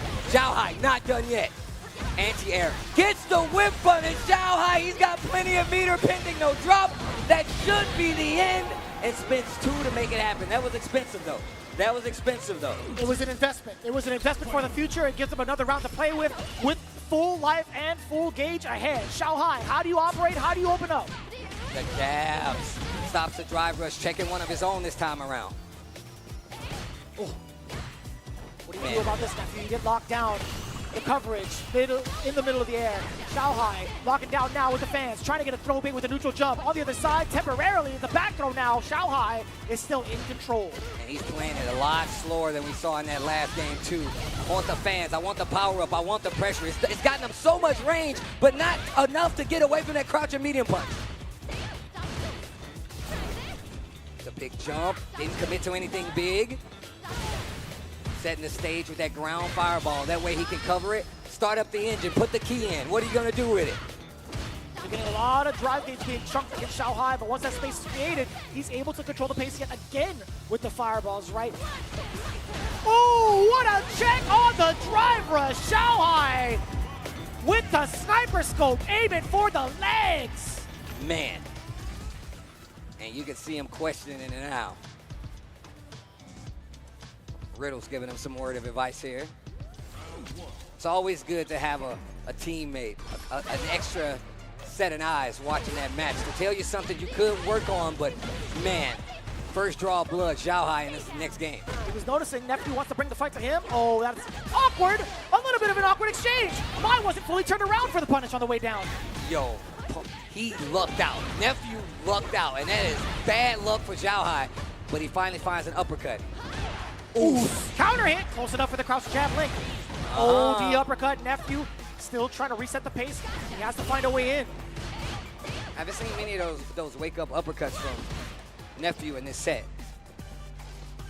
Using that walk speed, knows that he has a little bit of drive. You got to move forward to get more of that back. The bigger the steps, the more drive you get back. No, we've seen this exchange before. Xiaohai ready to follow up on those fans, and now it is set point. He shook his hand again. He's like, I'm sorry, what was your name? We've met before. My name is My Fans. My man looked at him. I don't care. Oh. What did we talk about, Steve?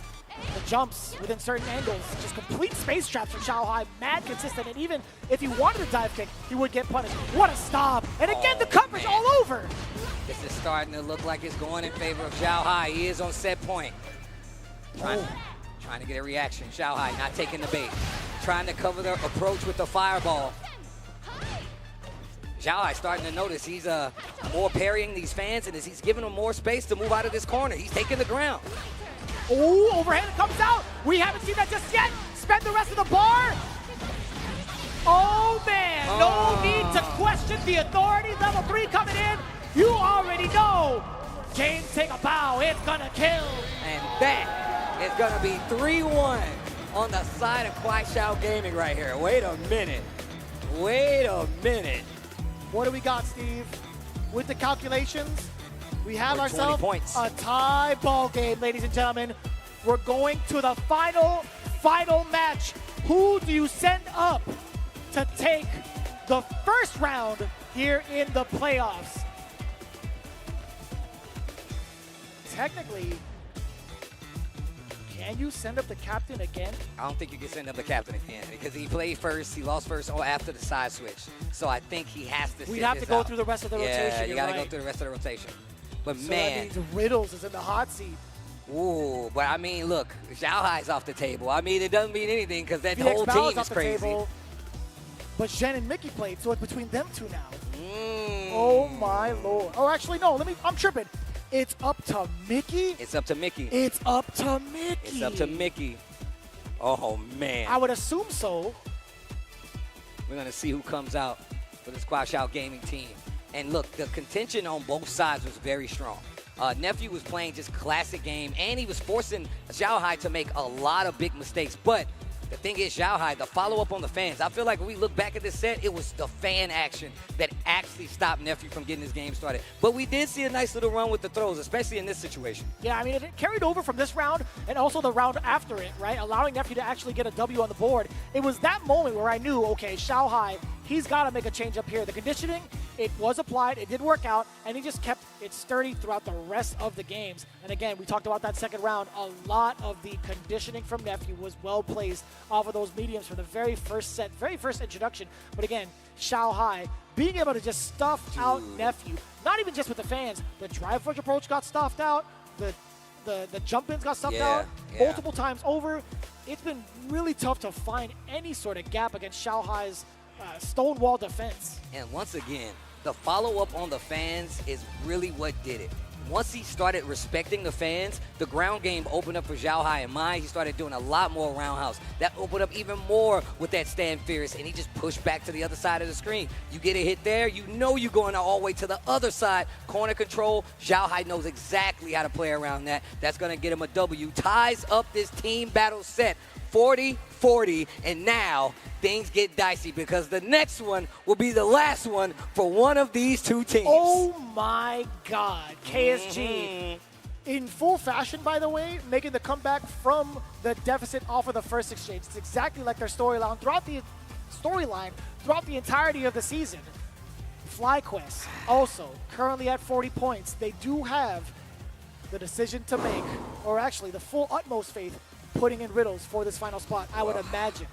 Well, we're about to find out, man. This is, once again, especially to take it down to 40-40 when the race is to 50, this is already getting interesting. First match of the day, first team match of the day, and we're going down to a tie to see who's going to get this last game and go on in this bracket. And it is, it's still scary. I mean, 2 games right there waiting in the wings, though.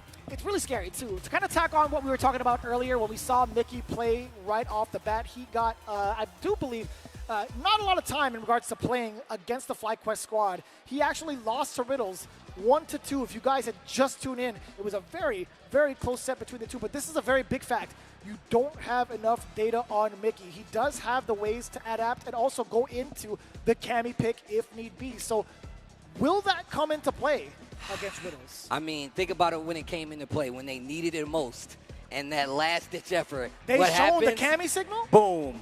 He was Mickey there. pulls out the Cammy. The character we've known Mickey for. Look, if you're new to Mickey, you should know this guy is definitely a threat. When we said the best Street Fighter players and the next generation Street Fighter players, Mickey, one of them. Riddles, definitely one of them. But Mickey is definitely somebody you got to be prepared for. Especially, like I said before, one of this KuaiShou Gaming team's advantages, having multiple characters. Not just one, they can switch it out. And look, guys, we are not going to a commercial. We want you guys to see it, but we definitely got to thank the people out there that actually help us out. And it's got to be Steel Series, bro. You got to know how we get down here. Steel Series has definitely been helping out the fighting game community, and they're making Street Fighter League possible. Steel Series Moments is the easiest way to record and share your gameplay with friends. Moments Moments in-game auto clipping lets you capture and share your clips anywhere. And on top of that, they are definitely one of the biggest supporters of what we do here, not only in the community, but in SFL. Shout out to SteelSeries. Get yourself some headphones and let them know that we sent you. And I've seen you guys in the crowd. I've ranged the age when it came to what I saw as we went into it. Guess what?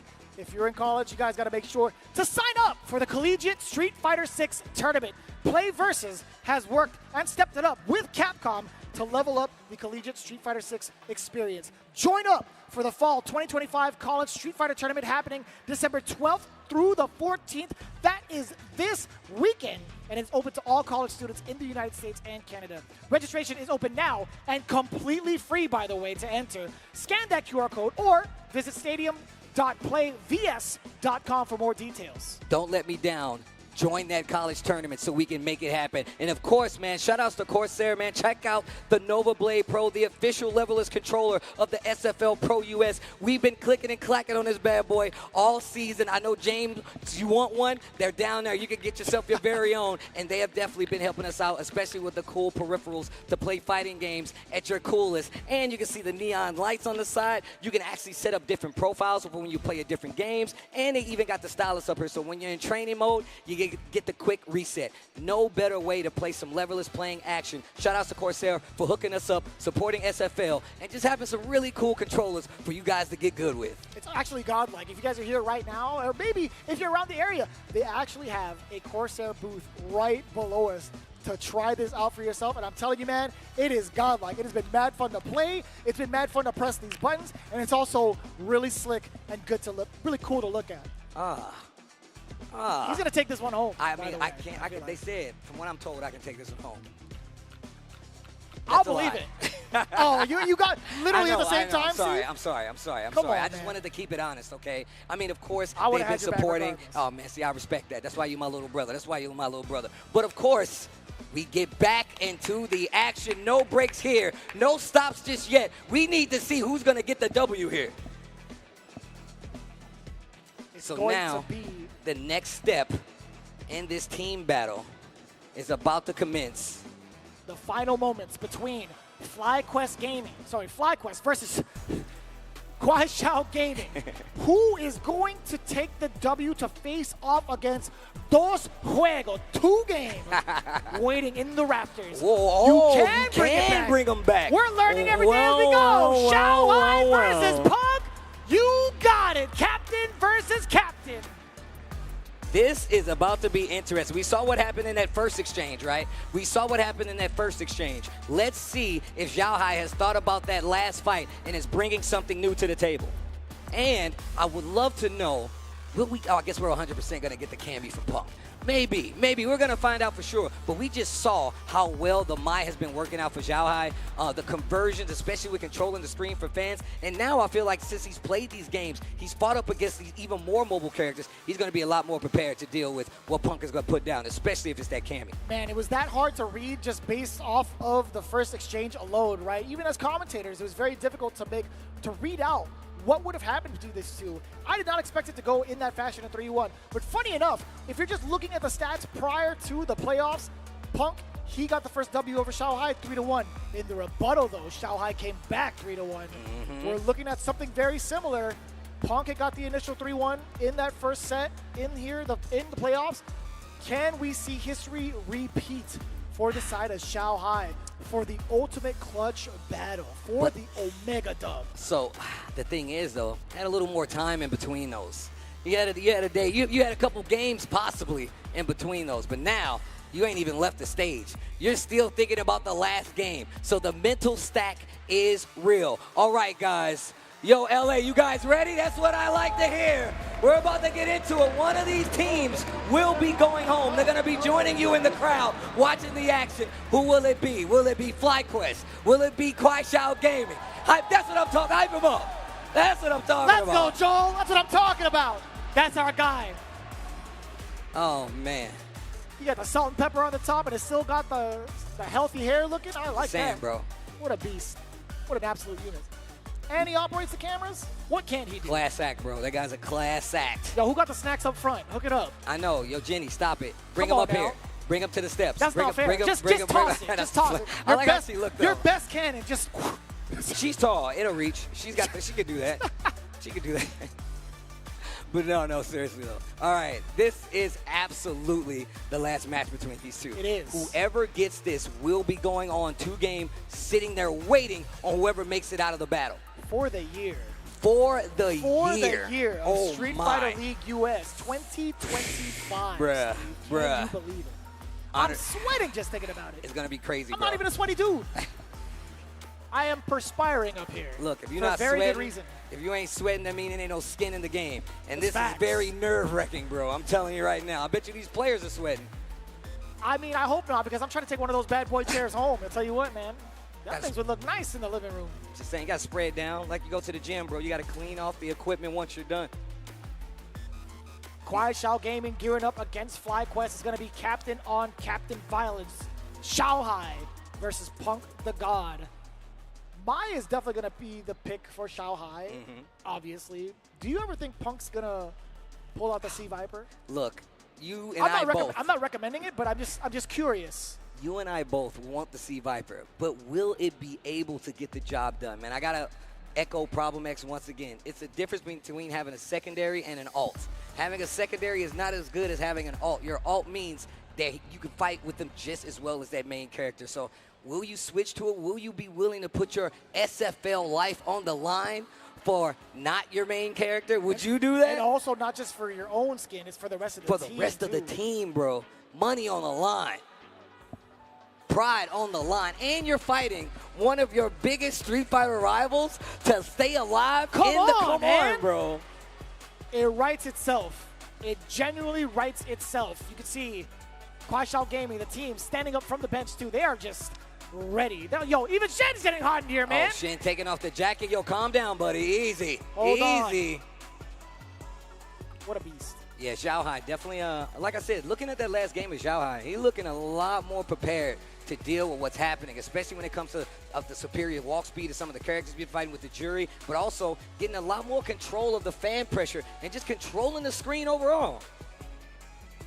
I kind of want to see if that's going to be the case again. Like, is Xiaohai going to play to his chest those, just like the last couple of games? I mean, obviously it led to his defeat. I wonder if he will become more active. Of course, he's got great control over the spaces. He was very reluctantly throwing out some of these fans. He started to catch some of the movement against Punk as well with some of those standing heavy punches. But if he does decide to move forward, if he does decide to get aggressive, I'm so scared for him when it comes to Punk's ability to snipe out movement with the low medium kick alone. Yeah, no, that's absolutely true. And just looking at how Xiaohai was fighting that first matchup with Punk, it was more about that fan pressure, that stand roundhouse pressure. He wanted him to stay there. Punk wanted that also, though. The perfect parries, the stand roundhouses, the whiff punish counter sweeps all came from the side of Punk on multiple fashion, not once, not twice, multiple times. But that led to it. That led to what gave Punk that victory. But now, Xiaohai's seen it. He's back in that seat again. What are the adjustments going to be? One of the best in the world sitting on the stage right there. You know he's going to have an answer. You know it. And even so, like, maybe it's not via movement. Maybe it's not via normals. Maybe he decides to throw out OD fans very early. Maybe he wants to use the drive gauge as a resource to push Punk the God back.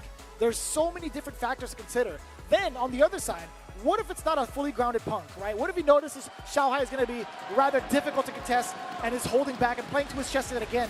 Do you tease the idea of throwing out a crouch jab? Yeah, Do you go in from the air with an OD dive kick? How do you approach? Well, guess what? All those questions is about to be answered. The aggression very early from Xiaohai getting that initial throw. Xiaohai, Punk, best of three, first of two, and then we got a winner, and somebody's going to be going home whining. That low forward Punk back to the wall. Look at this pressure from Xiaohai. He is not letting him move. Whip punish, spins it instantly. This is what I was talking about, those powered up fans. Now look at it. Look at the drive gauge. Getting chipped. And look at the damage on top of that. Again, just to remind you, you see it at the top of the screen. Best of three for the final 10 points. Xiaohai off to the races yet again. He's playing aggressively, Steve. And he's closing the distance earlier. He's not even giving Punk a chance to dive kick, hit a button, and mix him up. He's literally not letting him play. And now gets the confirmed spin some meter to get the side switch. What did we talk about, Steve? He understands the aggression now. Punk immediately going for the drive reversal to prevent Xiaohai from any sort of momentum. Jump back jab, the whiff punish against the roundhouse. The meaty's applied as well. Xiaohai looking rather dry in that yellow zone. He does have 3 now. A single hit will get him out of the corner. If he lands it, wait a minute. That stand fierce, bro. That bad boy got some mileage on it. It's a car of its own. Nice anti-air. Life a lot closer to contention. That's before Punk got that crouching medium kick and kicking it old school style. Breaker legs. Dead. That's 1 round apiece. And 2 bars on the side of Xiaohai. 1 for Punk. Damn, my cousin back there in the game is getting hyped, bro. Shit. Crazy. What happened to his eye? I don't want to talk about it. Number 1. Coming in through for Xiaohai yet again. If it's not one corner, it's another. He does have control against Punk temporarily. How do you find your way out? Ooh, skinny that. Same side. Yes. Trick. Ooh. That roundhouse again. Running into these big buttons. You might not get the combos, but those hits are adding up. Oh, the crouching ferret. Punk finds the hit. He's got the meter, and you're not walking out of here. Not alive. Dead. Punk making it clear. Getting the first game. Now Xiaohai. KuaiShou Gaming on the ropes. It's so difficult too because you would think to yourself, I got Punk in the corner, I'm in full control, I'm chilling. But if you let go for just 1 second off of the gas, best believe that speed bump is coming. And now he's playing back how he's playing in that first game. That roundhouse range, that fan range where he's getting perfect parries, getting those big punish counter roundhouses, and he's making Xiaohai sweat. Fishing for something. I love the drive reversal. Keep the momentum. He's got the bar. Will he spend it? Reset, put himself in the corner, and he's burnt out. How did Xiaohai know to jump out like that? How did he know Punk was trying to readjust and possibly get a throw bait? Oh, the DI gonna find his mark. He's gonna work up to 2 bars here. Let's see what he does with it. Oh, okay, take the powered up fans. Gets the meter back. Xiaohai gets the hit. The confirm is there. Xiaohai not done. I told you, one of the best on the planet, bro. You think he's just gonna go down quietly? He's gonna roll over and say go? Nah. Yeah. I like that, weaving past the second part of the fans with the OD uppercut. Punk swings with the roundhouse as well. The fans coming back into play from further out. He had the spacing trap ready for the DP in reaction to the spin knuckle. But what do you do to get in as Punk? You've been eating a lot of this damage. There's a big jump in, cleared for takeoff. Now, the assault is here. The throw. Been a large part of this offense from Punk. A few more of those, and it might be the end for Xiaohai. Oh, the fans, no powered up either. Big jump in again. Punk can do it, and he's got to the set point right now versus Xiaohai. 3 bars to his name. Xiaohai just about to build the same. He went for a Ryuenbu, nothing of it from either end. Really awkward of an exchange. That was crouching medium punch, if I'm not mistaken, from Punk. Oh, the uppercut. Forget about all that. Back to that slow pace. Punk not swinging. Playing his, oh my God, playing a perfect range, but that fierce once again, bro.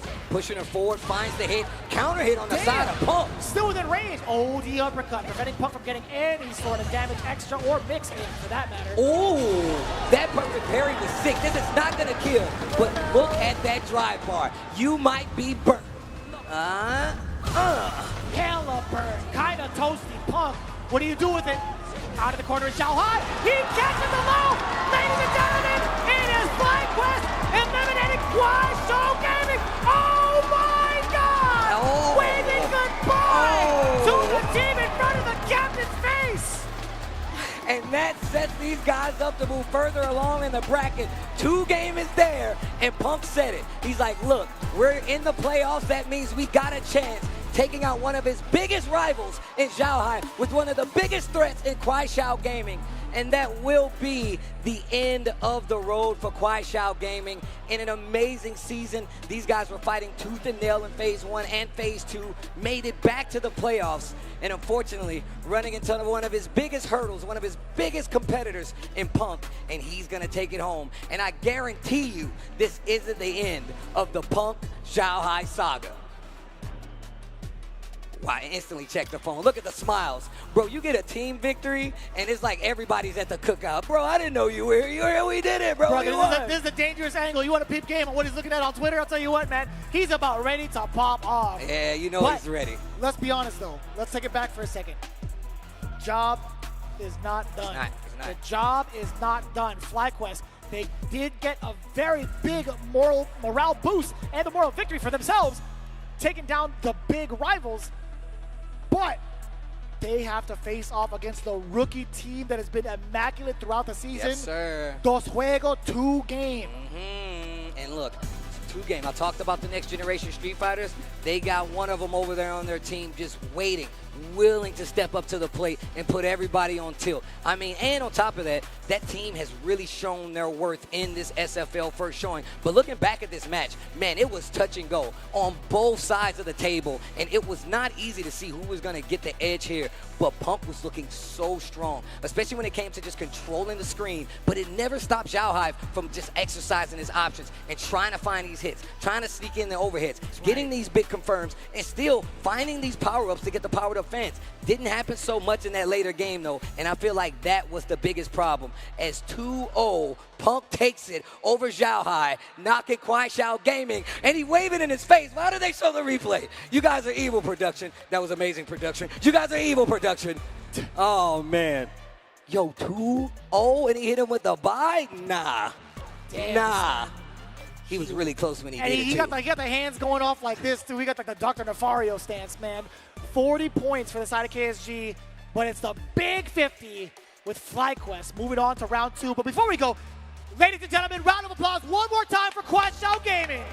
They came a long way to play in this tournament, and those are some of the best Street Fighter players in the world, and up and coming, and still to this day, we will definitely see these guys around, even though they're no longer in SFL, but that puts us to the next step in this storied bracket. The new kids on the block, the new team on the block, 2 game coming up versus FlyQuest, and you know what happens is they get that momentum going forward. If I'm FlyQuest, I'm feeling good. I'm like, bro, we got one of our rivals out of there. These guys were a threat. They were right behind us the whole time, and now look at them. What did we talk about? What did we talk about before we ended yesterday's show?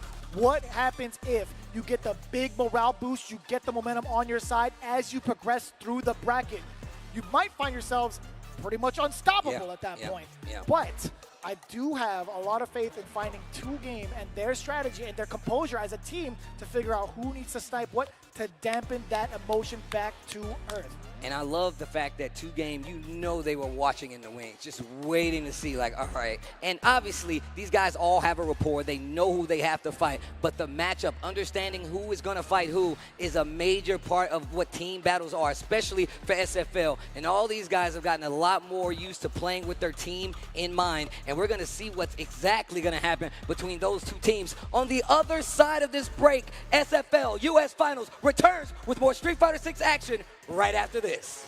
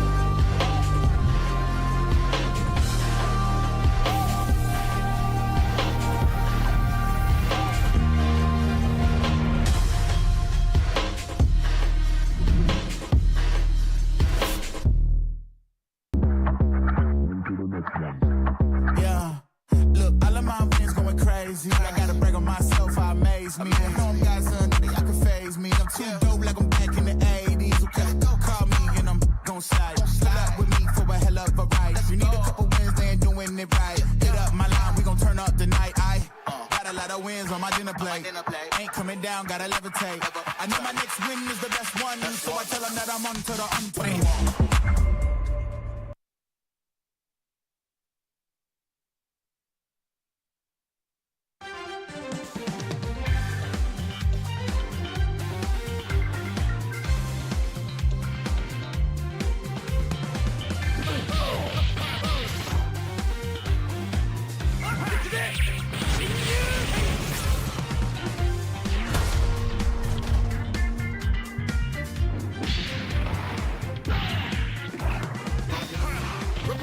Unity. Repulsor blast. Yes.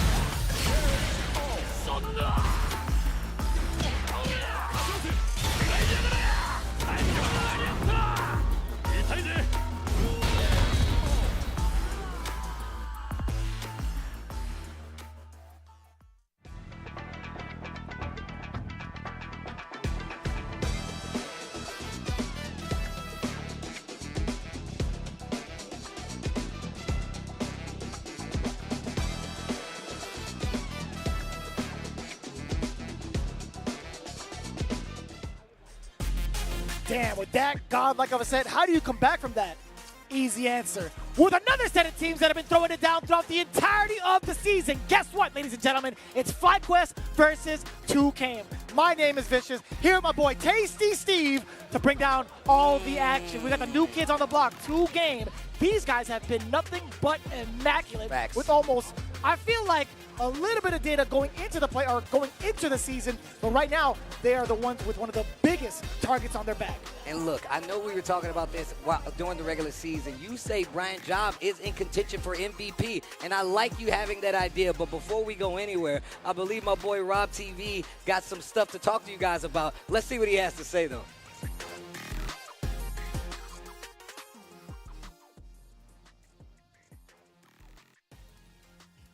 We got to break that down a bit. I mean, the match of the whole thing for me had to be Riddles with that comeback. Remember, this is his first ever Street Fighter League, and on a stage like this, a famous player from other titles, and you clutch up like that, Saint. You didn't even remember. We talked to him just a second ago. He was like, I didn't have that small amount of health. He had no idea. However, I'm going to the prime time, the final battle. Shao Hai Punk, the run back to get it done. And Punk ending it off with the bye-bye. No, he got crazy, bro. Brother, in his face, no. When he shook his hand, shake my hand, Sankola. Yeah. He said,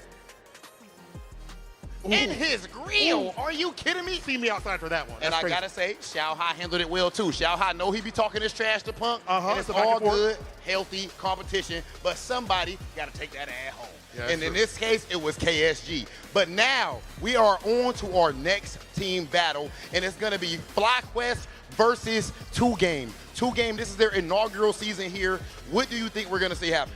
Another close set. I think it's going to go down to the wire. Final points, final game. That's what I'm feeling, baby. That's what I'm feeling. Okay, I mean, it's going to be a good one. It will be absolute cinema, absolutely poetry if we did get Punk the God versus Blaws. But remember, guys, for those of you who are not all the way following along or might not have as good of a memory, it was actually Psycho who posed the biggest threat to Blaws during the regular season. So maybe if it comes down to it, Psycho steps up to the plate. Either way, we don't have to guess when it comes to whether or not this set is going to be godlike. We're one set in, and it's time to get into our next one. Let's go ahead and get into it and send things back up to Jeremy and Tasty Steve.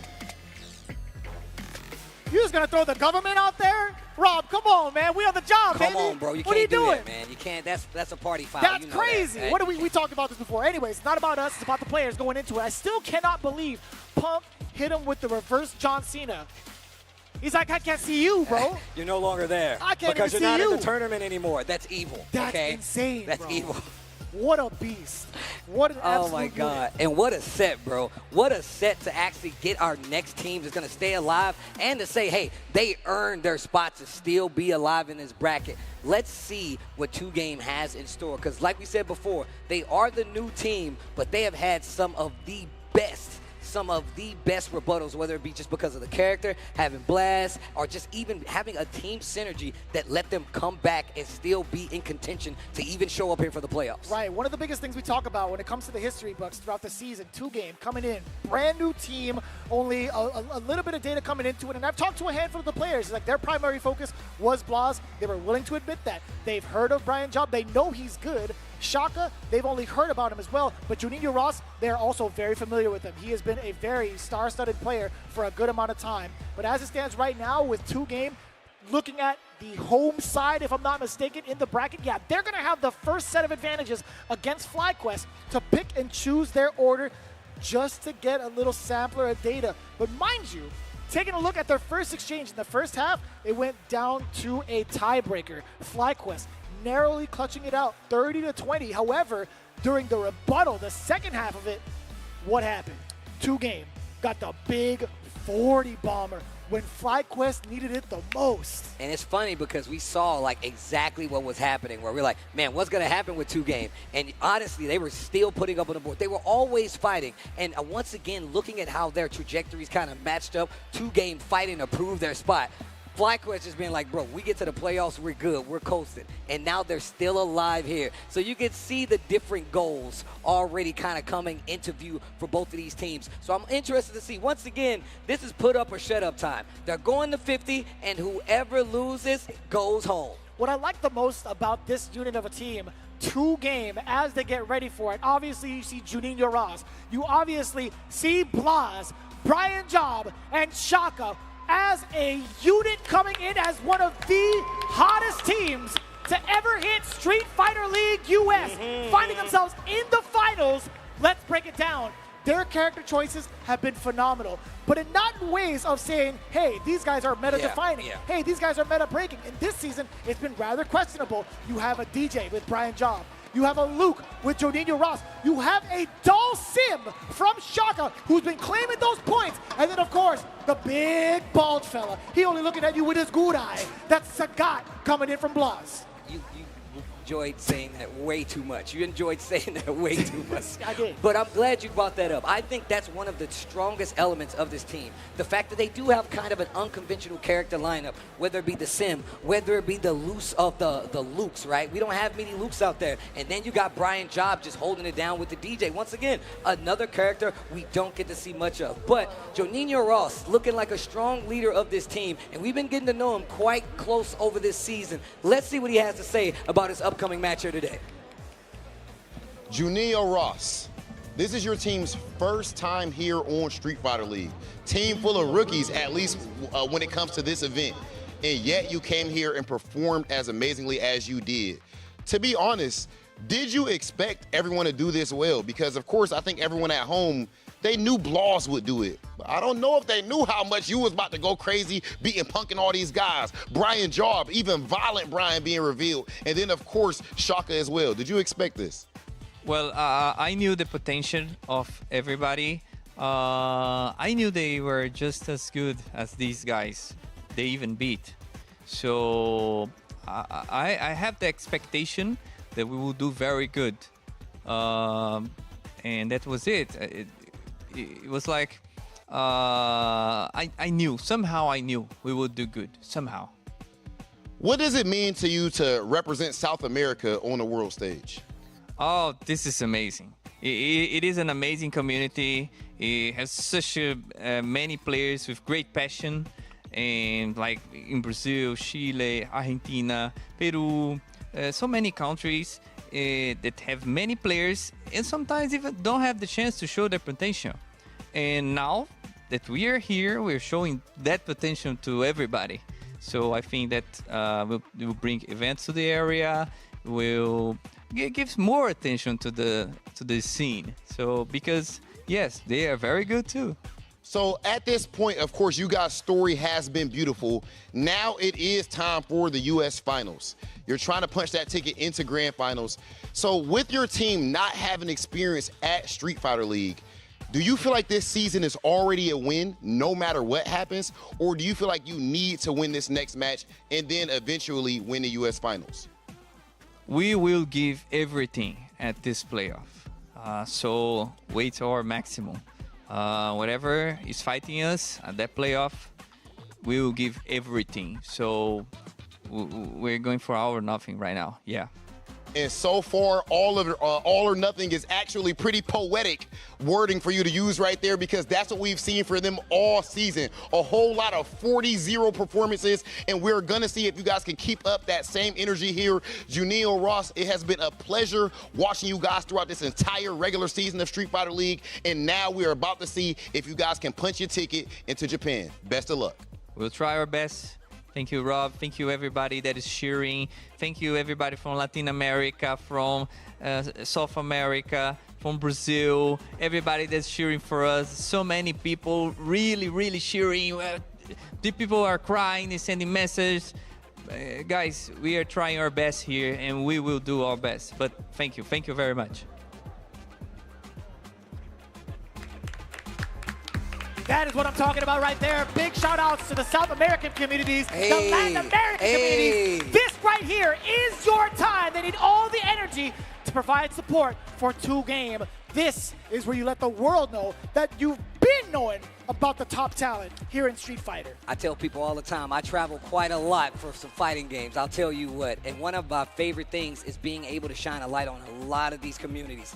I love the representation we've been getting, especially whether it be the CPT, the World Warrior. Getting a team here that represents this region is so pivotal because there's so many amazing players that reside there, and I'm happy that they have an opportunity to get the big check and go to Japan, but they gotta get through FlyQuest, and look at that lineup. They're letting the crazy guy out early, and it's gonna be Psycho going up first with the Kimberly, and then we see Nephew in that second spot with the Jury, and then of course, we got the Punk, and he's rocking the Cammy, and he's looking strong after the Zhao Hai run, so you know it's going to be scary. And it's Violent Brian showing his face again. Damn. And it's going to be going up against Psycho in the Kim.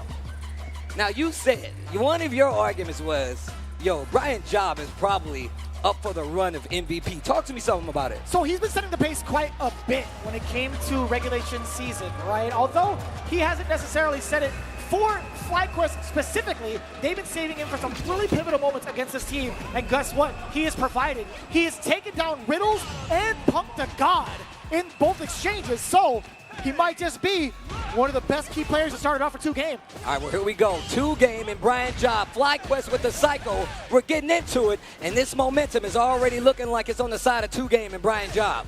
Look at the amount of control coming in from the Soul Bomb. The sway actually does get checked in reaction from Psycho for the slide. That was excellent. I mean, that's definitely a thing you need to worry about. That funky sway is definitely going to make Kimberly second-guess some of her approaches, especially when she's got that ground control. Oh, I like that, but it was the optional select coming in from Psycho. Didn't take too much damage. Didn't take any damage to the driving as much. We get level 1, though. That's gonna, oh, it whiffed. Uh-oh. Psycho's got a chance. He got the hit. There's a punish. You're in burnout, and that's the chip sequence if I've ever seen one. Brian's not going to let you live through that. That guy's violent. He got all the chip, added on extra dip. He got that dub. And the neutral jump coming in against Psycho already against the slide. Already into the east side of this corner. Oh, perfect nice. Parry. Perfect parry. And I like that neutral jump. It deals with multiple things. The slide, a bad place teleport, and we know they like to control the ground with the Kimberly. But once again, fighting back to this corner, Brian Job in full control. Remember, this is best of 3, first of 2. 10 points on the line. 50 is where they're trying to go, and that's going to be the first game to Brian Job and 2-game, and Blast instantly walked up. He's like, yo, don't let him do that. I love that's another part of this team. That's terrifying, by the way. When you have Blas, he is also considered part of like the group of mad scientists in the world of Street Fighter. You know how many times he's adapted to certain players? If he's coming up to the bench and informing Brian Job of certain things, like that makes me terrified. And then Juninho Ross steps up to the plate and be like, yo, oh man, just in case you didn't know, just in case it wasn't enough for Blas, let me drop you with some knowledge. Multifaceted coaching, right? Like, Juninho Ross can give you the tech, and he's going to give you the support, but also you still get the tech from somebody like Blaz, who already shifted the game already, pulling out the Sagat. We're going into game 2. Brian Job looking real good. This pace definitely favors him. And look, if I'm fighting Kimberly, I want the match to last as long as possible. Oh, big pickup once again. Insane amounts of damage. Kim He's showing out from the side of DJ, but these frame chops are so potent as well. Oh damn, son. Look at the connection. Well, they got service all around the world with that kind of link. Snap on it. We got the perfect, ladies and gentlemen. Brian Job doing his job. Look at that match point. Anti-air to start off. Psycho hasn't found the opening. Got the counter hit, didn't get the combo, but gets the pickup on the back end. Now he's fighting in his corner. She excels there. My man Brian Job jabbed out anyway. Psycho ready with the confirm and the chase on the jump out, and another push to the other side of the screen. Now this is the momentum you want if you're a Kimberly. Not that with the jab stoppage right there from Brian. Excellent call against the run, right? Brian Job speaking of running it down. You do have the drive rush. It's very evident to assault. Very difficult to contest. But how do you survive? A single hit for Brian Job will do it. He's looking for an opening. Psycho trying his hardest not to give it to him. Not a single throw. Not at all yet from Brian Job. He's been relying on so many normals. Oh. What a sharp angle. Psycho coming in for the top ropes with the elbow drop. Level 1. You gotta spend it. More than enough damage. Doesn't need the can. Okay. 1 round apiece in this game number 1. Psycho with a smart rebuttal, but he needs this next round. He can't lose another one. Whoa. There's the throw we were looking for. Steps on it. Perfect. Gets the perfect parry. Crouching medium punch to start. Does seeking the overhead yet again. Psycho just backing away immediately afterwards. That link, nice work. Oh, a nice series here from Psycho. No, catches the drive rush into the super. You gonna spin that can? Yes, sir. Teleport. Watch that level 3. Brian will do it. He's one of them. What an anti-air. Watch that pressure. Give me that. And that's what I'm talking about. DI in the corner. He's got 2 bars. Psycho, don't drop that yellow cake. Level 3, let's go. And that's gonna do it. Man, that was looking real scary though. That was terrifying. That was terrifying, I bro. didn't find a single time to press a button. Same. I was like, when is he gonna get a turn to play? And he had critical art, Steve. Or, I mean, like, he had level 3 prior to getting into, like, critical territory, but it's still so dangerous, man. You know how this works, bro. The mental stack is there. Of course you're thinking about DI, but the opponent knows that, so they're not going to DI. Not when you expect it anyway. Drive reversal. Oh, on the other side, catching the knee shot. As it recovers, back throw. Avoids the spray paint can, jabs after the drive rush. Final fight combo, throw to the corner, punish, counter throw. Psycho, he's getting out of control. We need to call him. Oh, no. Oh, my God. He got the throw controls. He got the crouching medium punch. I was trying to say pest control, but you know what I'm trying to say. Either way, no pesky throw loops here.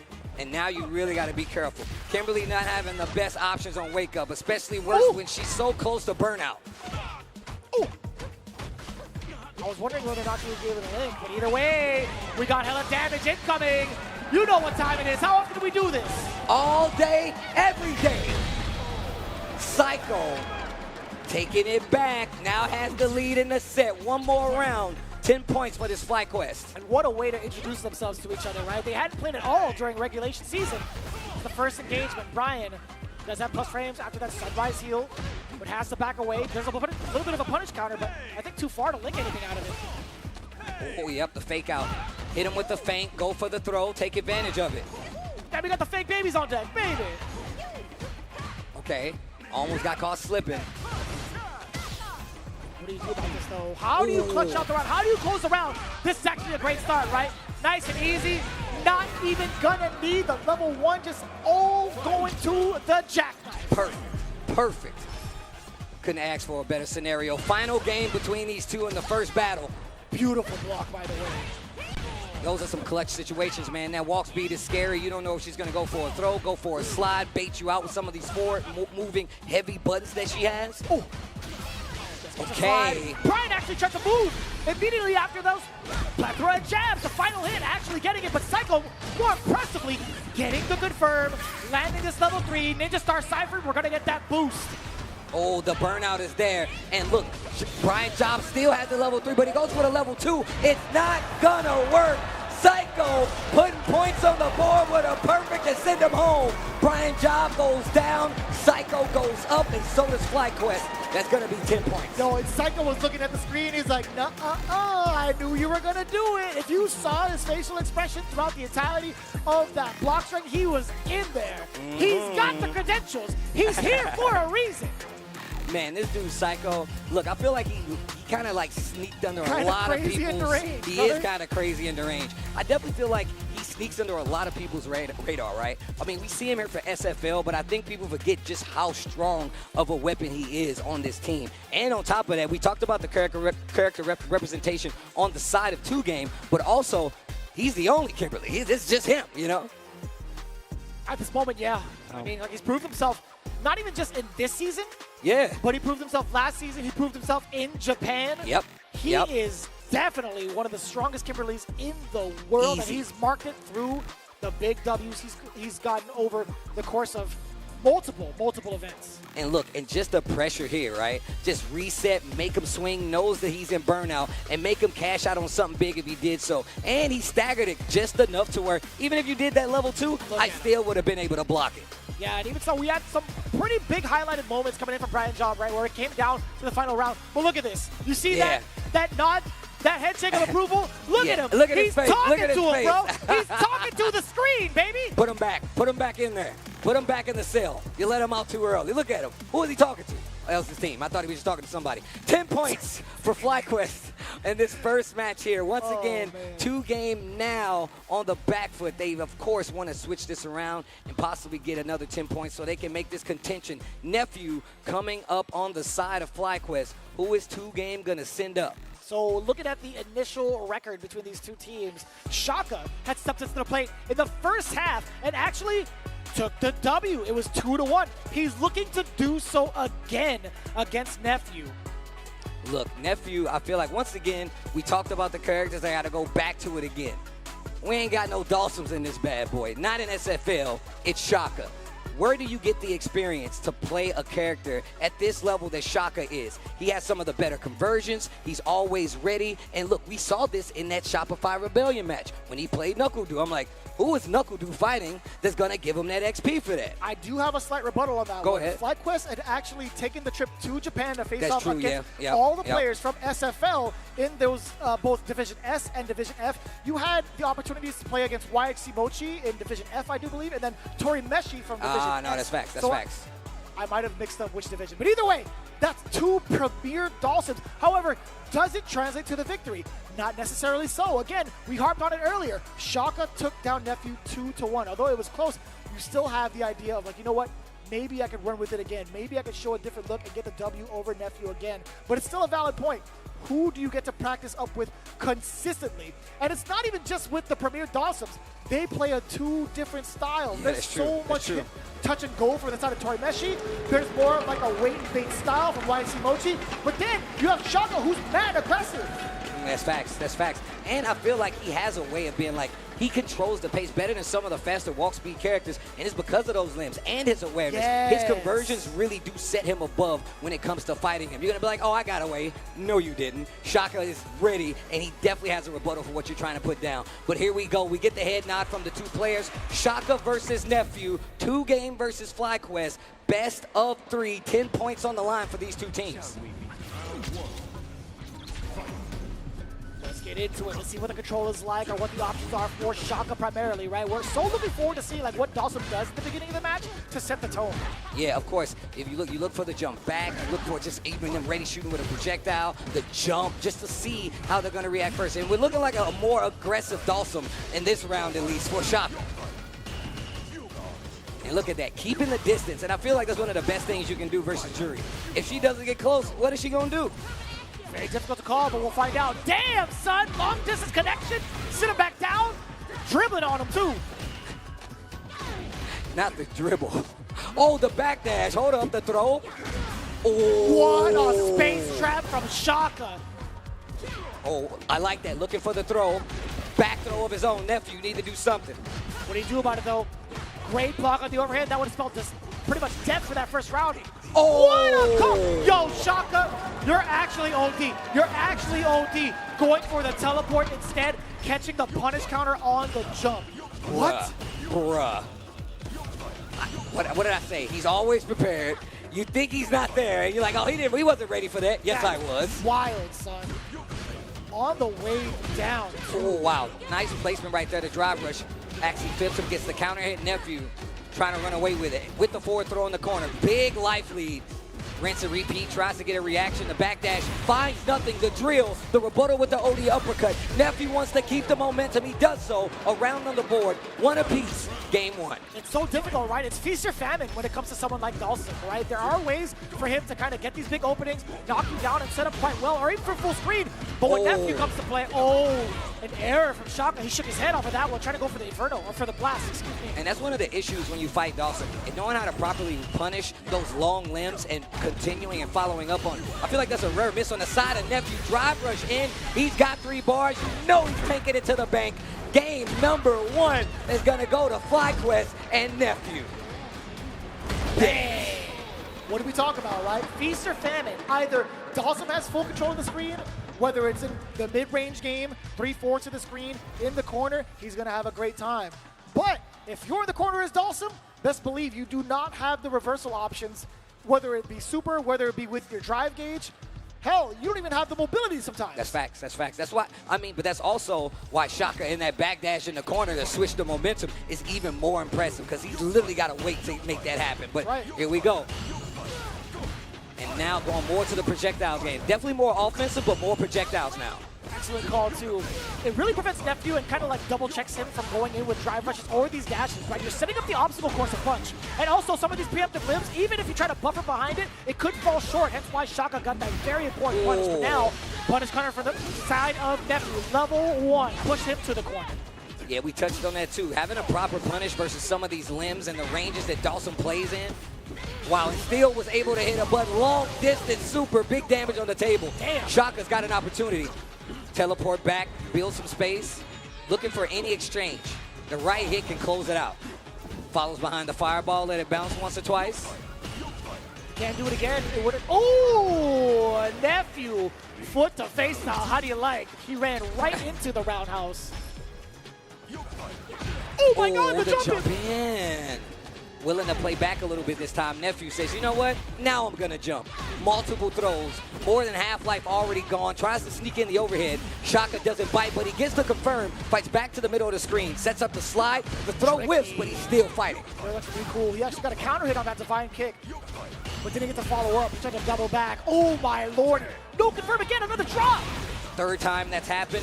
Once again, it's something you got to think about. You didn't jump, did you? No, I didn't, and that's very smart to do. Dawson's like to do that because they know you try to like jump him in the corner, stay there. That's a great option to catch it, but it's not the right one this time. Oh, the whiff punish. Nephew not going to drop it this time. Does get the target combo into the level 1.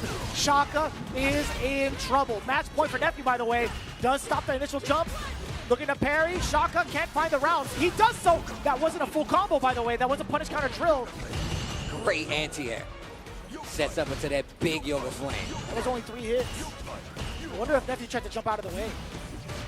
Drive rush behind it. I like that. Get some more of that screen control. You don't have the movement options of some of these other characters, but you got better control than most of them. The drill punish counter.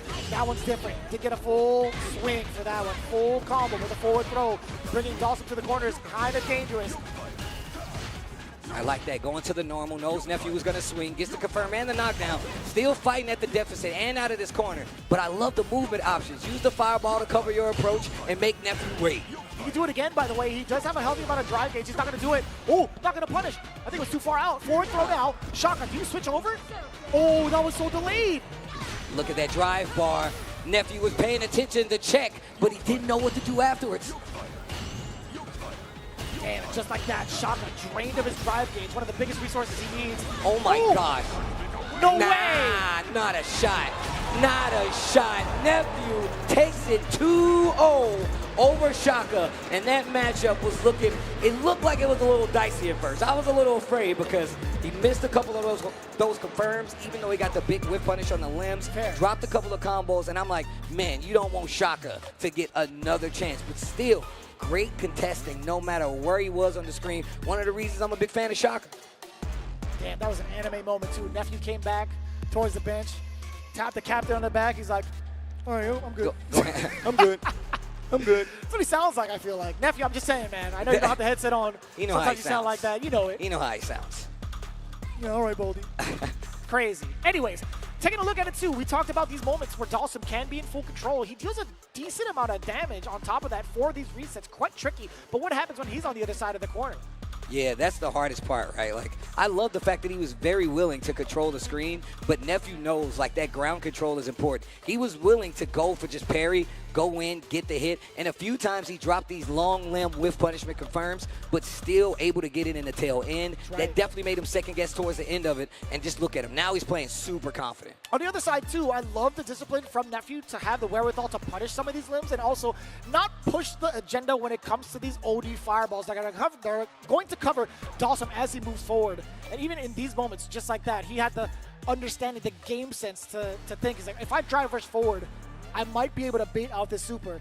And he did so according to plan. And on top of that, it was basically a checkmate situation. He was in burnout, so, and he had net level 3, so he could have just chipped him out if he did go to a block series. So Nephew definitely thinking a point ahead, gets the W. That's another 10 points on the board. Round 3, 20 on the line. What happens for 2 game? I believe we got a preview. Blast coming up to do battle with Punk, if I'm not mistaken. And this is going to be a banger. If you're not familiar with the young Blast, this dude is a terror, bro. I mean, he's still blacked out here. I'm gonna look at the stage.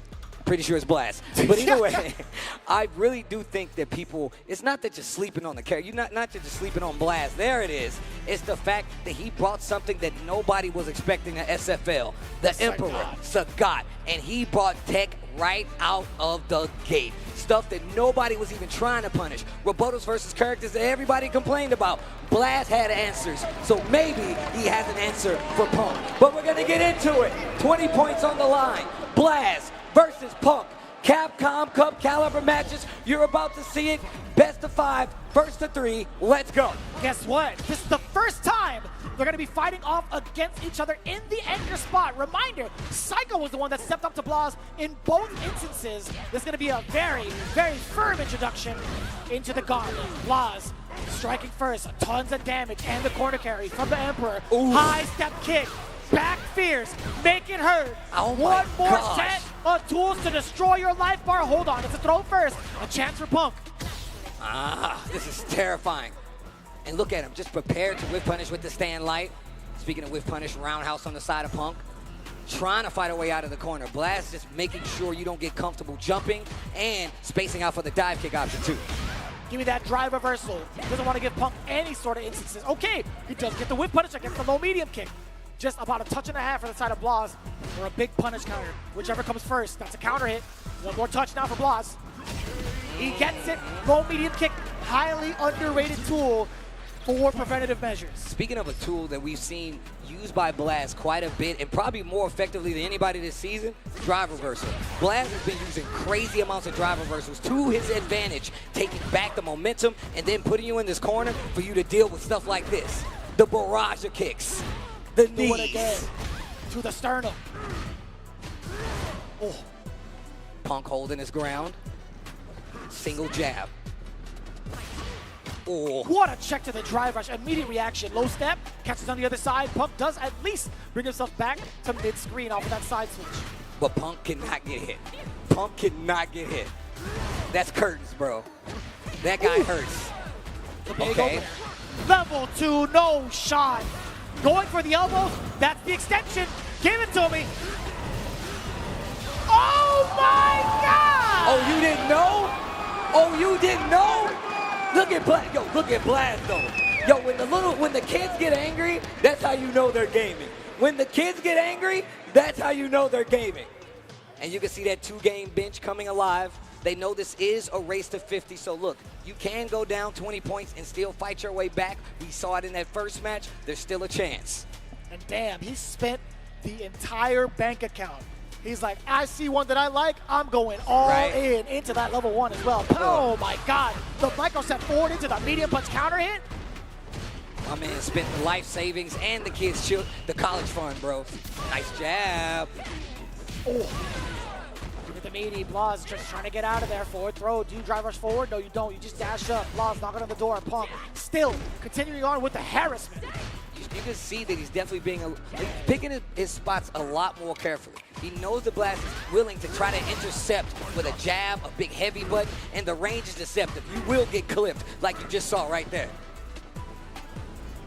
Slight lead in favor of Punk. Crouching medium punch to ring out. Blas spending a lot of drive gauge. Cannot open up Punk with the money button, but he does so after the low step kick. Hella damage incoming, level 1, you know it. Bruh. The king. Bruh. Young Blast. Tell me Don't this you character. ever doubt it, bro. Tell me this character's not sick right now. He's really cool. He's I'm really gonna call cool. you a liar. Oof. I wouldn't do that to you. I know he's cool. Wait up, big bait. Rare mistake there for Blast. Punk's got the momentum in the second game. Excuse me. Second round, second game. Spending a lot of cash here. Look at the drive gauge and look at the positioning for Punk. That burnout, very imperative for Punk to initiate the assault. We get the sweep, a plethora of different normals, different looks. Opens Blas up with the counter hit. More than enough damage and also filling that super gauge little by little. A perfect from the side of the FlyQuest cap. Speaking of super gauge, Blast working on a third bar, and we've seen the damage output. We've seen what the cash out can do. It's definitely gonna hurt. Trade, perfect parry. That's another thing that Blast has utilized a lot more, I feel like, than a lot of people this season. Perfect parry. Overhead does get checked with the parry for the side of Punk. He's still trying to create some space for himself outside of the corner. He started off with a light. Now he's looking for a whiff punish. What a neutral jump call out against the low step kick. And OD right behind it for Blas. Punk still getting the punish there. Blast says, I'm gonna steal my turn back. They fight back to the neutral. Slight life lead in favor of Blast. Oh. Ooh, that was crazy. That was so scary.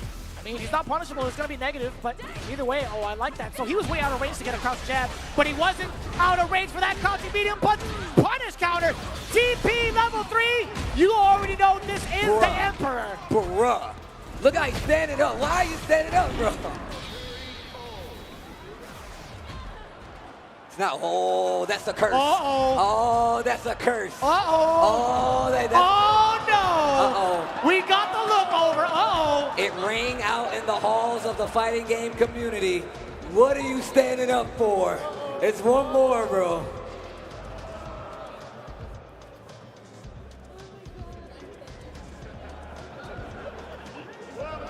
Juninho letting them know. It's all right. Get back in there.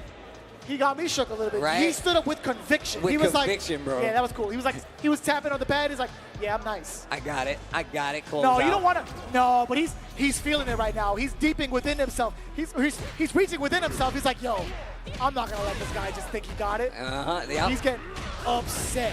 What a backdash and a whiff punish here from Blast.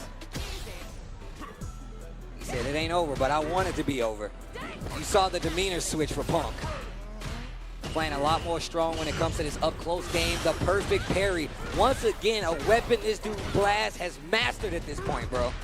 Not meaty enough, actually. A little bit too meaty, perhaps. I don't even know what you call it, but it whiffed in daylight, really. In plain sight. Help me. Tap the legs. That low step kick, drive rush, not guarding your legs again. The knockdown sets up the Tigers. Bro, the placement on the jabs. It's really so good for stopping drive rush, right? Like, that's why you put him there. The delay. He didn't spend the rest of the drive rush. I think he could have got a cancel, but it's still going to be more than enough. Plus, now on match point. Hey, 2 bars apiece from both ends, by the way. It could be a big start for either one if they decide to spend it. Okay. Throw. Punk's got to make a big switch around here. Cannot lose another round. And this is the matchup he was fearing. Counter hit, gets the extension into the Nexus. Okay. Could have been a lot worse. Not ready for the cross cut. Just takes the frame with the medium. Oh my gosh. Into the level 3. That's going to be Burnout City. Blas also looking really healthy both in life, in drive gauge. How do you pursue? The throw. And this is just so tough to deal with, especially with Sagat. I like that. Use the OD. Oh, that was so smart. This is exactly what I'm talking about. The trade, he was ready for it. Yeah, he stood up because he knows 3-0 on the side of 2 game. And now we got a 20-point tie. Wow. Insane the way that it's played out, man. So, it's no secret that Punk wanted to avoid that matchup. But you have no choice if your team comes up as the away position first. Now, granted, it was a 3-0 from the side of Blaz. It's still not too bad for themselves as they gear up for the switch around. They have 20 points to their name, tied with 2 game. There is an opportunity to get a shakeup. I mean, the 20-point victory definitely counts a little more, right? That's 2 team battles that they've already fought through with this 1 victory from Blaz. You got to hope for the shakeup on the side switch. You really got to take advantage of that home advantage after the switch if you really want to take this back. It is rather difficult, though, when you look at it, too, as you guys are observing the replays. When Blaz is playing that hot and it's a tie game, you could still put him back into the anchor spot and enforce a bad matchup. Yep. Especially when it comes down to brass tacks and you know you ain't got no other choice, you can put him right back in that seat and make him fight again. And look, and just to kind of switch gears, we heard how Zhao Hai was talking about beating Minna without beating Minna the other day. I think this is the same thing. They had the advantage. They couldn't avoid it, like you said. Now you got to make this advantage when you're at home count double. You got to make it count. And this is just like, how do you deal with this? He's got the range. He knows you want to swing up close. And look, and the damage output is definitely in favor of Sagat in there. So you really skating on thin ice. Yeah, man. He's enforced his will so many times while in that burnout state. He had the OD Tiger Knee to chip away the damage, to keep himself close. And even if it is blocked, you have standing medium punch to follow behind it. That's a frame trap. And guess what? If it's blocked, normally, that's plus $1.5 million. They're in burnout. That's a true strike throw mix-up. Yeah. So difficult to contest. I don't know how to call it in regards to playing defense against that bad boy, but I'm glad I'm not in that receiving end. I mean, that's what's scary about fighting Sagat. I mean, I fought you enough. I fought a bunch of them at this point. Man, when he makes you hold these elbows, you're like, oh, bro. It's the money button. Do I get to play? Do I get to play? No? Oh, well, okay. Well, and I'm just afraid because, one, we've seen that, man, my man feels like he's optimizing, maximizing the damage of some of these exchanges, even whether it be a trade, whether it's a perfect parry, like he's always prepared. And like whether it takes him spinning level 2, cashing out the drive and the meter to get the level 1, he has an answer for everything. He was rolling, bro. He was rolling, the bro. rolling pin? I'm just saying, that's man. godlike. I didn't even think about the rolling pin. The rolling pin, There's bro. layers to it. That's crazy. But yeah, man, and that's the scary thing. I told you the next generation of Street Fighter is looking healthy. Blaz is definitely one of them, and you got to respect what he's putting down because he definitely just put his team back in the running to stay alive versus FlyQuest. Exactly what's expected, man. If you guys have been watching Street Fighter League US, you guys already know what to expect. On top of that, speaking of, we got to make sure to give a big shout out to everybody that supported this season, starting with the fine folks over at Asus. Asus definitely holding us down. The Asus ROG monitor is definitely what you need, especially if you're trying to play like a pro. Elevate your viewing experience with the Asus ROG monitors featuring stunning visuals, ultra-fast refresh rates, and ergonomic designs. They're perfect for gamers and professionals alike. Visit asus.com to find your ideal display today. You want to play like a pro? You got to get the monitors that the pro uses, and we're giving you a discount. Asus-SFL 15% off goes a long way. And you can do the same. Again, you talked about playing like the pros. What better way than to gear yourself with part of the armory? Claim your championship gear with Brook, especially with the Wingman FGC2 being able to play your way. Seamless PS5 and PC support for over 150 wired controllers. All you got to do is just plug it in game. No limits, no hassle with Brook. The armory is definitely open. Look, we've given you all you need to be able to play Street Fighter. I'm sure this gets the blood pumping watching these guys go head to head to see who's going to be the champion here. But we still have plenty of more Street Fighter left to play. But that being said, we got to take a quick break. It's more Street Fighter League Finals action coming up right after this break. Stay tuned.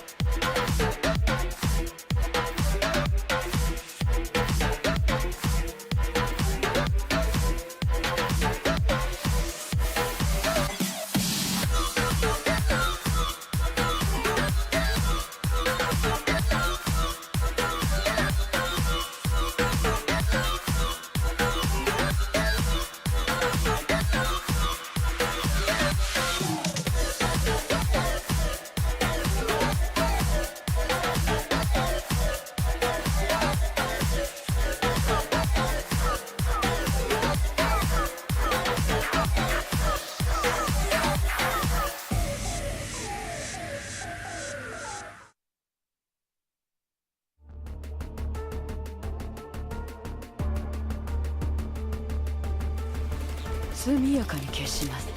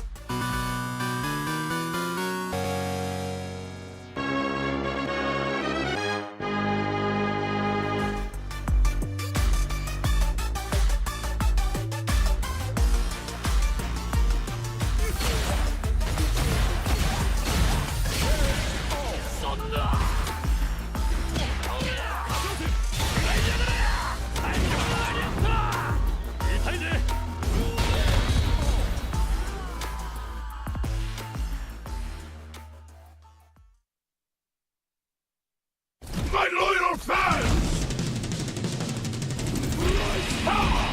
Look at this body of iron!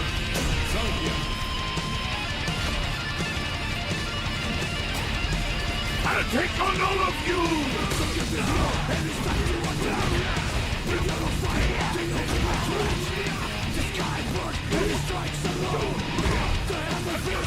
It's time to get serious! This is your last ride!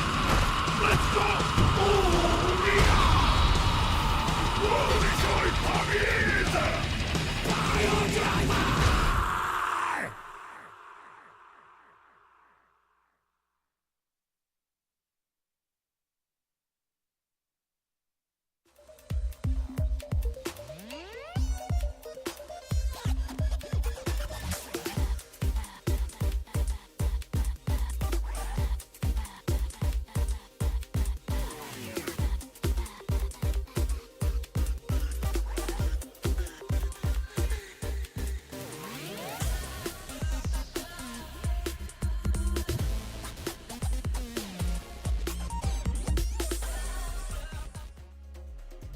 Right back into it. We got the rest of the rounds to play here at Street Fighter League US Finals in Los Angeles, California. And I love seeing that PlayStation 5 wrap around. That has been what's been throwing us down, what we've been throwing down on throughout the entirety of the season. I got choked up a little bit because I'm like, man, I said PlayStation 5 Pro, like I need me one of those I bad actually boys. really do need me a PS5 Pro, but that's what we're kicking it on. Thank you guys for joining us at home, and shout outs to the people here in Los Angeles for hanging out with us for some Street Fighter 6. That's what I'm talking about. It has been electric already. We've already had one of our teams go home, but now we're in the second part of this battle. 2-game versus FlyQuest, and it is not looking easy. Blaz just gave them a crazy rebuttal after coming up from that 20-point deficit. It's one of those things we had talked about, right? If you had been paying attention, you would understand like what the mentality is behind setting up certain players for the anchor spot, right? You are locked in for the anchor position when it comes to the away spot, right? Like Punk had thrown himself out there just to kind of test the waters, but historically speaking, throughout the season, he was trying to avoid Blaz specifically for the Sagat matchup, and now we understand why. But on the other side, though, with 2-game now having to establish their order, do you think they're going to send up Psycho again to face off against Blaz in the anchor, or will Punk step back in and be like, nah, let's run it? The hard part about calling that is that you're fighting Blaz again, right? So, and when we talked about beating a player without actually beating the player, this is how you do it. You get the lead, you milk the points, and then you put your toughest gun down there to make them fight him again. And I think that's the technicality that they're going for. So looking at it right now, too, we're starting to see Juninho Ross step up to the plate because we have to enforce the 4th player. But, man, he's been playing like he's number 1. He's been getting so many clutch moments for himself and getting big W's with a character who's had an established strategy against him out the gate. Hell, even in Street Fighter 5. Facts. But Brian Job, he's going to be the one to set the trend yet again. One of my favorites to watch, one of the most threatening players with that DJ. And funny enough, I feel like with the way he went down to Psycho, he was feeling rather upset about it. But, I mean, he doesn't show it with his face. Yeah, this is kind of crazy, facts. by the way. Once again, to beat, you got to beat him without beating him. Get the point lead, run away with it. They caught win. Punk's coming up. He wants to stop that bleed on the points. And now we get an opportunity for them to get back in the running. And still, once again, it's just tied up 20 points each. This could give them the 10-point lead, which it's 30, so let's go. Game number 1, FlyQuest Punk versus 2Gs. Brian Job already off to the races with the whiff punish and now driving on in with the throw. Ooh. Funky Sway making it hurt. Okay. Nice little gap check right there, making sure you're not going to hit a button. DJ trying to holler with the medium kick. Hey. Hey. Baby. Let me holler. Baby, can't you hear me? Hold on. The counter hit exchange. Brian no longer able to control the corner, but he still has a pretty decent life lead. Punk trying to jump on in there. Counter hit it again. Now we get the OD Sway, bringing it right back off of the jackknife. And this is looking real treacherous on the side of Brian Job. Finally, an OD uppercut. Still a lot of life more left to play with. He finds the dive kick. Punish counter at that. That next exchange could be a big one on either side. And the whip punish, I said it would be big, is going to cost you your legs. Both of them dead. And just like that too, man. You give Punk an inch, he's going to take a mile. That is so destructive. I'm going to say like destructive and disheartening at the same time. Yeah. Damn, English is hard today. It's the matches, bro. They do that. That's just how it goes, man. Even in the finals, nobody's perfect. Hold up. I like the switch up on the jump in. Not dive kick, roundhouse. Throw off the timing. Oh. Trying to reassess the spacing. Brian Job trying to find an opening with the drive rush. A little bit of a halt from that crouch jab. Nothing big behind it, though. Patience on the side of Punk. Ooh. He knows he's got to watch out for the sway now, too. Oh, the drive rush. Mine beats yours. I beat you to the punch. Trying to fight back out of this corner. Oh, man, he's been so ready with the anti-airs, but not ready for the OD dive kick. Corner positioning in favor of Punk. Nobody was ready for that, too. The walk back, though, the throw bait, and he went for the mix. He actually had the initial punish counter. He didn't want to go through with it. He didn't want to commit. Hasn't shown that throw option just yet. Is he going to try? Oh, once again, yeah, see, Punk's aware of it now, so he's playing a little closer so he can react. Finding the jab. Didn't believe in him the first time, but we get the double cash out with the 2. That's going to be 1 going up for FlyQuest Punk. And I love the wherewithal to kind of understand when these sways are going to come in for the Funky Slicer. He had thrown the stand jab. Brian Job had avoided it completely and tried to get either like a whiff punish or maybe like an extended normal afterwards, but Punk was still sticking to his guns. He was testing out the ranges and also testing out the reaction from Brian off of these jabs. That was so well thought out for the control against Brian in the corner. Let's see. Brian definitely was holding his ground very well. You saw he was not swinging a lot. He wasn't giving Punk a lot of opportunities to whiff punish. Instead, he was just holding his ground. Down back. I'm going to walk back and forth to this space, try to get you to whiff so I can make you pay for it. But the adjustments by Punk, play at this range where you know he wants to sway, where those buttons are going to come from. We haven't seen many projectiles, and that's one of the things I'm paying attention to mostly. I feel like I don't trust the projectiles against Cammy, right? It's just so difficult. You can't neutral jump in front of him either. Well, sometimes you can. It depends on whether or not he's maintaining his charge, right? Like, it does catch a lot of sobots. Even catches, like, the medium kick from DJ. Even the forward medium kick as well. Okay. And once again, confirmed combo, jackknife. Gets the big jump in, and Punk swinging instantly. Oh, wow, he held the parry. He actually got out of the projectiles, but he's a burnout. The DI is right behind it. Brian Job can do some big damage right now and take this first round of game 2 pending. No drop level 1. That's going to do it in a perfect defense. Bro, what is the round? How many perfects has Brian Job gotten throughout this entire season? No idea. Actually, no idea. But he's done it a bunch against some of the most prestigious players here in the U.S. Even all around the world, technically. They're roundhouse. They're fighting hard in this middle screen right now. Ooh, speaking of roundhouse. He is making sure Punk is trying to find these whip punishes. Brian is just beating him to the punch. And once again, Punk swinging on wake up. And he's going to make him pay for it to jump out of the corner for Punk. Yeah, he did get a crouching medium punch. It actually caught Punk the first time, but there was no counter hit behind it. He was able to limp, but Punk now with the offensive pressure coming around these throws. Kind of difficult. Brian's also charging down back, or so he was earlier. A nice awareness by Punk to stop jumping instantly, but oh, nice. Gets the combo, spins the level 3. He's not in the yellow just yet, but burnout is on both sides, so this is scary. And he's so pensive. Now he doesn't have a reversal to stand on. It didn't even matter. Punk, off of that jab, you're able to get a full on string and chip away continuously at DJ without any real threat. What a pickup, though. Punk was looking like I was scared for him for a second, but great rebuttal as always. Playing in his corner. making sure Punk doesn't feel comfortable going for any of these whiff punishes, because every time he's made him pay for it.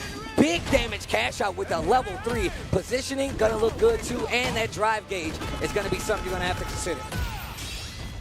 Just below the 3-bar threshold. Punk, even if he lands a hit. Oh, it's not gonna happen! Throw bait yet again, spend the rest of the drive gauge. You already know the double fierce is bringing out Brian with the rebuttal. And look at this. Like I said before, how do you beat a very strong player that you're like, I'm not sure about? You beat him without beating him. Get the point lead and run away with it. Make them fight it out with those big 20 points on the line, and hopefully you can get the lead. But we're going to go back in. This is best of 3, first of 2. Last game of the set between these guys. 20 points each on top of that, so they're fighting for a lead. Oh, we get the big throw bait. Punk being able to initiate on the west side of this corner. Peppering in some of those lights. Brian finds the escape option. The drive ush gets thwarted immediately. Now they're swinging at each other. They're dancing at the same time. Okay, backing up. Doesn't want to deal with it at all. Looking for the sway. Checking for it too. Yeah, Nice. He's ready for the jump. There's the throw. Brian Job, this is where he excels. He knocks you down with the throw, pushes you to the corner, and you got to look for something big if you want to take that space back. Oh, that was the big opportunity that you were talking about. Oh, and an even bigger one. Low medium kick. Spending the rest of that drive gauge, ensuring he gets the damage. No drops here. Match point now for Punk. Set point coming up. 2 bars on both sides. Trying to take the 10-point lead here. 50 is the destination. Very slow-paced game. I don't blame either one of them. No projectiles on the side of Brian Job at all. We know why, but still, not even tested, not even putting it on the table. And even if it's not on the ground, sometimes Punk does get cleared for takeoff in the air. No dive kicks have come out from him either way. There it is, the anti-air we're looking for, and right away going for the OD dive kick. But no budging. It is Brian Job. Does get the counter hit. Commits to the target combo. Wait a minute, you're gonna punish, right? Bro, they are swinging right now. They are swinging right now. 3 bars on both sides, and Brian got a big lead. This next exchange could be the last one. This next exchange could be 10 points. Oh. At least it's another round. Brian Job keeping the dream alive, at least within this game. Final round. Shout out to Rip. Shout outs to my guy. Step on it. Little crouch jab and just backs up. No engaging, just backs up. Brian has been so ready for the approach. It's not that one though. Punish counter on the dive kick. Yeah, he committed to a crouching medium punch, right? The forward throw now commencing for Punk, but it hasn't really been a detriment towards Brian Job. It hasn't actually forced him to the corner, at least within this part of the round. Drive rush does get interrupted. Bro, the scramble is crazy right now. Punk finds the punish counter. To the corner we go. 3 bars on the side of Brian Job. He cashes out. The jab scale a little bit, but not enough to not make you think about what just happened. Punk's got 3 on his side as well, though. Oh, done and done, the cash out. I don't think that's gonna kill, but the positioning to get the W is definitely in favor of Punk. No bars, you gotta do this with the remaining drive, and you better guess right. The jump, looking for something big. He burns himself out. Finally, the back throw from Brian Job. He tapped him twice, and he tried to flinch, he tried to move. He was actually scared of the chip damage, but instead eats the fierce raw. You can't send it back to the kitchen. You already started digging into it. Punk, the god, getting the big W. Oh, man, well played from Punk right there. And look, once again, Brian Job, no matter who he plays, he makes you think twice about anything that he does. Anything and everything. There's not been a scenario where he didn't seem prepared, nor a character where he did not seem prepared, where he didn't have an answer to deal with it. We're going to go back to this. Remember, this is best of 3, sending up Punk to get back the lead in this set. Tied up at 20, now 30 on the side of FlyQuest, and that gives them that small lead. But now, who comes up second for the squad over here at FlyQuest? And I really enjoyed the back and forth between the two. Like, there was a little bit of reluctancy, I feel like, trying to snipe out some of these anti-airs from the side of Brian Job. And for good measure, right? Like, you never know when Punk's going to decide to go for, like, an OD dive. Yeah. But, so, with that in mind, you would think to yourself, if I'm not going to be able to anti-air properly or catch them, I'm going to focus entirely on the ground game. And I think he excelled at it quite well. Yeah, he really did play well. And I was like, yo, bro, he ain't doing no projectiles whatsoever. Brian was like, I don't need these projectiles, bro. He knows he fights his character on the ground. He did such a great job of clipping so many of these anti-airs. And still, Punk was like, you know what? I'm going to find a way. I'm going to navigate this puzzle. But Brian was fighting tooth and nail all the way to that last round. And even so, like putting himself into the burnout, I feel like that second dash is what did it, right? It's not going to leave him in an advantageous state. It just felt like maybe he was banking on Punk the God trying to go for a wake-up OD, but just, there was no way he was going to commit to something that risky, right? Yeah, it's, look, once again, it's the stack, bro. And you're put in these situations where you're like, oh, now I'm in burnout. I got to be weary. I ain't got any bar anymore because I just used my level 3. You got to think about that. It limits your options. And look, it's a hard spot to be in no matter how good of a player you are. Punk comes out on top. Brian Job, valiant effort as we go to Juninho Ross as the next player for 2 game coming up. But who will be coming from this FlyQuest side? It will be Riddles going up against Juninho Ross. And I really like this on the side of FlyQuest. This Luke is definitely one of the characters. You know Riddles has fought him a lot. If you played 6 at all, you've been fighting some Luke, so you know he's got some expertise in it. But also, Juninho Ross, not to be slept on. You know he's a threat, and you know he has something in store for Riddles. It's a little bit difficult, right? I have a couple of questions, right? But before we get into that, Riddles, obviously, he was a former Luke main, right? He got his Street Fighter 6 prowess initially off of this Luke. He had the spotlight on him. Then switching over into the Terry, that made him even more of a beast. The question now is, Juninho Ross, how do you navigate somebody who understands your character to the T? And then number 2, which Terrys are you practicing against? And that's absolutely facts. That's absolutely facts. Best of 3 this time around. Points on the line. And look at this offense. Riddle sinks his teeth in. He does not let out. What a light punch, rising tackle, brother. Keep in this corner. Keep in this corner. He also jumped preemptively for that, and he still got punished. Can you believe it? Spins it all, back to the middle of the screen, switches sides, but you're in burnout. And we've seen how Riddles deals with this. Great jump out by Juninho Ross, though, but you're still back in the loop. The crack shot not going to get him out of there. Another light punch, rising tackle. Tried to get a reaction out of him right there, and he just barely missed it. Oh, and he's also weaving through some of these gaps where the crack shoot doesn't belong. Actually got the uppercut, and it brings him back into green territory with the drive gauge down below. Not going to spend the rest of the drive gauge. Nice and simple. Level 1, not dead yet. Juninho looking rather dry, though. I like that. OD, I'm trying to get out of the corner. Almost had to confirm, and I'm not sure what he was going for. Maybe looking for a counter hit or something, but it did not work out. Juninho Ross keeping his wits about him, jumps over it, and actually gets that round. First round, Juninho. That's 2 bars, too. A little bit of an execution error from the side of Riddles. I like that, though. Covering his spots with the crouching medium punch. That was a counter hit against Juninho. I like that empty jump into the corner. Trying to get a reaction. Juninho just holding his ground. Drive rush roundhouse. Yeah, what a challenge. We've seen Juninho doing this all season. He does not hold the pressure well. He will spin that meter sometimes. Educated guesses, though. Jump back, both in burnout. They're both looking dry. They're both looking thirsty. You're looking for that burn knuckle if you're Juninho Ross. There it is. Can't do anything about it. It's what you do afterwards. You like the defense so far. Juninho Ross with the life lead still swinging. Bro, you got to be careful with those fireballs. Both of them back in green. He gets the OD on the recovery. He's got the bars. He's not dead yet, though. Puts himself in the corner, double KO. And you know how that goes. Juninho gets the game. Wow. Why is Brian laughing like a maniac? What is wrong with him, bro? That's Violent Brian, brother. Wow. The entire bench ecstatic. What's good, you guys? What's good, you guys? Yo, what's up, like, LA? so what What's happened up, LA? was, I love the breakdown of the double KO right there. He's like, yo, so what happened was, I see you, Sam. I know you about it. All right, here we go. That was mad funny. Game 2. Juninho Ross getting it on a draw. How many times have you seen that when it counted? Not ever, bro. I rarely get to see a double KO. Oh, back-to-back fierce is just chonking away at the drive gauge. But at least the second one, Juninho Ross was able to salvage some of his drive off the parry. Right? Needs to be really careful. Juninho looks like he's scouting something. And he finally gets this big counter hit, pushes back to the left side of the screen. Riddles back into the wall. Texas throw, perfect parry on the follow-up. Juninho sees it coming, though. Oh. When did that catch? Excuse me. Hello? Excellent block on the overhead. Excuse me.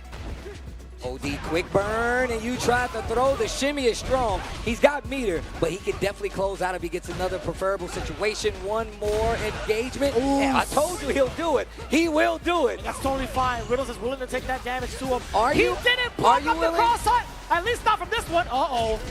You can't go for the rest of the target combo. There is a significant gap between it to interrupt Mad Dog Riddles, savaging the rest of that round. There you go. Make him spin some of that drive, trying to guess which power waves you're doing.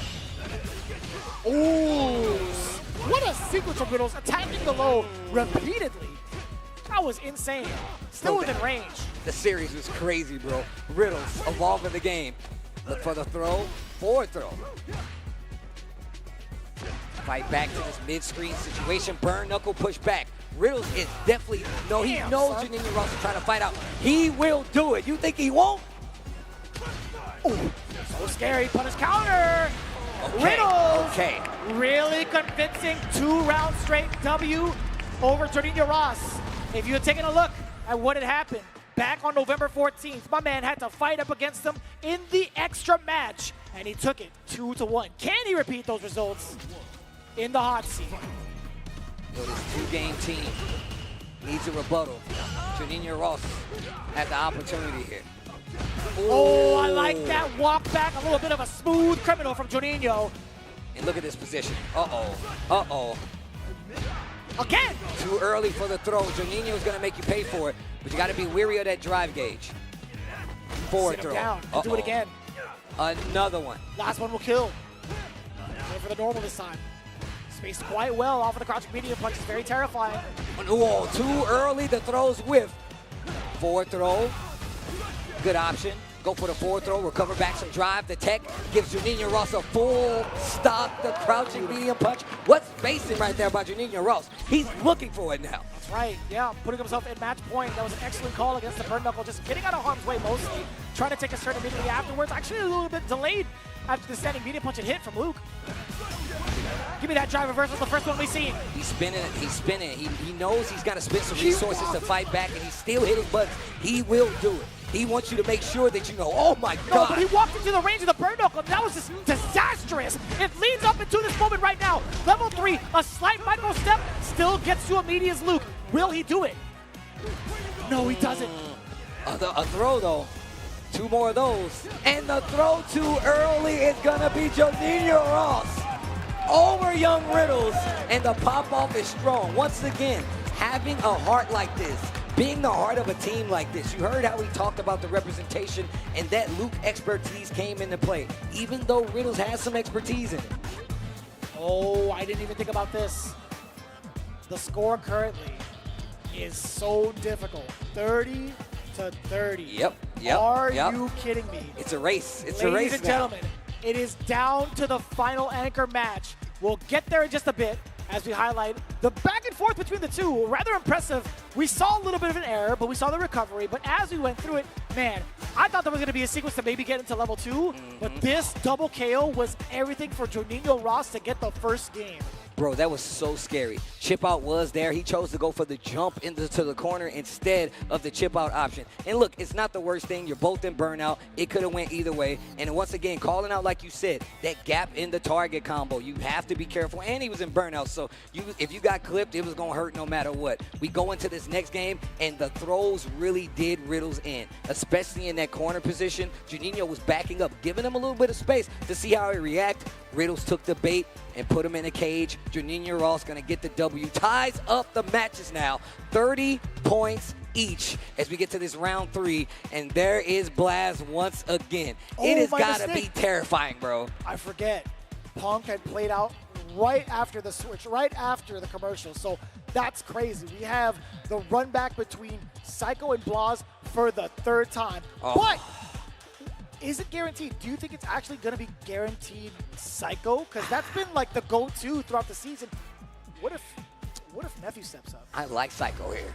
I like Psycho here. Okay. And FlyQuest likes Psycho here. Psycho versus Blaz for the FlyQuest 2-game matchup here. And this is going to be a good one. Like you said, we're running it back. We're running it back again, and Blaz, he's got a tall order in front of him. The way these guys are playing, especially on FlyQuest, they're definitely still in contention, and I feel like you start to see that scale of who has the lead kind of teetering back and forth. I mean, it's tied at the moment, right? So the lead could go either way. The Libra scale is just measuring right now who will be the victor, whose heart is true when it comes to giving this bus ass. Psycho versus Blaz is going to be insane. Currently, looking at the scores throughout the season, Talk to The me. first half, Psycho took it down in the very last bit of that segment, the very last bit of their exchange, 3-2. Wow. But we know what Wow. happened. We know exactly what Yep. happened during the rebuttal. Blas brought it right back, but it wasn't a dominating W. It was also 3-2. Well, I mean, that's a great point for contention, especially to say, who do we send up to deal with Blast? Send the Psycho. Open the cages. Let the crazy, deranged Psycho out to play, and we're about to get into it. Blast up once again to defend his turf on 2-game side, and this league could go either way. This is best of 5, mind you, first to 3. Tied up in the points. We've seen this pressure on display. He was so ready, bro. You can't press the button after a block standing medium punch. You're just asking for problems, getting a trade-off. And So look much at how damage. Psycho is running into this. Yeah, it's a little bit too much right now. He's going for the overhead, but you know, you got to test Blas a little bit. You got to see where his defensive measures are at first. I like the whiff punish. He's hovering around the mediums already. Okay, hold these cans, wake up, and he's going to avoid those explosions with the parry. Damn, that's crazy. I thought he would get punished on the way down. I thought so too. The awareness of Blast, once again, this is exactly what I've been talking about. What? That was sick. The range. Speaking of, the level 1 answer back. Oh, the burnout's there. You saw a counter hit as well. You're still able to press a button. My man was trying to keep it tight. He was trying to enforce a frame trap. My man is burnt out. The slide, the low forward, and the low step kick. Blast runs it back while in burnout. Bruh. How did you find the courage to press a button while Kimberly was on you like that? Bruh. And it's scary. She knocks you down. You're like, what do I do now? Okay, I like that activation on the drive rush. He gets the hit again. Throwing, then the low. This guy Blast is crazy. Oh, the bait! The elbow just too shallow. Get A lot of dunked. damage. Gotta be careful. Blast, waiting his time. 2 bars on both sides. This 1-round lead can go a great way if you can get this first game. But the throw into the corner sets up Psycho. And my man woke up crouching strong. He's crazy, bro. I would not trust this guy, but he goes a little bit too far. Spends his resources, and then he spends his resources. Level 3 on the side of Blast. Game number 1. Gonna go to 2 games. Damn. Doesn't give you an opportunity to get up within that level 3. That is nasty. What? Capcom, I hope you're happy. You made one of the crunchiest, most destructive level 3s on the planet with this guy, and I love it. This dude Blast is like, oh, you knocked me down in the corner and I'm in burnout? I'm still waking up with jab. Still pressing bad buttons. Target combo accomplished. Standing medium kick for the confirm. Now we got the throws. Psycho stuck in this corner yet again. Kind of difficult. Learned his lesson. No button presses after the standing medium punch. Oh, that's perfect slide. He's been using it a lot. The spacing again on display from Blast. What the hell? Oh, the damage on that. That was countering. Perfect parry. Final fight combo to the corner we go. Throw him into a bunch of trash cans. Oh, he tried to actually press a button in between. He woke up throw. His wake up options after getting knocked down in the corner, bro.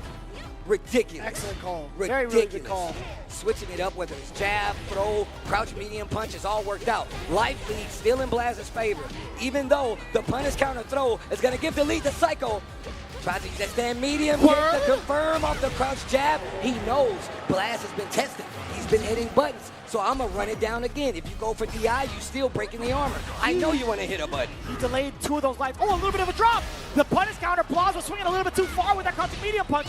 Not going to go for level 3 just yet from Psycho. Oh, trying to push it back into it. Gets the throw. Momentum in Psycho's favor. The usage of the normals from Blast is to make you respect that perfect parry. DI, what a call out. It's off of a perfect parry, so the Scale. damage not too bad against Kimberly. A little inconsequential.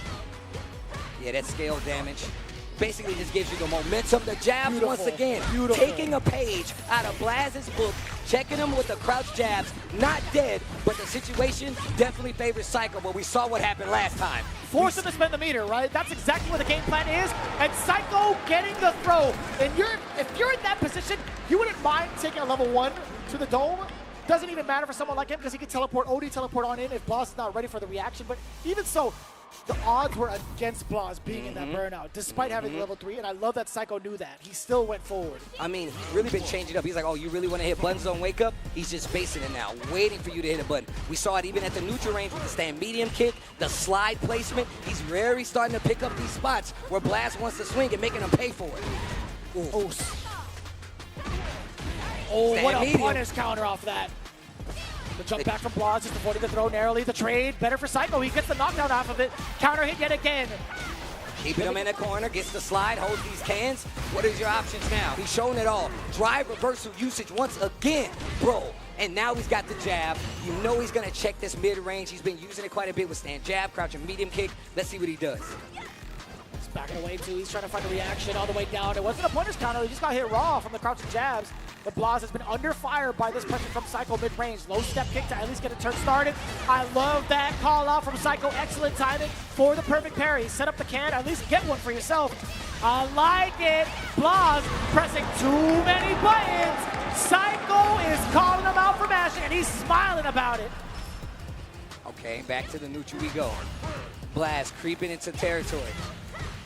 This time avoids that stand medium kick. It clipped on the leg. Blast takes his turn back. Tiger need to close the distance to the corner. Wow, hold those. Back throw, Psycho. How did you know? Perfect parry, Blast. Like that. Tiger need give me some space, fights back to the middle of the screen. Bro, the next exchange, if Blast gets a hit. Oh, stacking away from Blas. Wow. Oh. Looking for a whiff punish opportunity. Just get the counter hit. Psycho, put it in the mix. Wait a minute. He got to spin it. No. No, one more for kill, perhaps. Oh, I like that pressure off of the can. Gets a throw again. Uh-oh, it's not your turn anymore. What do you do? Bro, walking into this space in burnout versus Sagat with the longest limbs. With the longest limbs, one more. He gets the green back. The drive is there. Back throw. And he wants to take it back. The momentum, the stand medium, and then tries to get right out of range. Crouch strong is going to do it. Damn, son. That was a counter hit. There was a button attempt from the side of Psycho. We're keeping it tied within rounds, tied within games. Damn, that Fierce has a chunk of drive rush. Check. Drive gauge, excuse me. The trade, better for Sagat off of the medium kick. And he does get the full combo. Not going to go for level 3 just yet. He doesn't want to prioritize gaining some of that drive gauge back. He's just looking for the assault. He's looking for the corner positioning. I don't know. I wonder if Psycho took note of that. He gets clipped again. Spins the level 3. This is going to be big damage on the board. Once again, not curtains for Psycho, but the situation looking grim. Let's see what this corner pressure is going to be. We've seen the stacked lights coming from Psycho. What is Blast going to do to try to close this out? Back throw again. Burnout imminent on both sides. Another throw. Burnout. Jumps into the corner, bro. Finishes it, goes for the raw level 3. Not this time. Drive rush to make sure Blast fights back. It's understandable, too. Even after the Nexus had hit, it was still very much so Blas's turn. So I would have assumed Blas, he's going to hit me with his block string. He's going to hit me with standing medium punch. He's going to start chipping away at my life. And I wouldn't be able to have a time to act. So totally reasonable response from the side of Psycho. And also good presence of mind from the side of Blas to have the second guess to be like, you know what?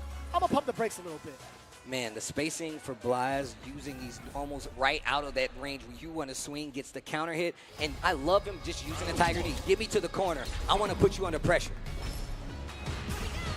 2 games with 2 games for the side of Blas over FlyQuest, representing FlyQuest with just 1 so far. Medium punch has been the magic money button for Sagat numerous times over, and Psycho now starting to find some counter hits of his own, but it hasn't been some big conversions, right? That's the biggest thing. Some of the straight hits that each character gets, Sagat gets to reap the benefits a lot more from the damage output in comparison to Kimberly. Okay, and tries to sneak in the overhead once again. Drive reversal on the side of Psycho this time. Using the can to cover the approach, gets the knockdown and another throw. The utility of the throw that Psycho has been using in this matchup specifically, definitely something you got to write home about. Wake up OD, uppercut, Blast in trouble. Oh, the jump back. Medium. Bro, this dude Psycho just walking up to him though. Looking for a step kick. Psycho giving him a little space. That drive gauge definitely could use a little love and care, but he taps the dome, and that should be it. Yeah, he's gonna spin just 1, and it's gonna do it. Blast one round away right now. They could put FlyQuest to rest off of this last round, potentially for applause to move on to face off against the Bandits. Can Psycho hang on? The slide gets the counter hit, gonna get a follow-up because of it. Man, the dreams of FlyQuest, bro. Right now on the line, Psycho taking it to heart. Gets the hit again. He needs more than a round though. Wake up, and we saw what he did last time. Drive rush. He's far to completely clears the cans. He reads the throw. Catches the jump. There's a throw. So difficult to call. Psycho could actually make an explosive round comeback at least. Low step kick by Shins, brother. Oh, the whip punish counter, that is big damage. I'm gonna spin the level 3. And look, a lot of times you're questioning level 3, but you get a power up from her. So this is actually exactly what you want to do. And we have another opportunity to Psycho to take us to a last game and keep FlyQuest alive. He cannot lose this round. We want more games. Damn, the walk up into the fierce. He's charging forward, Steve. He's starting to understand some of the defensive tendencies from Blaz. We got the command grab. Psycho revving up those engines.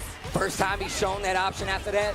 Holds the cans, another throw, momentum in his favor. But this is Blast we're talking about. A block on the overhead, another throw. Psycho. Oof. Oh, he let go for just a little bit. Perfect parry. He gets the rest of the drive gains combo. He builds up another sequence. He doesn't need it. It's level 2 because he does this all day, every day. What a closeout. You can see Punk like, thank you. Thank you, Psycho. What a savage. Yo, look at Psycho looking back to the bench. Look at the smile. I can see his cheeks from here. Oh, man, because there was a smile on his face. I know what you're saying. Oh, man. Oh, man. Bro, this dude, Psycho, keeping the squad alive, putting them on his back. What did we talk about throughout the entirety of the season? There's no other person that is as clutch as Psycho right now. Can he follow through and close out for the hopes and dreams of FlyQuest? Or will 2G take down the former champions of SFL US? And you heard what Punk said about Psycho. He believes anybody that he plays that he can beat. If you put him on there, you definitely says that he can win. Keeps the corner, back throw. Oh my gosh, perfect parry. Perfect parry, and let's see what Blast does with it. He's at a pretty huge life deficit, but he's got screen control now after that Tiger knee. And the defense, up until that point, he actually opens him up with a counter hit. Level 1, give me that. I don't even know what that was when he set a block. Yeah, I'm not think sure about either. it. But Psycho, he'll run away and take it. I thought it was step kick, but I wasn't able to absolutely see. It looks like low medium kick. I just don't know what the sequence was prior, right? Why that didn't occur. Ooh. Oh, Still big within damage. range.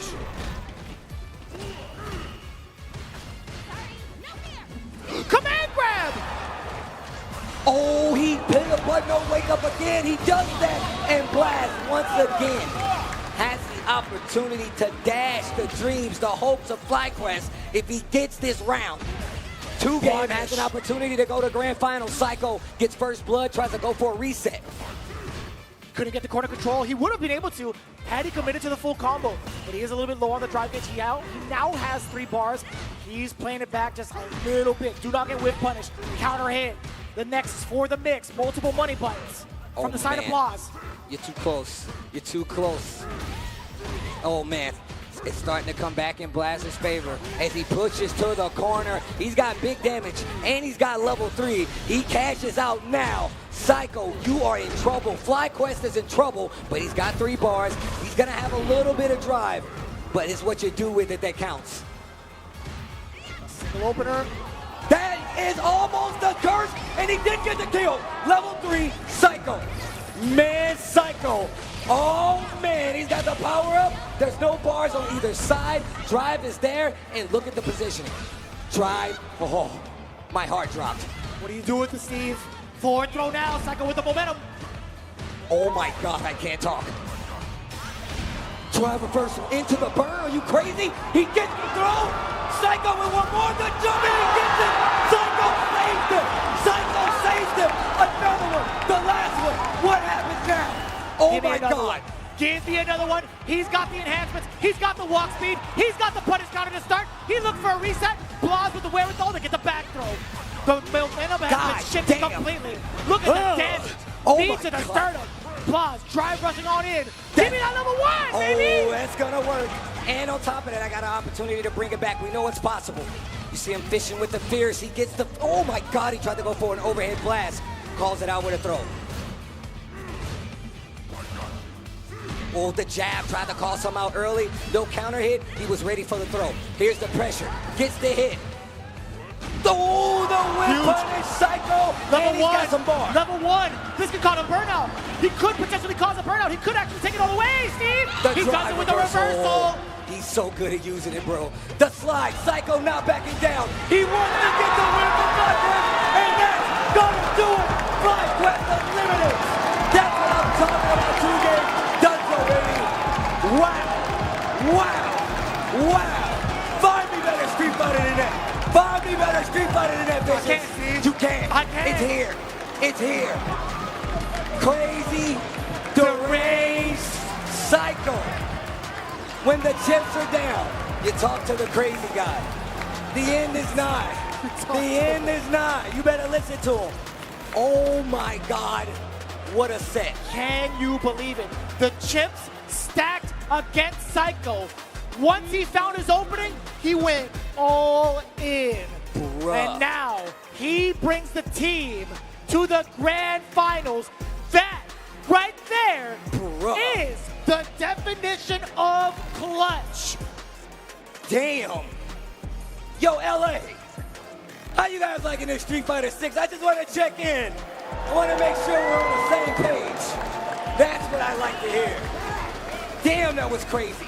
How did he do that? I can't answer you, Steve. Stop trying to rip my arm off. I can't answer you, Steve. I don't know, man. I need answers. We're going to take a look back at the craziest set.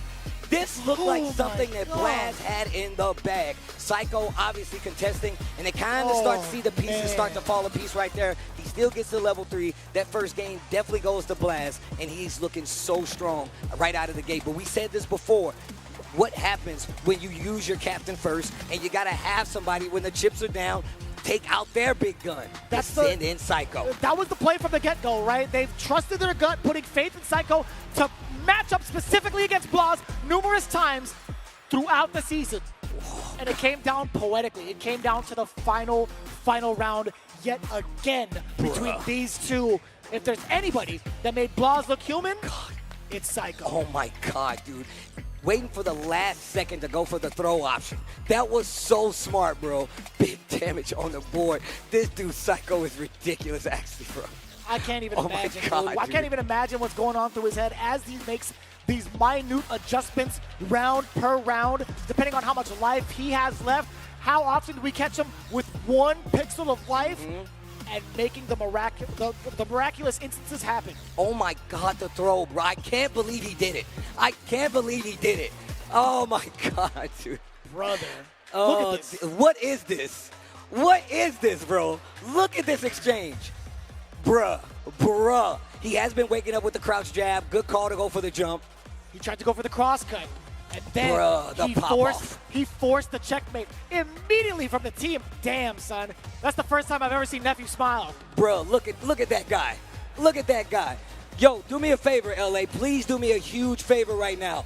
Make some noise for 2 games. They came a long way, and they represent the region that does not get represented properly, and they did just that. It's not an easy feat to come to Street Fighter League for the first time and be this close to playing in the grand final spot. You could not ask for a better team. I truly hope 2 Game is here to stay. Damn. With performances like that, making it into the playoffs this far in their inaugural season, walking away with 10 grand for the team, best believe they have to come back for Street Fighter League US. But as it stands right now, ladies and gentlemen, I don't think you quite understand. We're getting the run back. I repeat, we're getting the run back between FlyQuest and the Bandits. Oh, let's go. And look, a lot of people, I know you at home have been waiting for just this, the tail of the tape. KuaiShou Gaming gone home by way of FlyQuest. 2 Game gone home by way of FlyQuest. And that brings us to the main course, the big battle where the big players play. It's gonna be Bandits versus FlyQuest Grand Finals to see who represents the USA at Capcom Cup at the Street Fighter League World Finals. What did we talk about on the last day, Steve? What happens when you have somebody steamrolling with this exact momentum, now facing off against a team they are very familiar with into the grand finals? What happens? I mean, this is what me, you, and Rob was talking about. What happens to that team sitting there waiting when the team that could potentially come all the way, even if it was KuaiShou Gaming, even if it was them, they are still sharp. They're still prepared. They've been playing. They're ready to deal with these high-pressure situations. 2 Game still looking great there, just could not get it done. Psycho, the definition of clutch, bringing it home for the team. But now we move on to the Bandits. They've stolen so much. Stolen games, rounds, and they didn't steal first place. They just had that many points. Dude, dreams and hearts on top of everything. But now, FlyQuest has an opportunity. They could be the champions once again. But you know what Menace said at the beginning of the season, I want my team to get rings. And the same thing for Punk. And we're going to see who's going to get it in this next match. Oh, man. We're going to need a little bit of a breather, but before doing that, we got to make sure to thank everybody at home tuning in throughout the weeks, even during the break. You guys have been tuning in to Capcom Fighters throughout the entirety of it. And honestly, we appreciate y'all for the support. We also appreciate the support coming in from our sponsors throughout the season.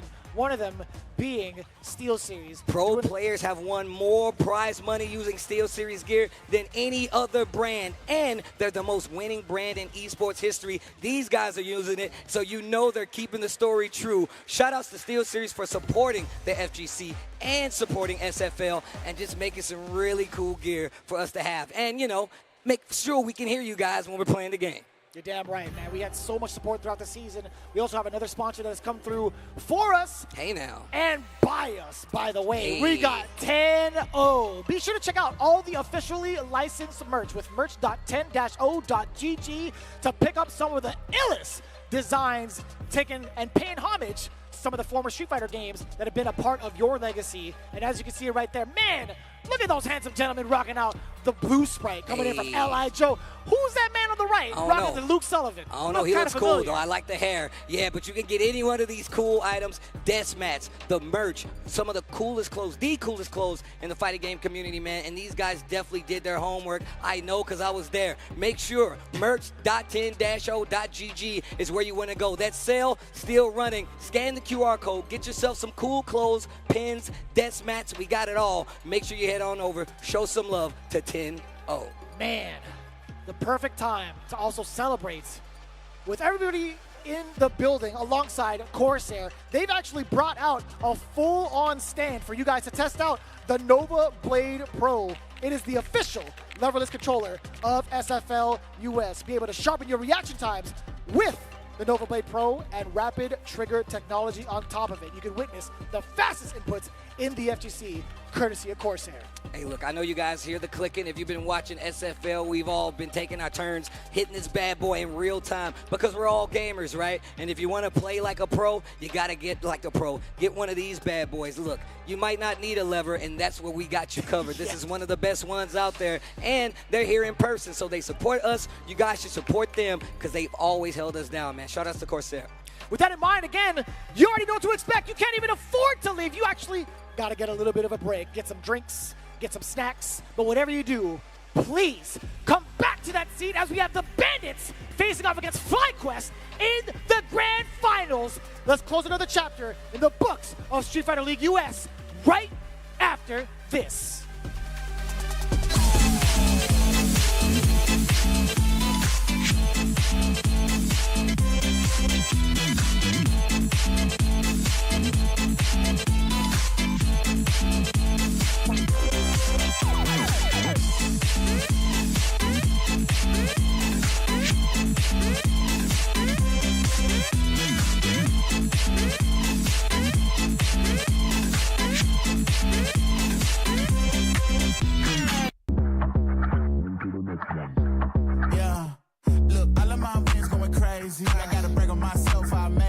Yeah, know I'm got something that can phase me. I'm too dope like I'm back in the 80s. Okay, call me and I'm gon' slide. Pull up with me for a hell of a ride. You need a couple wins, they ain't doing it right. Hit up my line, we gon' turn up the night. I got a lot of wins on my dinner plate.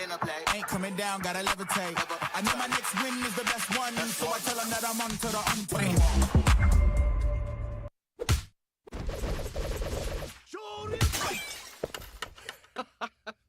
Red Bull gives you wings.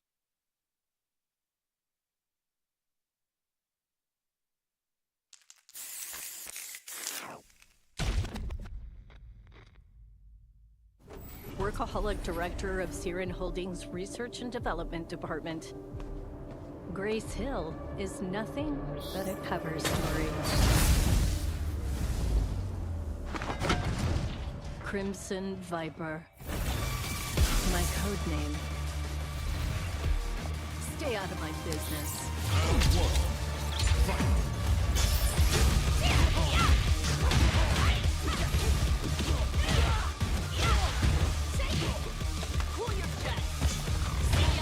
Could you just, like, give up now? I have other work to do.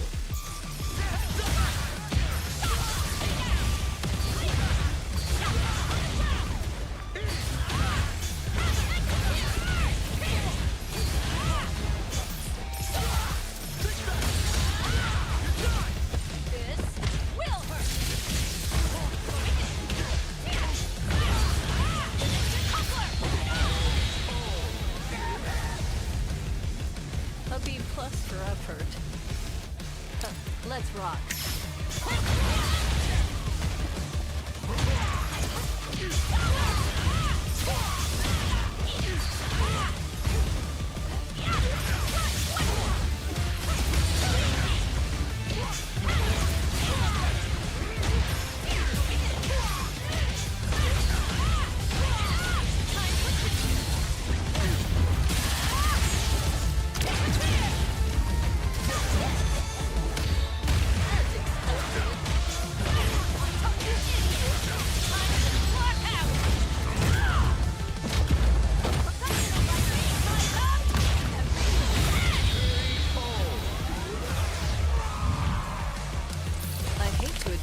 You're not half bad.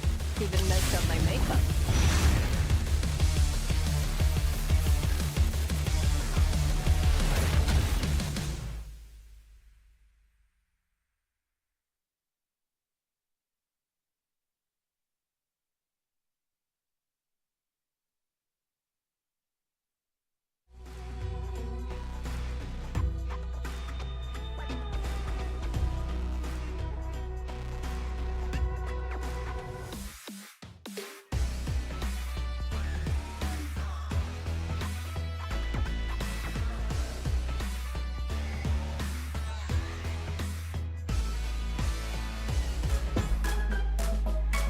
And we are back, SFL Finals. We need to crown a team, but first, take a look at that bad boy right there. I want to get me one of those. I don't know who I need to talk to.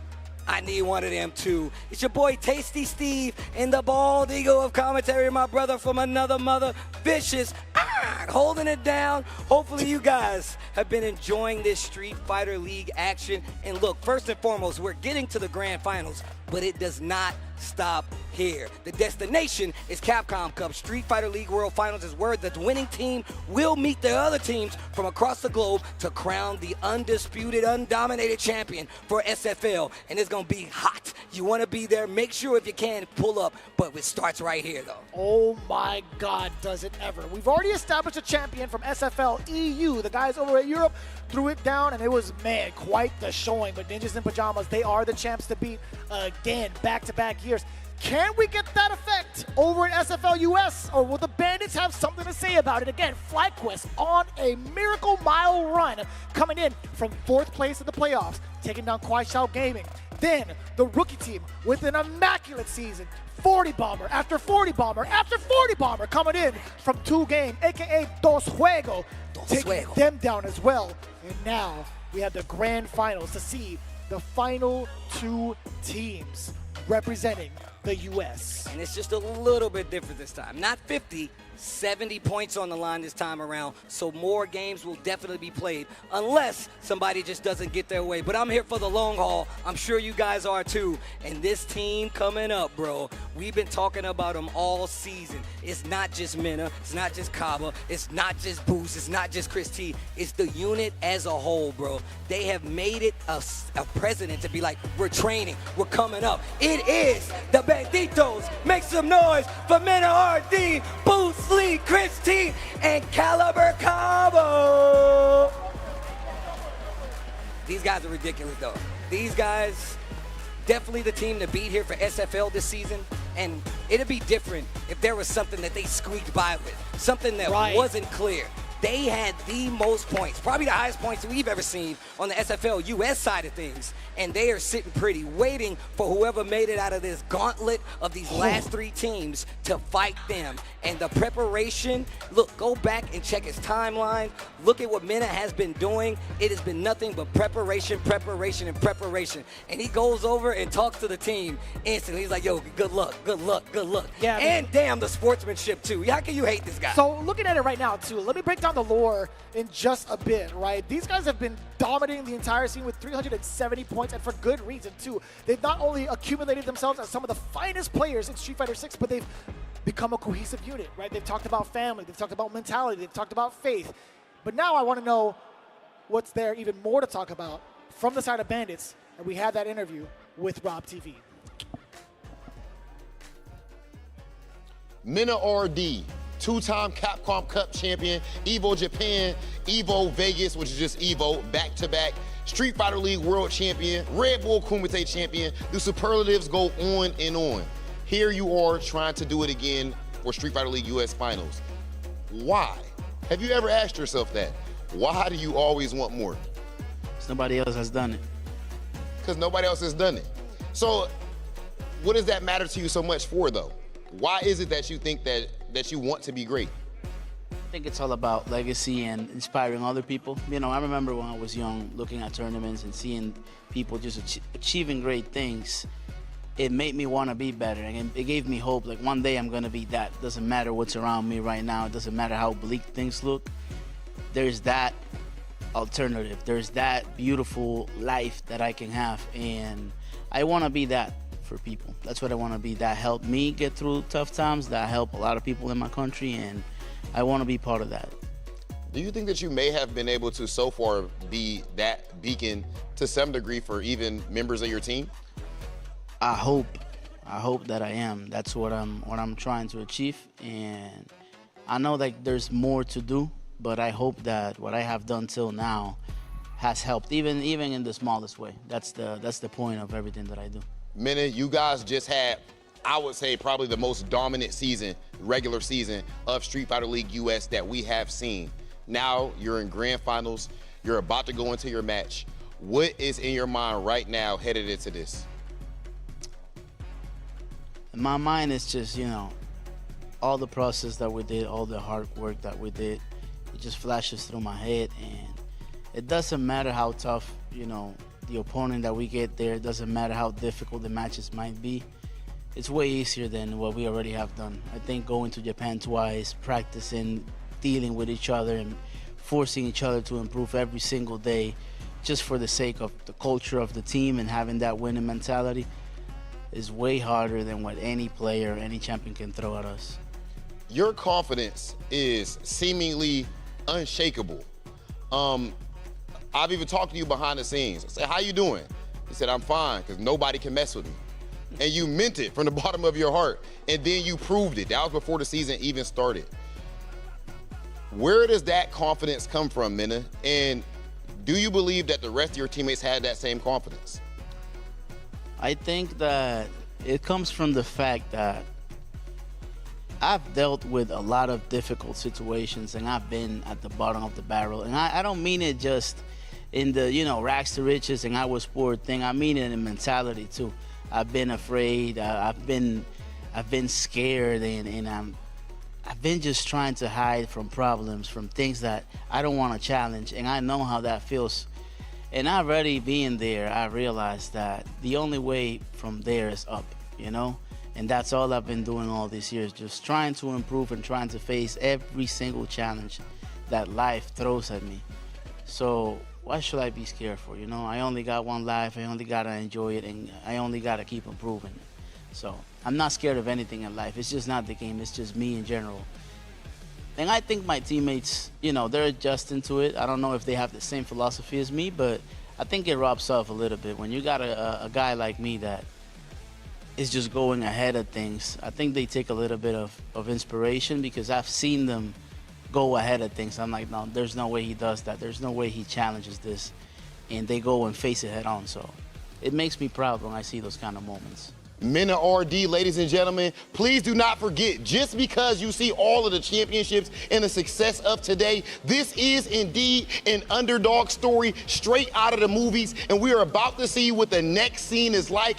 Men of RD, best of luck in grand finals, and we're about to see who is going to walk away as the Street Fighter League US Finals champion. And a class act on the side of Men of RD. It's not just in the game. It's about inspiring people, inspiring his team. I mean, inspiring his country. I'm inspired by him. I want to get better at games so I can do what he's done for his region and just be a champion of champions. But he wants to be a champion of SFL this year, but he's got to get through the FlyQuest squad. And thanks to their placement with all those points, they get the first digs at home. That means FlyQuest will have to give them their lineup first, and they get the counterplay. So if this goes all to plan, Bandits could get the lead early and push through. So this is the thing. Now that it is a race to 70, there's going to be multiple switches unless it's going to be like a full-on blowout. But just looking at this right now, right, Nephew being in the anchor spot kind of gives me a little bit of a hint that they're looking for mostly tie games as much as possible, right? Unless Nephew finds a way to clutch out against Men of RD, and that would be actually insane in terms of storyline. That would be the most prolific thing to happen, I feel like, in a hot minute. I mean, outside of Psycho taking out Blas in that Pixel comeback. But I'm telling you, man, there is some strategy being in play. We're so used to seeing Punk in the anchor spot, but Nephew, he's got a lot to work with, especially if the Bandits decide to go for Mena with the anchor, if that happens, right? It's not impossible to call, and maybe for the first time this season, Chris T leading the charge on the side of the Bandits. He's going to be going up against Riddles from that FlyQuest squad, and this is going to be the first match of grand finals for SFL. So LA, let me hear it. Make some noise!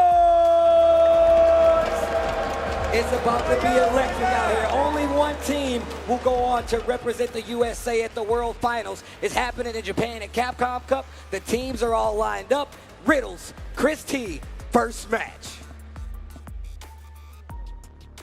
You have a fired up team from FlyQuest. You have Bandits having a seat in the back, meticulously planning their strategy and looking for the big counterplays. They have the home field advantage, but they're facing off against a very hot team. Can they make it happen and become the new champs of SFL? Or will FlyQuest tear that dream apart and send themselves over to Japan for the run back? All right, let's get it. Riddles with the Terry. Chris T, that trademark Ken, and the low forward confirmed Tatsu to the corner. We're already there. Empty jump throw. I like that. Spins the OD, make it count. Oh, the whiff punish. We talk about the footsies that Chris T loves to play. He's been so fundamentally sound with not only that, but also the offensive pressure, the side switch, or the attempted one at that. Ooh.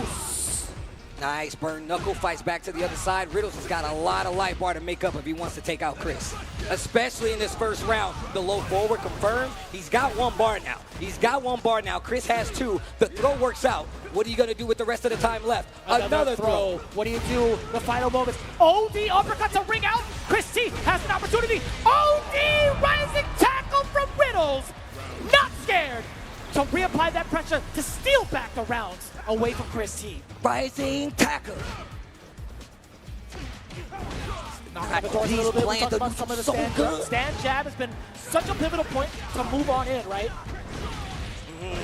This Terry starting to run away with a big damage on the board. Remember, this is best of three. First to 70 points for the grand finals. Wake up jab on the side of Riddles. Gets the knockdown in the corner. This next exchange could be a game. This next exchange could be a game. Backdash, that's gonna do it. Game number 1 goes to FlyQuest Riddles. That's a good call. Very good call. Being to really intimidate, not only with the corner pressure, but with the amount of life left. You can throw in a lot of different looks without having to worry about what happens afterwards. And I like that, kind of sticking to his guns, going for the motion. Let me get this throw, add the layer. Let me backdash, get the whiff punish. Lo and behold, the first game. Play your options out. Make him keep guessing. Back throw on the side of Chris T. Haven't heard that in a hot minute. Ooh, the trade. And look at them fighting for this up-close range. Riddles is not afraid to fight Ken right here. And he's making it count, though. Tots to the corner. Chris can definitely make something big happen with this situation. Fierce ringing out. Does get a counter hit against Riddles. Chris T not able to stop the Mad Dog from getting out. Oh my God, actually a little bit of a reset on top of that. Perfect parry. Okay. And he's crouching. We're getting the enhancements, right? Enhanced Tatsu, you already know it. Dashing up, keeps the corner. Chris T making it count, but he drops the connector. This next one could be what a backdash and his punish counter. If he gets the hit, Riddles closes out another round with the quickness. Oh my God. We talked about this. We talked about this. The Mad Dog, when he bites down, he will not let go. The pressure, just a little bit too much for Chris T within the corner. OD, rising tackle. He's not afraid to spend it. That burn knuckle a little bit too close. Slightly overzealous. Chris T gonna take full advantage of that. Tetsuigniter. You know it. Level 2 gets the burnout against Riddles, and now the corner control. What do you do about this while in burnout, Riddles? Oh, you back dash throw. up and get a back throw? That's what you do, even in burnout. You think I'm afraid to low forward, stuff the drive rush, and big punish counter sweep. Chris T jumps out with the light. Drive gauge, now back in for Riddles. Bruh. Get off of me. Oh, the trade again. Bear scrap. Low forward confirmed. Look at the bars. He's got 2 of them. This next exchange could be points on the board on the side of Chris T. A throw conserves the bar, gets around. I like that. He wants to get this next round. Tie up the count now. Trying to jump on in. Riddles very attentive to the air approach still, but his primary focus are those feet. Yo, my man hit me with a footsie slow medium kick that far out. Now the throw bait. When does a level 3 happen, Steve? Not quite yet. He's pushing to this corner. Real tough right now, though. Big life lead on the side of Riddles. 3 bars apiece. Back throw on the side of Chris T again. He's got the corner pressure. Drive rush met with a standing medium punch. He's got plenty of bar. Hit him with the power. Geyser.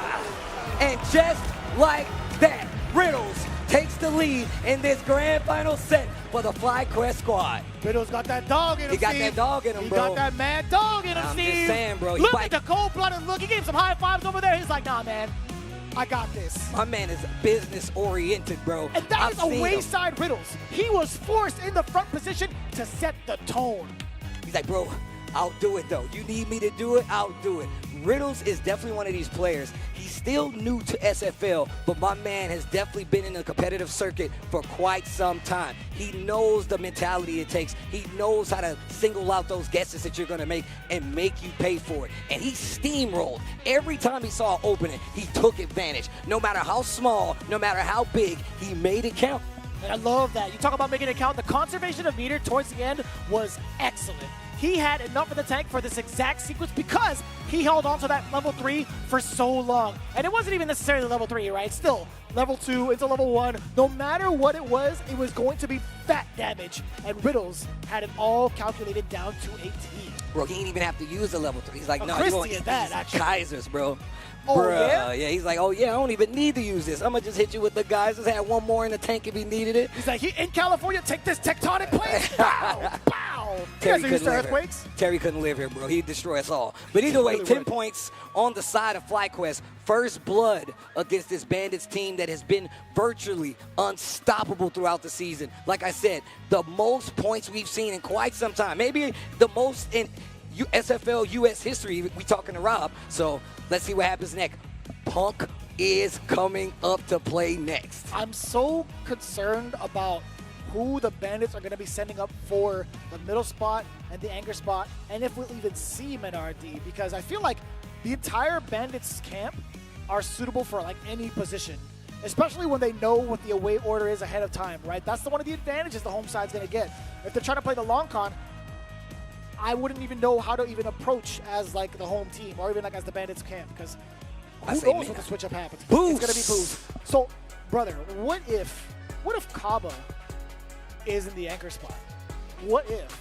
I mean, who knows? I mean, think about it. Trying to beat somebody like Mena without actually playing them, that might be the only way you can do it. Boost League coming up, Boost Almighty, Boost Mobile, whatever you want to call him. My man be in the lab. He also got Boost Willis now. He got Boost Willis, and God forbid they see my man's with motion. He's going up against FlyQuest Punk as his opponent. 10 points on the line. Remember, I want to reiterate, first to 70 points. That's how we crown our winner.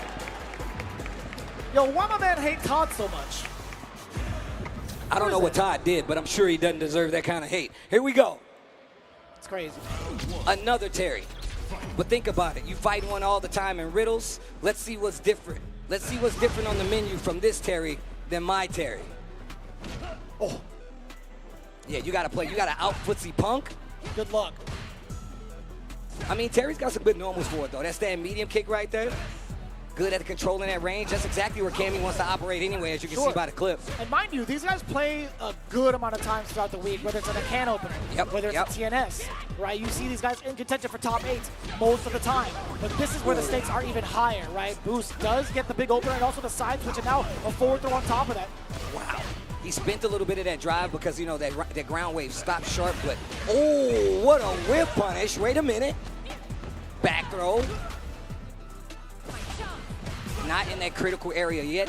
Tries to clip the drive rush, but he does get a throw. Boost has an opportunity. What do you do about it, though? He's playing it so cautiously. He is in the life deficit, but he tries to squeeze in a normal. That was off a drive rush jab. Punk keeping the gaps real tight. You cannot try to squeeze out a button. And keeping the bar, too. Didn't even have to use any of his meter, so he's going into this next round strong. Remember, best of 3, first to 2, 10 points on the line. Oh, you can't do it. You can't do it. Not the right strength. You can't even do the DI regardless. Damn, it's going to be level 3 now, causing the burnout and hella damage tacked on top of it. Hella damage. Bro, look at the life bar. Oh, nah. Boost knows better than that. My man's moving. Now I see the definition of Boost Mobile. He going all the way through with the rest of that drive gauge combo. He earned those nicknames. We didn't just give them to him because we wanted him to have them. Those are his names.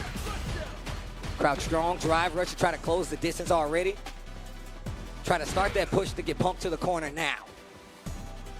It's so difficult to, and Boost playing so patiently, right? He's trying to find any sort of opening, but it's Punk who does get the opener with a throw. Tap on the parry. Drive rush down. Oh, had the punish counter. Didn't believe in the hit. The backdash, the whip punish with the punish counter sweep. Frame kill with the jab. Punk with the momentum. And the pace being set from both ends, right? Nobody wants to move or misstep or throw on a whiff punish. Or a normal that gets whiff punish, excuse me. But that life bar telling a different story, at least for now. But that drive gauge telling a different story too, especially on the side of Punk. Another good series from Boost. And he can push in his corner. Perfect parry again. Oh, on the other side. The forward throw, drive rush on in there, knocking on the doors with a couple of lights. Boost creating some space for himself after a pair of mediums. Uppercut, you know it. Light punch. Great block on the overhead. He's swinging still within medium range is Boost. Another block on the overhead. Bruh, the defense is crazy on both sides. Not good enough. He's got 3 of them. He's going to spend it. That CA damage. Little scaling on the jab, but you know Boost is going to want to run away with this. Look at that drive gauge. Empty. You're burnt. What do you do? He walked up. A Michael step forward. Caught a limb. Counter hit. Boost. More than enough damage to strike first blood. Once again, what happens? What happens when the captain goes up, not able to close out in this situation? Damn, didn't even think about that. Goes back and forth. It goes back and forth. And I love that Punk went into the second spot position, regardless of the outcome. You want to let them know you're here to play, get these points, get the lead early. That way you have to make men, you force men in a win. You don't make middle want to win. You force him to win. And no more dangerous than Punk right now, I feel like. But with RD, we might see him just a bit. Punk already starting things off quite well. Damn, dude, what kind of exchange was that? Big trade in the corner. Still in control, and he tried to do it again. Boost is looking for it. This dude's a lab monster. You know he's got the timing for that. A look of concern for the side of Punk's face, as that's the second time around that he's attempted to go for that strategy, right? Wow, gets the target combo, power dunk. Placements on the dive kicks are really good, but Boost, my man ain't moving. He's not budging. Oh, forward throw within range. Another one. That was a counter hit, though. Do it again.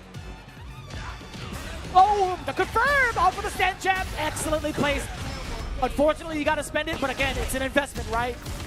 You're trying to make it pay off into the next round. We'll gladly take it, especially if you start. Bang! Punk finding multiple openings. Kind of curious about that sequence going into the ground wave, right? Same. Punk has been very confident about going to that DI multiple times, and he got blown up for it twice in a row. And he has his look on his face. He's like, damn, son, I swear this worked. I mean, I think ground wave actually would get caught, but he's just doing, I think, medium punch. She's doing medium punch with her ground wave, so. Knocking on the door, we do get the jab. The tick throw, excuse me. Oh! Roll. The burn knuckle. Clips him out of the air, ready with the juggle. That was sick. That was so good. That was Big chunk of damage, too. Oh, my God, the throw. Boost has an opportunity to bring it right back, and now he has an opportunity to close this out now. He's got 3 bars to his name. A single hit could be a very, very dangerous spot against Punk. Look at him, he's meticulously planning. He's going in and out of the ranges where he thinks Boost is going to be at, but no. You see those preemptive jabs coming from both sides, right?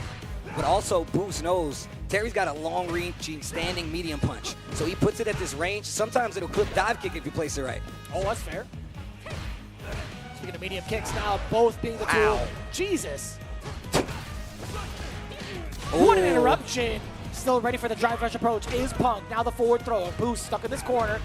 What was that? That had to be rising tackle. That had to be rising tackle. I think it was maybe a preemptive crouch heavy. They probably stopped the delay on the dive kick possibly, but I could be wrong. And he gets to confirm. Punk answers back. 2 level 3s to close it out. 1 game apiece in this best of 3 fight. Dead. Not bad. You know, I like the idea. I like the idea of preemptive crouching heavy punch to prevent the dive kick from happening. But that was a good idea also from the side of Punk. He's like, you know what? I'm just gonna go for a normal jump in. I mean, think about it. If he did heavy punch, rising tackle, it would have pushed him too far forward. Potentially would have put himself in a You're bigger right, situation. Actually. So yeah, you know, yeah. You're absolutely right. Like doing that rising tackle because of it, like doing the heavy version, it just pushes him so far forward. And funny enough, it actually would have clipped the dive kick as well. So there you go. Oh man, it's tough. I mean, those are the situations I'm talking about. These guys have obviously been in these situations multiple times, right? So putting them back in that situation again to see how they're going to react, that's where a good player stands out. Baits out the big OD uppercut, and look at the damage he already got off of that with no meter needed. Ooh, give me that punish counter. That just sounds like it hurts, bro. Oh, hell yeah, dude. She does the double axle fist towards the chin. Spinning your head off your shoulders, man. Kind of violent. Oh, forward throw, though. Move on in there. Give it to me. Counter hit, conversion. Boost with the buffer behind it. Level 1, are you okay? Basao! Damn, you see the Roman Reigns after? Set point. That's who it was that's playing on Kuma. I forgot. Oh, that's a punish! Okay, to the corner we go. But this has not been the best situations for Punk. Even when he's gotten a boost to this corner, it's been so hard to make him flinch. It really has been, right? Damn, he just ran right into the burn knuckle. I understand, man. That thing comes out of a blink of an eye. Needs to be careful. That stand medium punch been doing work. And now I bet you're going to start seeing this crouching strong from Terry. Ooh, standing medium kick as well. Told you. Preventing the dive kick. Ow. The neutral, not quick enough. Ooh, he can confirm in the counter hit into bust the roof right there if he gets that medium kick That again. makes sense. That makes sense. Give it to me. Does get the forward throw. Match point for Boost, by the way. Last sequence, perhaps. Oh. Oh my God, this is huge. The damage, pretty substantial. The drive, destroyed. What do you do with the burnt out Terry? What? Jump back jab. What a walk-up sweep. Trying to get a reaction. The dive kicks, he's in burnout, but he's got plenty of more. He's got plenty of more. He gets the hit, the tag. He's ducking the jump light. The throw, Punk gets it. Punk gets it. That's a round on the board, and one more for the points. What a terrifying round. Boost was definitely holding onto that buffer, but immediately goes into the drive rush low. Look at the amount of damage and under control. Jump back jab. Doesn't want to be overzealous with the corner pressure, or so I thought. Immediately going into the bird knuckle. Oh, I like the recognition. He knows he wasn't low enough to get the combo. Completely backs off. Smart.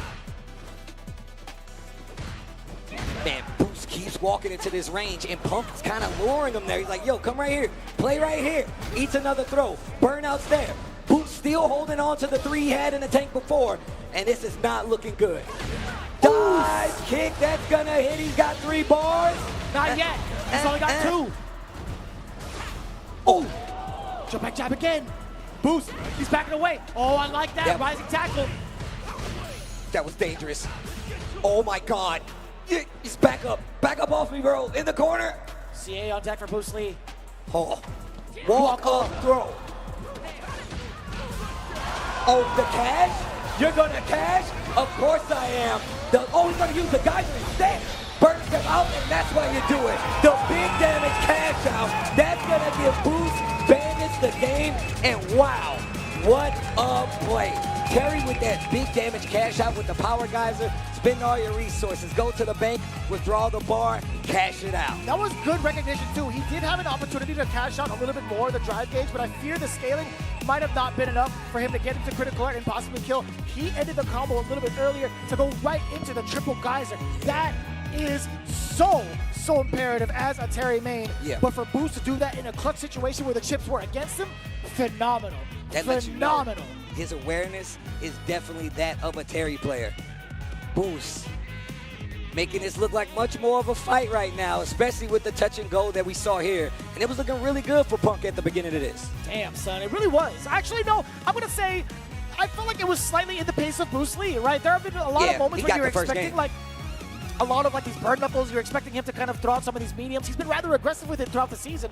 But I will say this, the adaptation and pace, the big anticipation for normals coming in from Punk towards game 2, that was definitely his moment. Those medium buttons came in clutch, man. Stand medium kick. We saw the target stand medium punch. He even hit him with a raw target combo into power dunk mid-screen. That lets you know he's playing that range perfectly. Dash up with the jabs, pepper it a little bit, gets the perfect to fight back.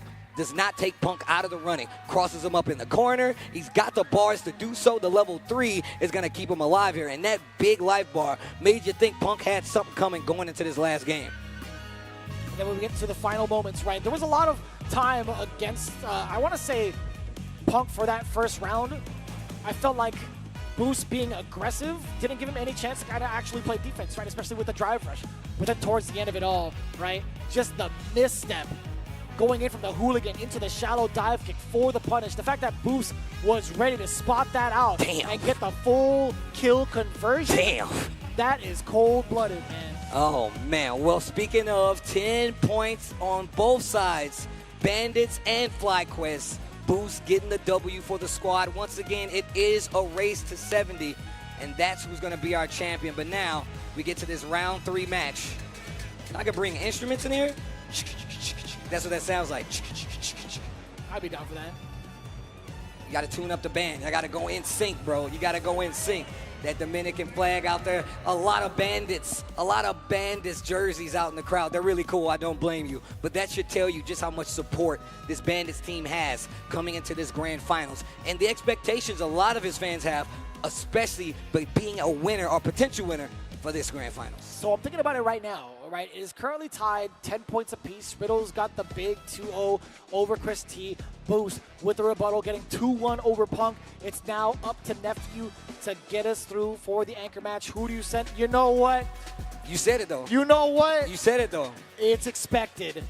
Mena RD not going to shy away from the challenge. They're looking for the big W in the first exchange while at home field advantage. The Bull is ready to play. Okay, here we go. And look, you pointed this out, though. You put them up there, give them a chance to play. You never know. Did they expect it? Of course they did, because they are at the home team, right? But make them fight it out. Don't even give them the punk just yet. Switch it up. Put them in the middle spot. What if he did get that win? You know what I'm saying? That would have been 10 points in the lead their way. But Boo's holding it down for his team. Look at Kaba rubbing his hands together. Birdman hands in the back. My man's waiting. Yeah, so 10 points apiece from both ends. Bandits and FlyQuest. Let's see how this plays out. That's a sick shot, by the way. That is a crazy shot, by the way. Here we go. The Blanca comes out to play versus Nephew in an instant whiff punish on the side of Mena RD. Knockdown with the electricity. Ooh, what a whiff punish. We talked about some of those normals that Mena likes to implement to kind of tease the idea of whiff punishing, or at least counter poke most of the time. Nephew, well aware of it. Ooh, give me that. Oh, I thought that was going to be a punish. Perfect parry against the Fierce. Slide, knock her down, gets the throw, corners right there now. No, no, no, no. No, no, no. Not again. Some of the tendencies carrying over from the previous set. Nephew opting to go for the OD uppercut upon wake up, ready for What the a arrival. check. Jesus Christ. But it's also a big strength that Nephew has, right? He's been consistently checking a lot of the drive rushes, and now punish counter with the Rinko kicks. Off to the full sequence. Another punish counter for the side of Nephew. A throw break, though. Mena RD clearing the space. Perfect parry. There you go. Drive it up. Get the punish. You got the bar. You might not need it. Yes, you will. One of them. I take that all day, every day. And a perfect to answer back against Mena RD. Still looking rather confident, right? Nephew's still able to play the game that he's been looking for. He's been whip punishing really well. Ooh. Oh, I spoke a little bit too soon. Ooh. The overhead is there. Lightning beast. Let me get another ball. Going forward. Little fella, help me out. Wow. Nephew tried to move. Tried to do something. Welcome to the toy shop. There's another one. Tries to go for the tried and true Nephew Classic to get out of there. Meeting him in the air. And baits out the uppercut. That's a quick 2 games and a perfect answer from Mena RD.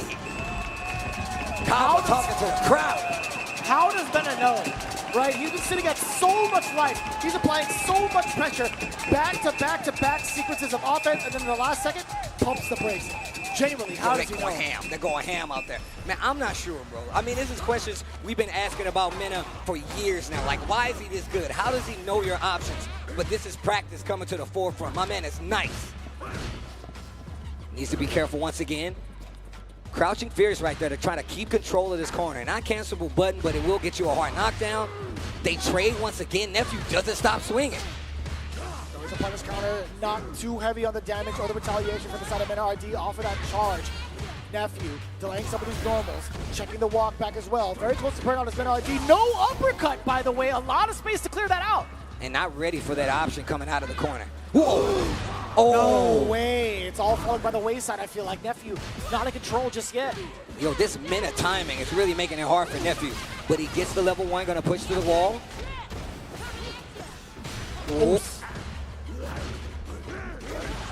Oh, that's out of power. Oh my God, this dude Mena RD, bro. He's so prepared, bro. He was prepared off of the command jump to go into air ball to catch the anti-air. Oh my God. The counter hit on the double knee bombs. To the corner. And welcome to the toy shop. You can only get one. There's the throw. Oh my gosh. Dash up, close the distance, gets the back medium, and once again, you're in a serious situation right now. Spins the bar, but also look at the drive gauge on both sides. That's exactly it, right? There's been a couple of moments where Mena opts to go for the level 2 under pressure, and also while he has under 3 bars, around 2 bars, really. I like that, beating him to the punch. That stand jab, a good amount of damage to the drive gauge, also getting rid of the rest of the lightning beast. Oh, what? No, oh no, it saved him last time. That's not bad. Mena was ready this time. That's actually not bad for Nephew, but this is, though, the burnout. The trade, air ball 2 times over, repeat offender. Man, and just leaving my man scratching his head right now. The flag is dancing. The flag is dancing. The whole bench is dancing. The Bandits bench is dancing. Uh-oh. The full support coming in from the Dominican Republic side. Damn, Kaba, that's the first time I've ever seen him move like that. Bro, cheerleader Kaba. Boost even got some rhythm to it. Hey, well, you know what he say, man. God forbid, bro. He say, I got some motion, baby. Emotion and the motion. And I like that. All right, Boost, go ahead and get down, man. Nephew, taking the a Boost second. Boogie? That's crazy. Yo, the Boost Boogie. I would love to see that. What's going through the head of Nephew right now? Menon look like he cruising over there. No headset. He likes to hear the crowd. He likes to hear the power up. And you got Kaba and the crowd? No fair. Oh. No fair. Damn. All right. What's going to be the change-up? Dude, another counter hit. No change-ups. He's literally gotten that opening, what, 3 times thus far in these 2 games? Maybe even 4? Who's counting at this point? With the double knee bombs as a counter hit, catching Nephew off guard multiple times. It's this back throw. So he's got the screen and his advantage. That was really good. Walks forward just to make sure he gets the uppercut. Nice Rengoku kicks. Cancel the first one, and now we're stuck in this corner. Damn, son, that's a lot of damage off of that sequence. Jury likes to play fast. She can do a lot of damage in a short amount of time, but she's got to make you swing. Oh, onto the other side with the rainbow ball. Kind of difficult to contest because you can't change like the trajectory midway through. Answer to the overhead. Let's see what the next option is.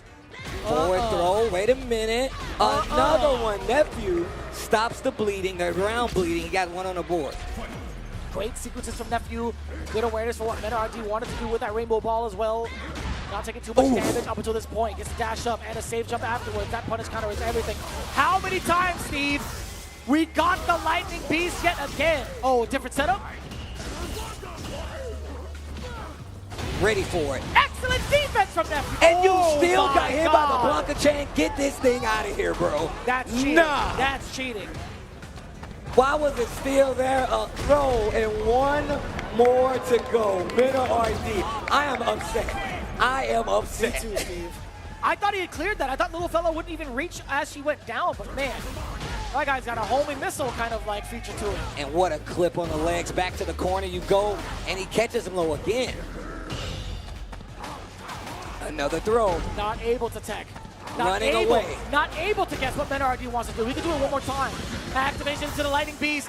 He smells blood in the air. And he secures it. No, Lightning Beast, you can't do that. It's still active, and then he gets the throw. I don't think he's dead. Are you dead? Are you dead? Dead. And that's a perfect. And wow, what an answer. And look at this dude combo, bro. Look at this dude combo, bro. Yo, watch the hips, B. Watch the hips, all right? Wow. Wow. Dang. That is 2 members down for the side of FlyQuest. 30 points in total for the Bandits. Boost taking a W over Punk. Meta taking a W over Nephew. But Riddles keeping the team's hopes and dreams alive with that 10 points, taking Chris T down initially right out the start. But let's talk about this a little bit more, right? Like, MetaRD has had such an intimidating start, multiple rounds over throughout the series. Yo, the knees, bro. He did it like 3 times. Got a counter hit, I believe at least 2 of those 3 times. And just delaying it just a little bit at the start of the round. Gets the counter hit, already confirmed, push to the corner, makes you hold the toys, and closing out so fast, bro. Wouldn't even let my man play. The cower into the air ball, too good. That was nasty, by the way. Too good. Still being able to master charge, I really enjoyed that. But the multiple air balls into the confirm afterwards, catching Nephew in multiple instances where he wanted to walk forward, or at least trying to drive rush out of the corner, and stopping him where he stands, killing him where he lies. Right here, boom, just like that. The drive rush getting thwarted, man. There, you got to be super weird. Lightning Beast is active. I'm just holding, bro. I'm waiting. You try to cross me up, you go for the parry, but look, the mix-ups are strong. I mean, we saw when the blocker chain came back. Look at the hips, bro. My man going crazy, hands up, going crazy. 30 points to 10. Bandits, strong lead right now as we go back into it. This is going to force a switch. So now, if I'm FlyQuest, you got to make this switch count something fierce, bro. You're down 20 points. You got an opportunity to work back up to that 20-point draw and make it count. so difficult right now, man. It felt very convincing within that anchor match. Granted, there's still a couple of games right out the bat to get 10 points, scrape a little bit first to at least tie it up. There is an opportunity for that, but what happens if Menardi just consistently sits in that anchor position, Steve? What do you do? Who do you send up? That's why I asked. It's super difficult. Like I said before, you have to make him win. Mena already wants to win, you got to make him have to win. Put the pressure on him, but the team is picking up the slack still, and now Mena's like, you know what? It don't even matter. I got it now too. It's the 20-point score, bro. It's a really hard way to kind of navigate this. All the players on your team are very strong. And that order the first time was definitely in your favor because you knew it was coming down the pipeline. Right. FlyQuest has an opportunity now, but they have to. This is not like we can get 10 there, because if Mena is still there, like you said, how do you stop him? How do you call him out? And maybe we get punked this time. Who knows? There will be a little bit of a change up between both teams. Now they have to utilize Psycho from the side of FlyQuest. They have to utilize Kaba. Oh my God, they haven't used Kaba yet. From the side of Bandits. This could be kind of tricky. Even if they are in the away position, this is still anybody's game, at least from the second point on. Away team going towards the Bandits, right? They have to lock in their set. FlyQuest, it's up to them to meticulously plan and pinpoint which matches they want, because again, with that race to 70, we're still going to force a switch, and we still have to force a fourth player again. Oh man, it's not going to be easy. I don't know what the decision would be between those two. I'm not a captain, and I'm happy that I'm not. I don't envy these guys at all, but I respect both of these guys, and I respect the people and the partners that help keep Street Fighter League going. So I want to say thanks, and we should show some love, because they got some cool deals for you guys. Asus, ROG. Level up your gaming with Asus ROG monitors designed for both console and PC gamers. Asus ROG offers various panel types, including stunning OLED displays and the ultra-high refresh rates. Select models feature dual mode, letting you enjoy 4K at 240 Hz or full HD at 480 Hz. Don't miss out on the exclusive SFL deals available for a limited time. Visit asus.com to elevate your gaming experience today. The QR code is there, and we gave it to you in text form if you need it. Go get yourself a monitor. Show some love, because they support us. On top of that, you guys can arm yourselves with some championship gear. The armory is open with Brook, especially with the Brook Fighter Starburst. It's all new, all button arcade controller designed specifically for next-gen gaming consoles. It supports the latest platforms on the market, including full compatibility with all PlayStation and Nintendo Switch 2 games. Again, be sure to equip yourself well when it comes to fighting in the streets of Street Fighter 6 alongside Brook. Man, shout out to everybody that helps supports us. And if you support fighting games, thank you so much. And you supporting SFL, thank you even more so, because where else am I going to get to do this? And of course, we got an amazing crowd here. Yo, LA, y'all still with me? Make some noise. That's right, that's right. And with that being said, we're going to take a quick break before we get back to this grand final set. So don't go anywhere. Get some refreshments. Come back and join us. We got more Street Fighter 6 on the other side of this break.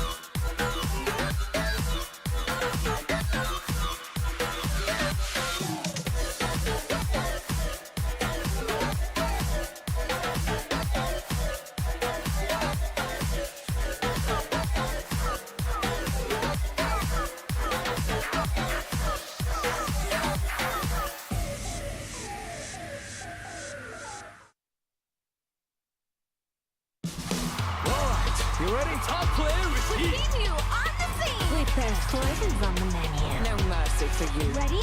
Then show me. All right, let's get it. Game over, yo. Too easy. Beast mode, baby. Sure thing. Let's dance. You know what they say. If you rock the boat, prepare to get washed. Let me play. Make way for the ninja star! Domo arigato! From Lamborghini! Behold! What you know, as I command you finish. I'll make you proud. When poison prevails, it's a wonderful feeling. I have you. Another mission awaits. Do you plan to fight this woman? Target acquired! I'll show you the power of my kung fu. Now you understand. Don't underestimate me. Are you ready yet? It's go time! One of a kind.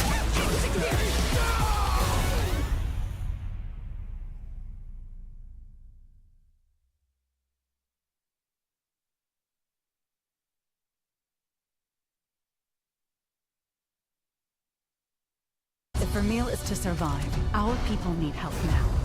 I will not idly sit on the throne as our nation faces its death. Our village has long kept these canines as our wards. This is a threat to our very way of life. You're not the only one here who's curious about Lady Amara. The future of Azuria rests on your shoulders, and you sat yourself down right in front of an assassin. Are you out of your mind? The Living Mountain. Yamatsukami.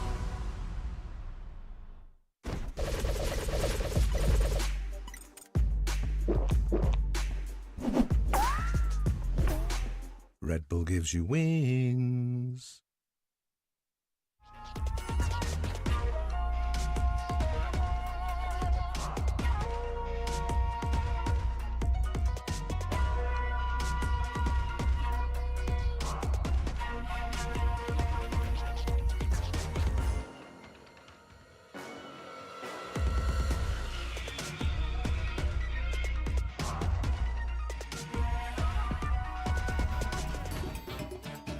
Ladies and gentlemen, welcome back to the Street Fighter League US Finals. My live audience, make some noise!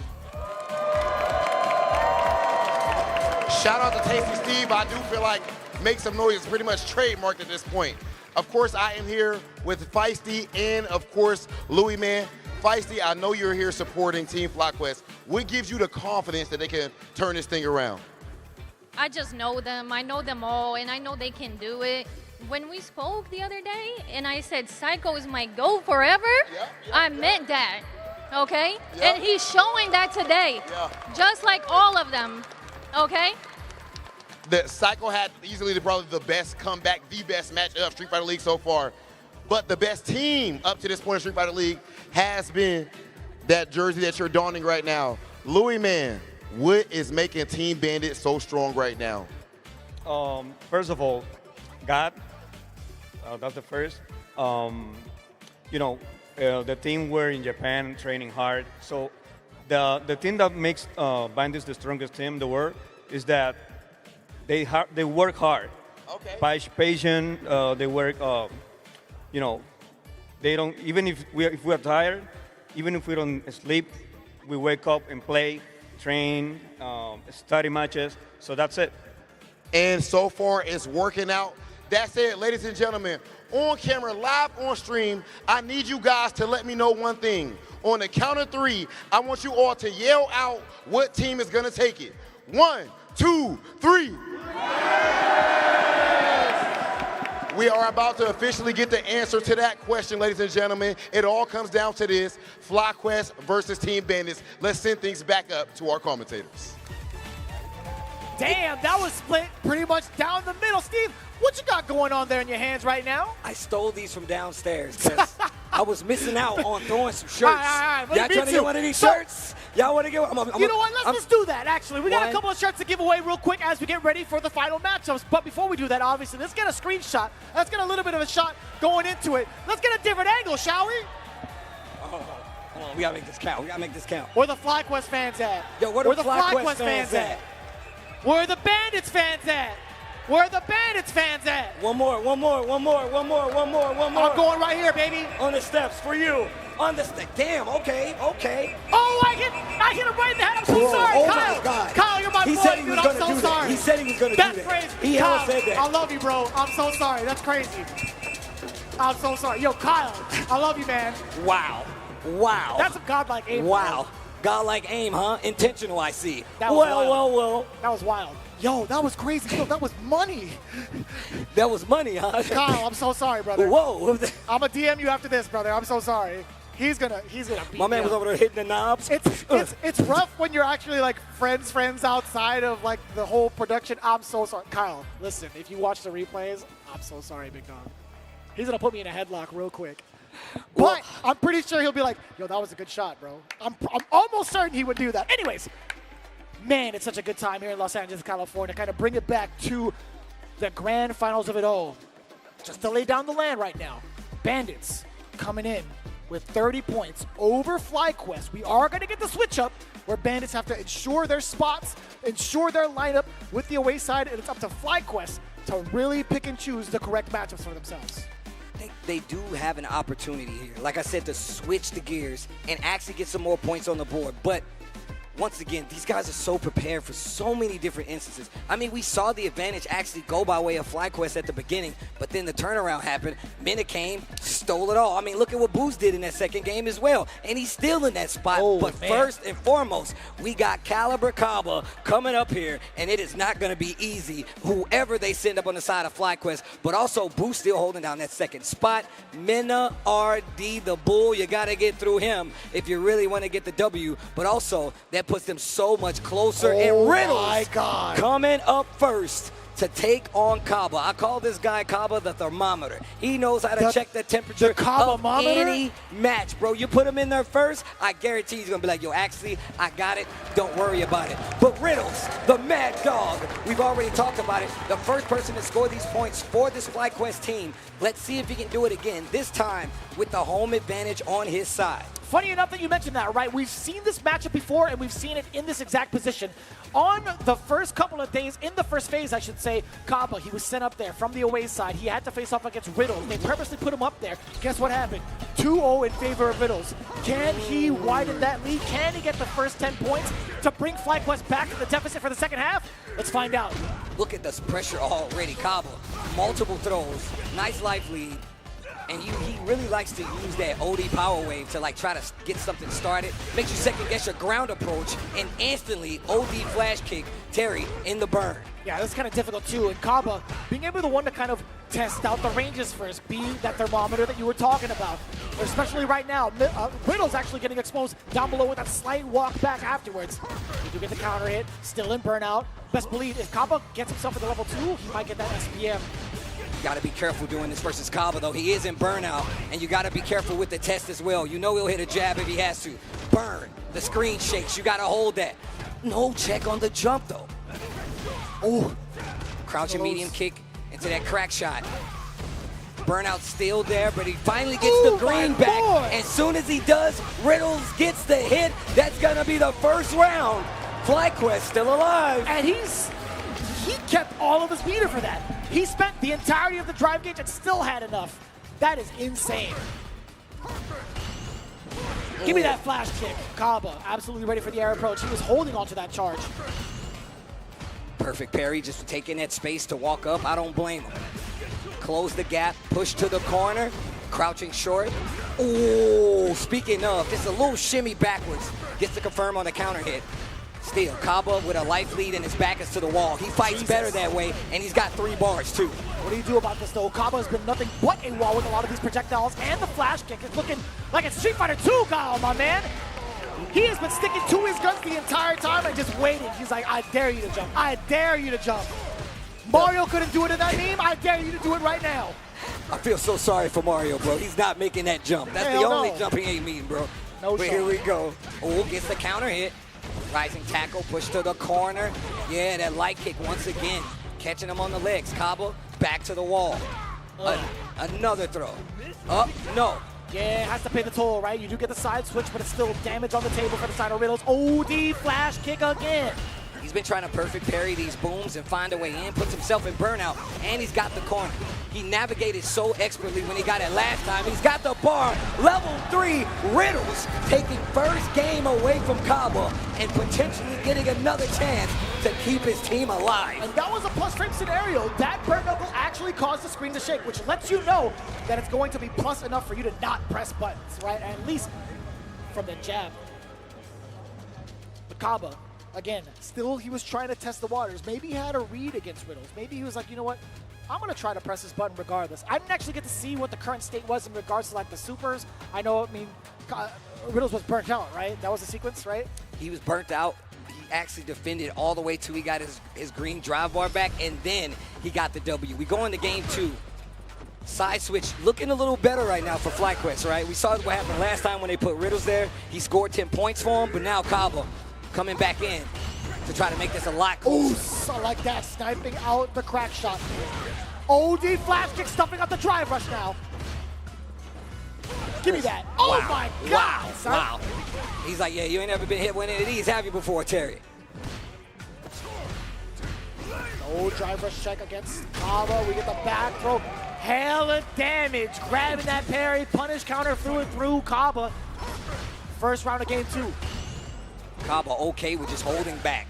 Putting himself in the corner. Putting his back to the wall. And still just to knowing it. To actually check Riddles before he actually gets to press his turn.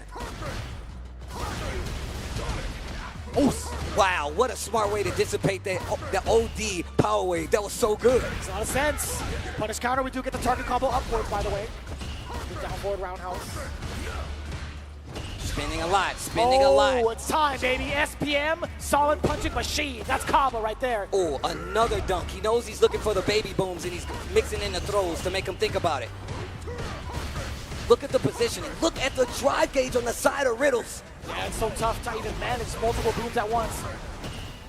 Tried to parry dash them all out. Sometimes. He tried to dash out. Kaba meeting him with the OD boom. The spacing was crazy, not close enough. He squeezes in the throw. Kaba. Yeah, you got to be careful. Those booms go right over those ground waves. Ooh. You can. It's so difficult. He recovers just in time. Riddles on the offensive now. Kaba with so much life ahead of him. OD. Bang. Wow. Absolutely ready for the response from Riddles. Man. You know, typically I'm like, what do you change up in this? And I can give you some kind of answer. I have no idea. The shift has been too drastic, bro. And every time he's been trying to get the parry, perfect parry, hop over because he's got the frame advantage, Kaba's been ready every single time. How do you approach after that? The booms go over the ground wave. How do you approach after that? You have to close the distance. That's why I don't know. I don't know what to tell him. I mean, there was a moment where he had like the burn knuckle and Kaba opted to jump, maybe thinking to himself, all right, well, I can punish on the way down. No, that was at least like one significant opener.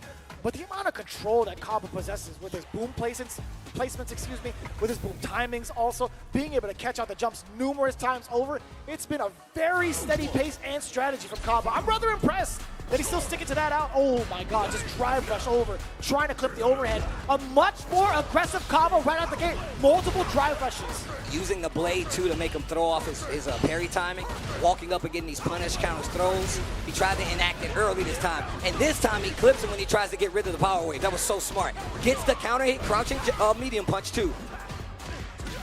Oh, snipe out the counter hit, crouch jab. Wow, the powered up. Oh, give me that whip punish. Nothing too big out of it though. That's good news. Neutral jump, you gotta be careful trying to chase behind him.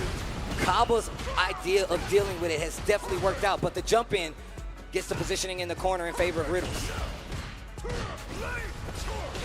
Ooh, flash kick off of the drive rush, low medium. Absolutely. A couple of booms now. What do you do about this as Riddles, right? He's at the critical territory. Rise attack with the one time Kaba had jumped at him. He was actually ready for it. One more interaction, but you got to be careful. You never count out Kaba. You never count out Kaba, but this time working out in his favor, close enough where the boom didn't hit him first. That's why he got that round lead, set lead, Riddles. Oh, this is so difficult now. Kaba, we talk about Guile in general, right? The defensive options. We don't get to even talk about it. The back throw actually brings out for Kaba in favor of his positioning now. The pace being set. The jab. He's got 3 bars. You better be careful. He knows, though. Gets him, and the flash kick not close enough to get the combo. Kaba aware. Gets the counter hit. He tries to swing. Kaba's got the bar. He can close it out. The combo is more than enough. No bar needed. Final round between these two. Damn, these guys are sick.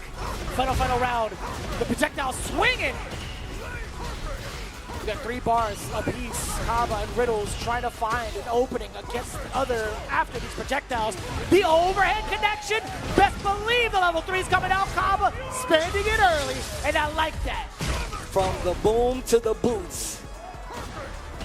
And the boot cut jeans too. Perfect parry. Double it up. Riddle's in trouble, trying to make something happen. Wants to force the throw. The overhead, not finding his mark. He runs into the blade. Not going to get the kill. Riddles has to make something big happen here. Kaba's just been so commanding. The projectiles have been doing so much of the talking for Kaba. And Riddles, he dashes right into it. The impatience just showing ever so slightly. Another 10 points for the Bandits. The thermometer, bro. Checking the temperature. It's good to go. We ain't got much to go. Kaba getting the victory, switching around what happened last time. This away side victory, good for Kaba. Great for this Bandits team, bro. I swear to God, every time there's more people. Every time we go, Crime's down there now. What is going on? I kind of want to party with them a little bit. I'm not going to lie to you. I mean, if it keeps going this way, you're going to be able to. We're going to take a look back at that match. First game going to Riddles, and Riddles still looking really good. And he was able to close the distance so much more in this first game, whether it be because that medium punch or just him reacting to the ground wave in a different way, really did say something about what his approach was to fighting Kaba first time around. Yeah, I think there were a lot of buttons being pressed from Kaba just to kind of test the waters and see if Riddles has it like that in terms of the frame traps, right? So the delivery was there for the first game, hence why Riddles was able to take advantage of Kaba, being able to suppress him more often than not. But then we saw the big switch up, right? We saw Kaba take it a little bit, I want to say, more patiently when it comes to like his meter usage, when it comes to saving his drives, saving his supers as well, specifically for the fireball war, right? Dude, nothing but booms. He literally, that's what got Riddles. The fact that he did not know how to approach past those booms. That's the issue with Terry's fireball. Yeah, it's good versus a lot of other characters, but when they got a fireball that goes above it, it's an issue. Bandits with 40 points to 10 right now, and this is not looking good. 70 is the destination, and that's how we get a champion. But let's look at who's coming up next from FlyQuest. This is actually terrifying. As we await the second player coming up from FlyQuest, if you look at it, Boost has been on a hot streak, even outside of the playoffs themselves. He's been so clutch in so many different matchups, and also got a win earlier too. So thinking about that, if Boost takes it down, that puts him at 50. And then you have a near unstoppable Mena RD. There is potential for the 70-point game. Steve, talk to me. I knew it was gonna be Psycho. If you ever need to switch the momentum, you let the crazy guy out and let's see what he can do. Boost has his work cut out for him, but we've seen him rise to the challenge multiple times, regardless who's in front of him. We just saw him in that last set coming from home where they actually got the W over Punk, and that was by way of Boost. Now, let's see what Psycho can do. And of course, this is very dangerous territory because the points are getting closer and closer to that 70-point limit. So this is kind of dangerous to think about, right? In their first interaction against each other, when you're looking at how they performed during regulation season, Psycho actually fell short to Boost 0-2, but the rebuttal happened in the run back. It was Psycho, the one to actually walk away with a W, 2-0 by the end of their final set on the 13th. Or actually on the 3rd, excuse me. Regardless of what happens, you get these points here. Your biggest thing that you're aiming for. If I'm them, you need those 20 points. And you say that because it's Mena's there. How do you even claim those points? It's tough. How do you even claim those points? So, looking at it right now, right? Let's say FlyQuest takes this one, if it happens, right? Just to kind of like get the hypotheticals going. Psycho scores 10 points for the side of FlyQuest. It only puts him at 20, right? Then you rely on the anchor for like the extra 20 afterwards. But still, when it comes to like the third set, Bandits are so close to actually getting the W. It's like, do you send out Mena mad early to kind of secure those points again? I mean, we saw it come on the side of FlyQuest, right? And it actually bit him because Boost got the W. They lost 10 points for that, and then Mena came up. So it worked out perfectly for them. Do you go the same route, or do you put some of that faith in your squad and put your strongest gun up there to potentially deal with Mena RD? That's the question. That's exactly what I was trying to phrase, right? It's just so difficult to even try to contest the presence of the Bandits as a whole. Yes. Right? Yes. Here we go. Boost sending out the Terry once again. Psycho with the Kimberly. You know the tale of the tape between these two. Let's say if we can swing it in the side of FlyQuest, our Bandits going to get a bigger lead. Let's go. Yeah, coming off from a very clutch victory is Psycho, right? Let's see if that momentum carries over for FlyQuest to ensure these 10 points. Boost looking for an opportunity, spacing himself out with the power waves first. A lot of damage towards the drive gauge against Boost thus far, but Psycho's been a good amount as well. To get the opener off of the throw. Back-to-back ones at that. Give me a third. Never mind.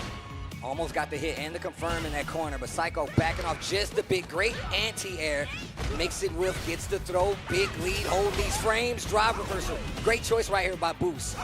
He's running low, but also eats a throw from Psycho. Oh, weaves through the offense, finds a counter hit, crouch medium punch, tick throw. Very delayed. Psycho still able to take that. Oh, the jab, the walk-up jab. Burn knuckle to knock down, tick throw on the side of Boost. That life bar getting a lot closer. Oh, trade. That neutral jump could have been trouble. Drive reversal, he wants to keep the corner, but the anti-air works. Tried to sneak it in an overhead, it's not gonna work. Not dead, but you gotta be on your P's and Q's. Great block. He hit a button, Buster Wolves. Excellent call out for the side of Boost.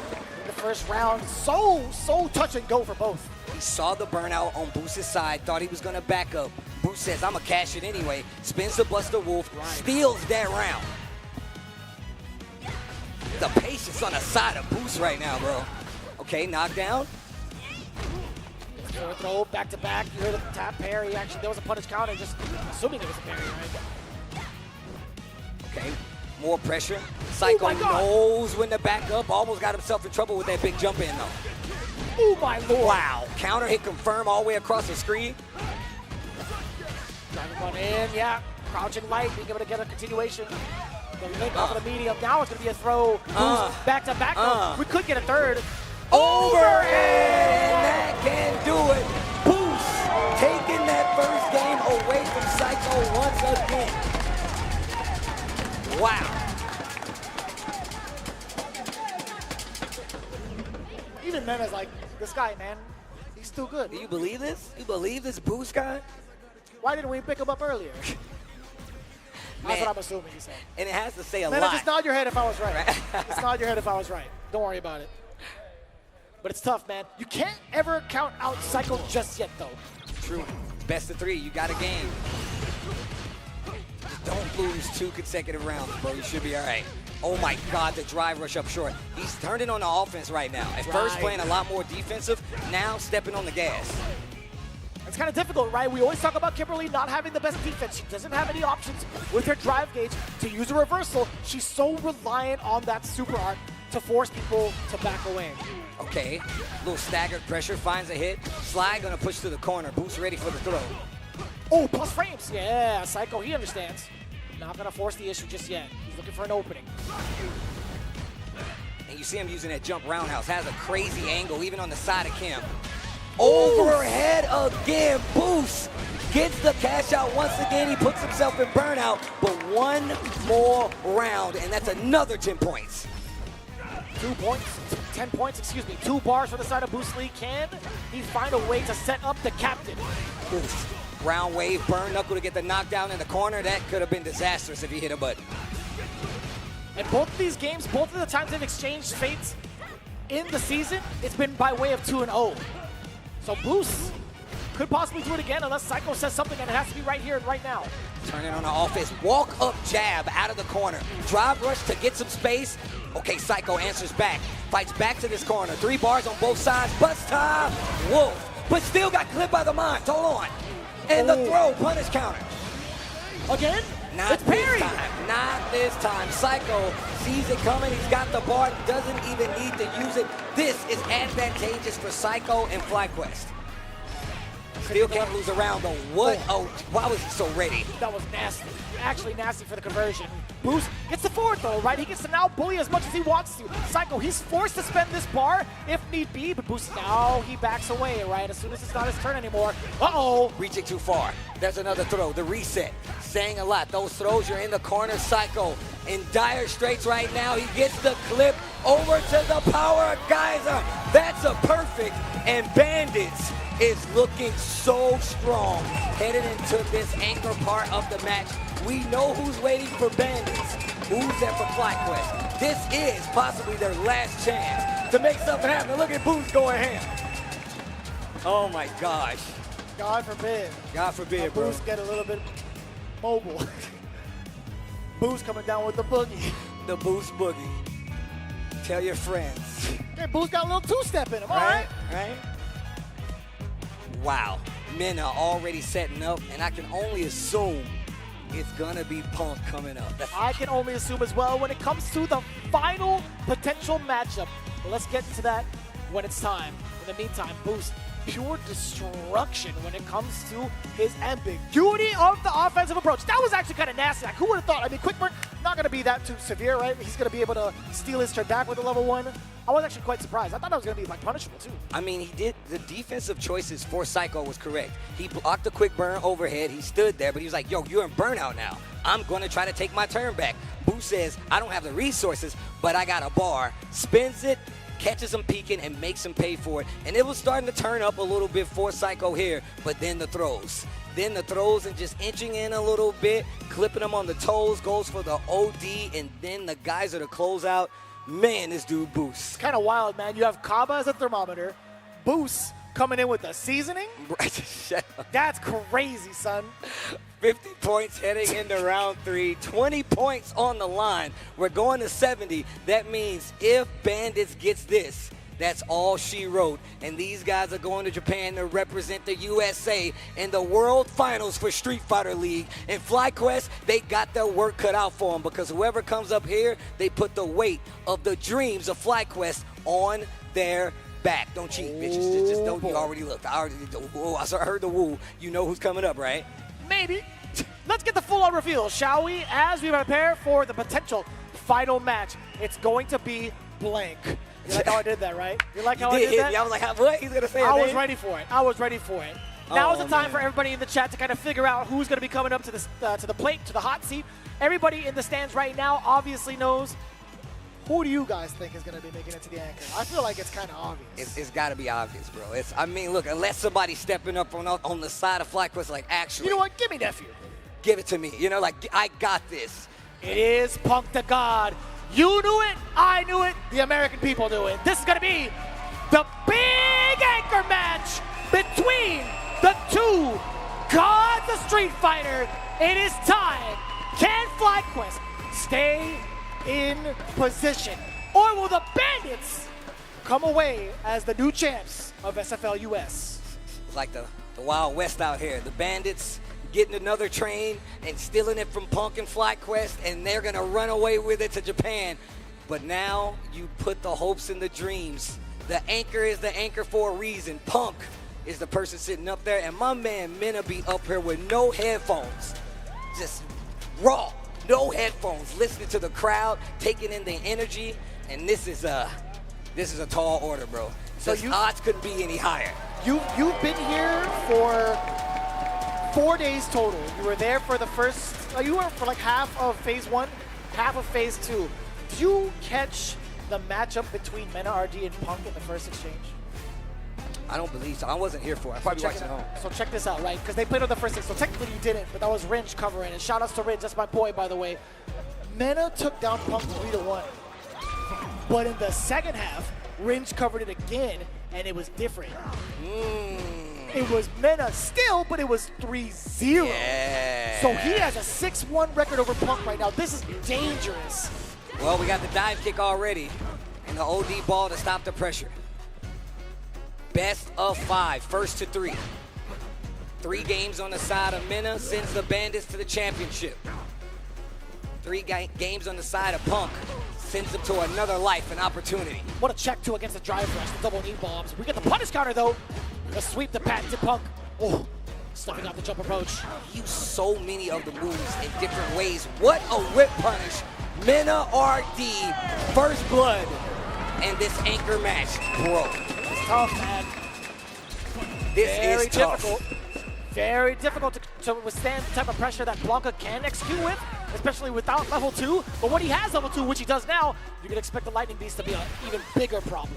Bro, the utilization of the meter, especially the bars, to go in the Lightning Beast that we've seen from Mena this entire time, especially today. Come on, bro. A throw. I like him going for the throw, actually. Now is going to be a time to actually go into Lightning Beast if he decides to spend the bar to close the gap first, right? Bro. Oos! That was a counter hit. Not a punish counter. Neutral jump once again. Trying to catch one of those buttons and just answers back instantly. He steals the momentum from Punk, makes him fight back in the neutral, and he turtles up, gets in the shell. Raw Lightning Beast activation with 2 bars, by the way, in drive gauge. Little fella, come on out. Come on. I like that. Block string pressure. Make him hold the Blanca Chan. Oh, great defense. Stop that. Get out of my head. Oh, oh my lord! And he gets the counter and still, this guy's godlike. He needs one more series, at least. He needs one more series at least. He's not that critical part. Air ball hits with stand light though. That stand light kick, he must have hit something. What? He hit him with the peeking ball, and I don't know what happened, but Punk got flipped, and the Bandits team seems like it's already over the way they celebrating on stage. The way they're celebrating, it's already a wrap. Punk thinking hard about it. Remember, this is first to 3, best to 5, but with 1 on the board already, Mena needs 2 games to send his team to the finals. I gotta hear it for the crowd, man. If you're here to support FlyQuest, they need it now more than ever. That's facts, bro. Let me hear the support of the crowd. Same with the Bandits camp too. This is the final matches between the 2. Let's get it. Fighting with the roundhouse a little more. One of the changes tries to go for the whip punish. The spacing from Mena is just so good. Very difficult to contest against, right? And some of these normals are ready to counter hit you multiple times over. Oh, the up ball punish counter. Punk not able to get even a meaty. Bro, it is so difficult for him to get something started. So difficult. And what a read on the drive rush. Mena RD with another round on the board in this game too. And the lead is getting bigger. Oh, back medium. Does it the back throw as well. 2 bars to the side of Mena RD. Double knee bombs. That's a counter. What a way to go into the Lightning Beast. Pushes back out of the corner. A little bit of a drop for the Lightning Beast, by the way. Oh, totally fine for Mena RD. The Lightning Beast no longer a threat against Punk, but the normals are instead. Bring it back up. Jeez. A throw will do it. Oh. What? How are you so ready? The neutral jump. Knows that he was going to go for the dive kick. The pop-up already started. They haven't even rung the bell yet. And the Bandits team is celebrating on the stage. There's still a chance, though.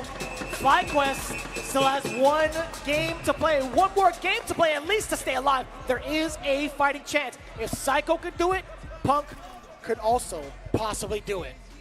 The weight of the FlyQuest dreams on the shoulders of Punk. And he is thinking hard at the screen. I don't blame him. What can you do to stop Mena RD? My man has had an answer for every option, and it just goes back to slow mode when you get an advantage. How do you answer this? See Viper. I mean, I'm totally why kidding. not? I'm totally kidding. I had to break the tension. I had to break the tension a little bit. The Akuma. Wow. Really now? Wow. I like that. A whole different demeanor too with the Akuma. We've seen this pick before actually, in between against specifically Mena RD. Drive rush, air ball to answer to the corner. We go, he goes for a throw. Mena not taking that bait. The double knees. Oh, but you know what happens while the Akuma pick can possibly do it. We saw NL do it before. Akuma's going to be taking so much more life per hit. And that is looking like a clean bar, a perfect for Mena RD and tournament. SFL finals point for Bandits coming up. If Mena can close this out, finally makes it whiff. I feel like that's hit 100% all day today. Punk getting the momentum. It's felt that way, right? This is the first instance of offense that we've seen from Punk, from anybody really, against Mena RD is what it feels like today. Yo, look at the damage on the side of Blanca. Damn. Has to back away, isn't burnt out. He has 2 bars to his name as well, so he can find a little bit of defense. If he gets knocked down once, that's one of them. That was such a good option right there for Punk when he gets clipped on the toes. The drive is there, mixing up with the throw. You're looking for the DI now. You gotta be careful. You gotta be careful. There it is. He reads it. Didn't get the punish though. Takes the throw. He's back in the green. The DP to stop the jump. Oh, and that's it again. OD fireball, and the conversion! Punk stays alive! Reaching his hand out of the grave. Looking like Raccoon City out here, Punk. He's got a chance. Uh-oh, he's pissed. Level 2, Lightning Beast. Punk Save backs it. away. He's got 3 bars to himself, at least in drive gauge, 3 bars to the super. The jump in. This is huge, Steve. We could get a setup. We could get a 2-touch scenario, potentially. What? Bruh. Jumps out. Activate. Watch the little one. Parries it, looks for the overhead, but does not look for the throw. Mena RD has an opportunity with no bars. He's got plenty of drive, and that's gonna do it. The ticket is cash. Bandits is your SFL US champions, and they will be representing at Capcom Cup this year. What a season, and you cannot deny Mena RD is one of the best Street Fighter 6 players in the world. Rob TV, I know you got it covered. Oh my God, bro. Dominance on the side of Bandits. Mamba mentality on top of it. He was waiting until the very end. Job not finished. Keeping his demeanor and even showing that sportsmanship. As he got the W, the team was popping off behind him. He's like, hold on. Let me shake this man's hand. Let me shake the team's hand. Now, go off. And look at the season that these guys have had. It's not even a question. If you look at the points, the standings, they came into the finals sitting in that grand finals points. Mena holding up his end of the bargain, saying, I want to get my team some rings, and he did just that. Representing the USA versus the best teams in the world. Once again, if you thought this was something, wait till the finals. It's going to get even crazier. SFL EU, SFL Japan, they're going head-to-head with Bandits, and I can't wait to see that explosion go off in real time. But Bandits is your SFL US champions, and man, it was a run. The hugs all around, Bandits popping off up there early. You see it, man. Everybody putting in the work in the spots where they were needed. The responsibility was on the shoulders of every single teammate there, and they delivered time after time and again. Chris Tatarian, Kaba, Bruce Lee, and of course, Edward Newgate himself, Mena RD. Bro, there's no way you see the season that he has had and say, you want to know the training regimen. My man needs to release a tape so we know what the training regimen is. He never will. He keeps that to himself. But look at how effective every option he had to answer what Punk was trying to do. You want an OD dive kick? No. You want to jump out of the corner? Absolutely no. not. You want to walk up and try to throw me? No. You ain't even guarding your toes? No. I'm trying to get the W. Mena is just, man. A little shine of life right there, though. I can tell you that. It's so difficult, too, because, again, we had seen this in that last instance between them towards the second half, the Akuma pick, after trying to study what NL had done. You got to understand, man, Mena was not going to fall victim to that twice, but it was a valiant effort either way, right? It was totally understandable for Punk to even try to go for it. But one more time, before we go and switch it up, ladies and gentlemen, round of applause one more time for Team FlyQuest. And with that being said, ladies and gentlemen, of course, Team Bandits. Boost, come up here for 1 second, ladies and gentlemen. Give us 1 second. Chris Tatarian, my man with the girlfriend. Oh, beautiful love story. Love to see that right there. This team, they fought for glory. They walk away as champions, and they also walk away with $60,000. Please go ahead and lift that up. Ladies and gentlemen, turn it up for Team Bandits!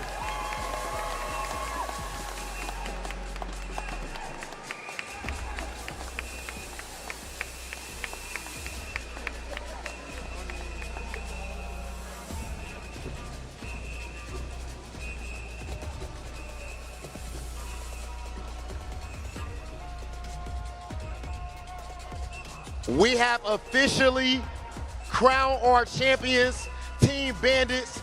And after this break, we are about to have an exclusive interview where we hear the thoughts of all of our players, of our champions, Team Bandits. You guys do not want to miss it. We'll be right back after this break.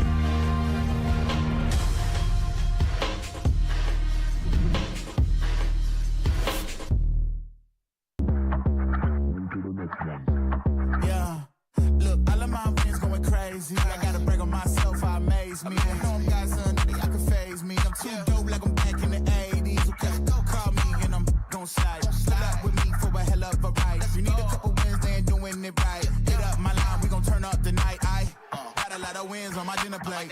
Ain't coming down, gotta levitate. I know my next win is the best one, so I tell them that I'm on to the unplayed.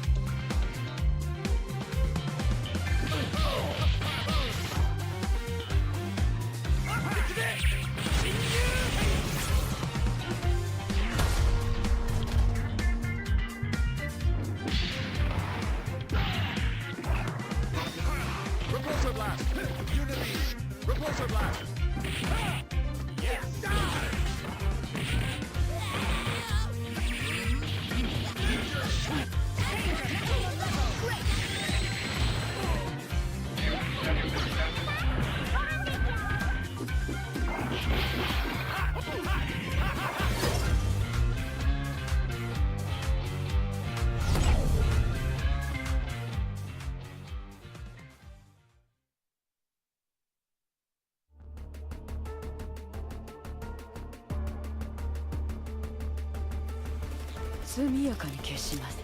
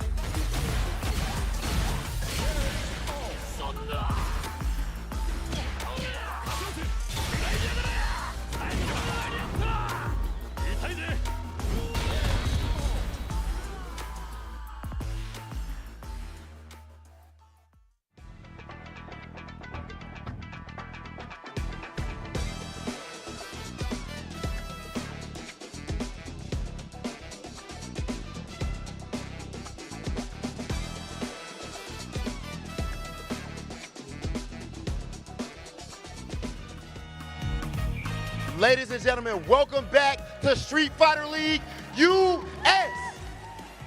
Okay, now, hold up. Before we get into this ceremony, I need everybody that's in this audience right now to make some noise for the best team on Street Fighter League, Team Bandits! Before we get into our interviews, we do have some special things for our players, for our champions here. First and foremost, of course, we do have our hardware. So please let me do the honors of passing this out.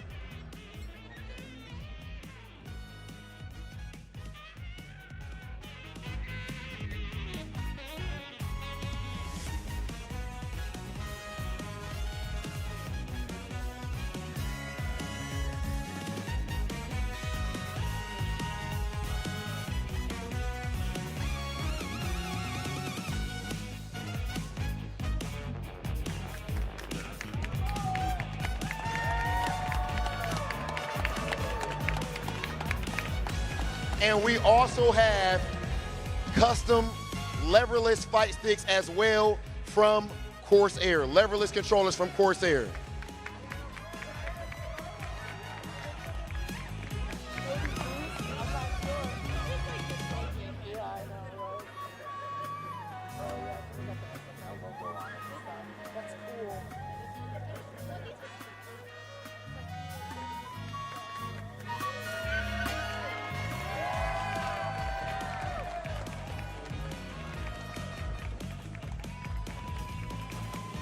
Chris T, we're gonna start this with you, brother. Yep.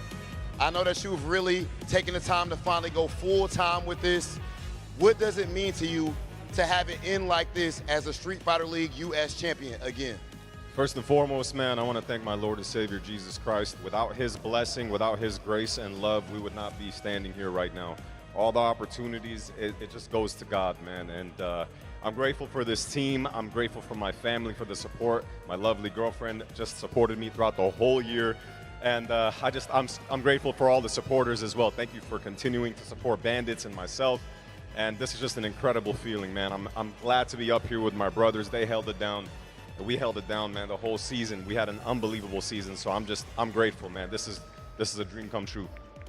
Chris T, please pass that mic to the man known as Boost Lee.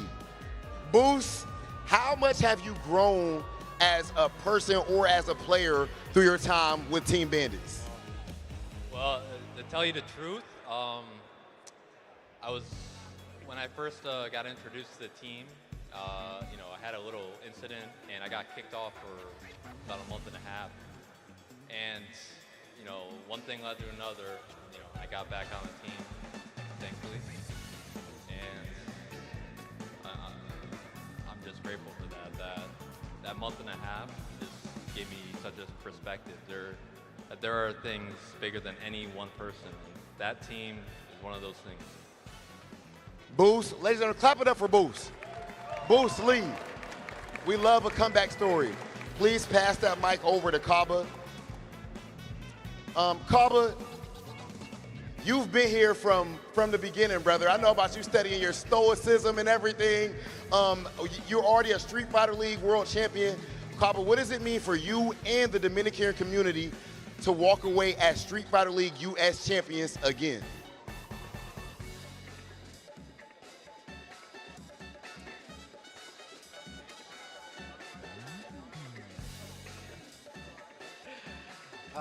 Bueno, primero que todo quiero darle las gracias a Dios, a todas las personas que apoyaron al Team Bandits. Realmente, gracias a su apoyo, logramos estar aquí, logramos tener la victoria. Para mí, gracias a mi compañero de equipo y a Bandits, al equipo también. Y bueno, realmente, esto, gente, aunque ya lo hemos ganado, esto se siente como un sueño otra vez. Como que empezamos desde cero y volvimos y lo ganamos porque la práctica, nosotros cogemos mucha lucha practicando, nos esforzamos muchísimo. Y yo sé que así como nosotros, así como surgió Mena, así como surgió yo de República Dominicana, hay muchísimo talento. Así que yo les solto a todos esos jugadores, a todos esos padres que están apoyando a sus hijos allá, que lo apoyen duro, que hay talento en República Dominicana. Si nosotros llegamos de aquí ahora vamos para la Mundial, para Japón, ellos pueden también. Así que esto es por ustedes, República Dominicana. Okay, so he said a lot, obviously.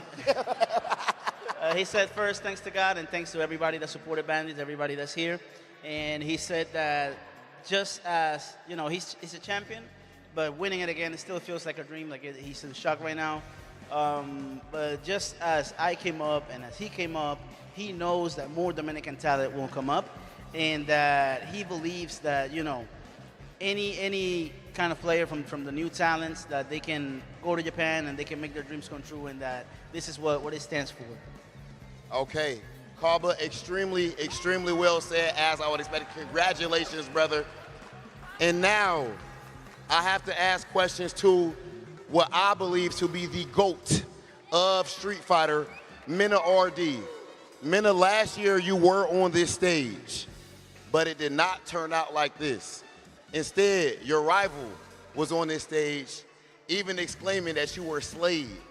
How does it feel to have turned the tables the way that you have and walking away as the Street Fighter League US champions with the Dominican community screaming you guys' names? No, you're good. I appreciate the mic. The only thing I can say to that person is not here anymore, because that's the guy I played today is a different guy from before. But to that guy from before, the only thing I gotta say is legends can never be slayed. Talk.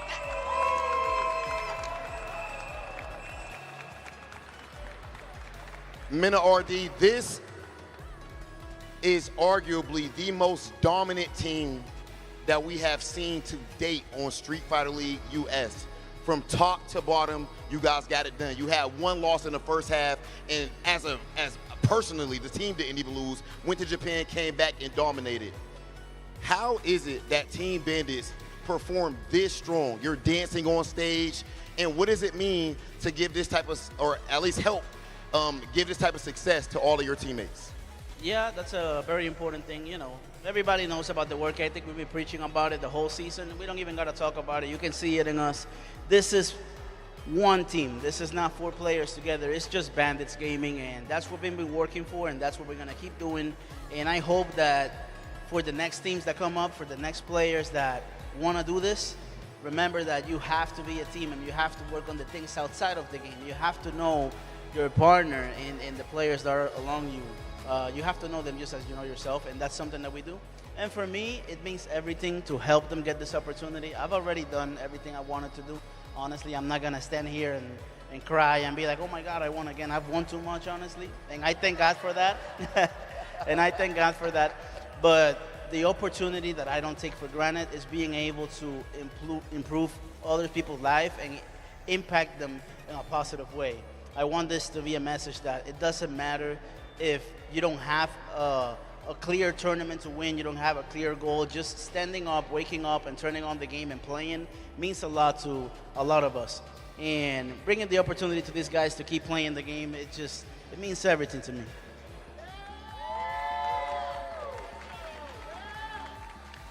Last thing, you guys are officially representing Street Fighter League US in the World Championships. What can Street Fighter League Japan and Street Fighter League EU expect when they come up against Team Bandits? They can expect what happened last time, for the best Street Fighter League to win again. Talk that talk. Talk that talk. Ladies and gentlemen, the blood, sweat, and tears that came into actually being able to walk away as the champions of Street Fighter League US Finals, to give us this entertainment, this inspiration cannot be overstated. So I need you guys to blow the roof off of this place one more time for Team Bandits!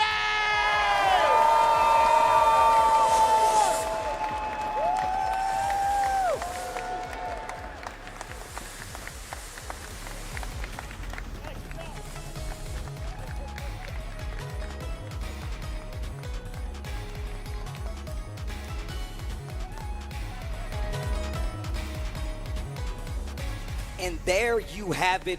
We have a piece of the puzzle, a chapter in the book of SFL Worlds. We have our representative that will be representing us, the U.S., at the SFL World Championships at Capcom Cup this year. And man, you gotta say it's well-deserved more than anything, especially after a speech like that from Minna, as well as just the team overall. Man, I don't even have anything to say about their contention in this point. Yeah, I can't even understand like where the pinnacle is for this group when it comes to every single performance, every single season, right? They've improved immensely over such a, I want to say like kind of like a short amount of time, going from like season to season, but Yeah. I mean, man, with how many CPTs they have to go through traveling around the world and making sure that they have their objectives in mind and also forming their team is so important. But they do have the challenge, right? They had the challenge issued to them. We have Street Fighter League EU's champions. We have the US champions now. But funny enough, we still have to crown our SFL Japan champions. But it's feeling like the Bandits are already rather confident. They're like, you know what? The last time we were here, we were up on this World Championship stage. Who took it? We did. Bro, the way that he said that, he's like, what do you expect? What do you want to tell the other leagues? He's like, yo, just expect the same best team to win again. That is a godlike answer. Insane. Oh, my God. Insane. Yo, like I said, the aura of this man, Minna RD, cannot be questioned. I don't know how you guys are even breathing in the same space as him, because this dude is absolutely ridiculous. I can't wait for Rob's tweet after this, talking about how good Minna RD is. He's got to wheel him in, right? I'm going to wheel him in and just drop him off and close the door. He's like a Minna RD bomb. I'm going to let him go. As soon as you like activate the code, it's just, Minna's the go! That's what it's going to sound like verbatim, by the way. Verbatim. That was Same such tone a and good everything. impression. That was so good. telling you, man.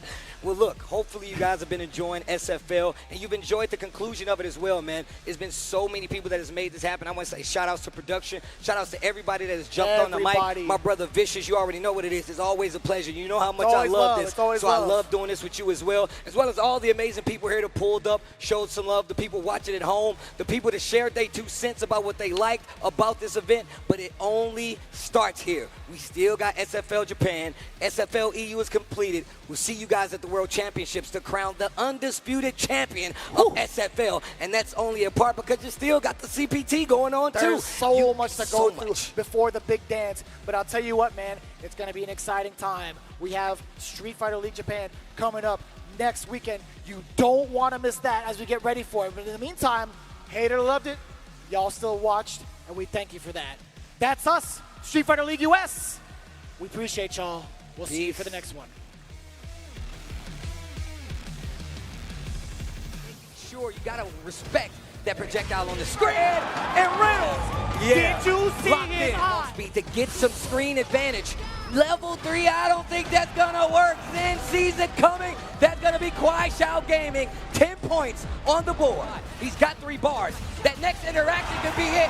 FlyQuest goes, cashes out. Level 3 takes out Xiao Hai. The pump bomb is deserved, and now they have the lead. And it's got 3 bars. What are you gonna do with it? The switch almost got him in trouble. He finds a hit. He spins the drive. Psycho putting points on the board. Ends it with a perfect, and that's exactly why you fear this man, Psycho. Crazy into range, but crazy. No. Oh, no. He's got 2 bars. You know he's gonna spend it. James, is it? Take it to the ground. Ooh, overhand comes out. We haven't seen that just yet. Spend the rest of the bar.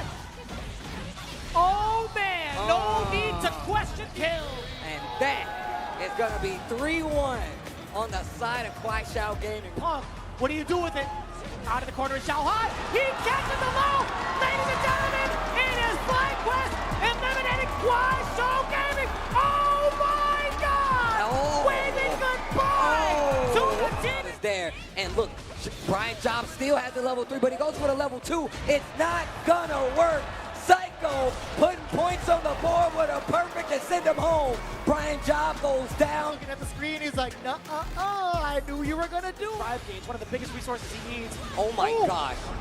No way. Not a shot.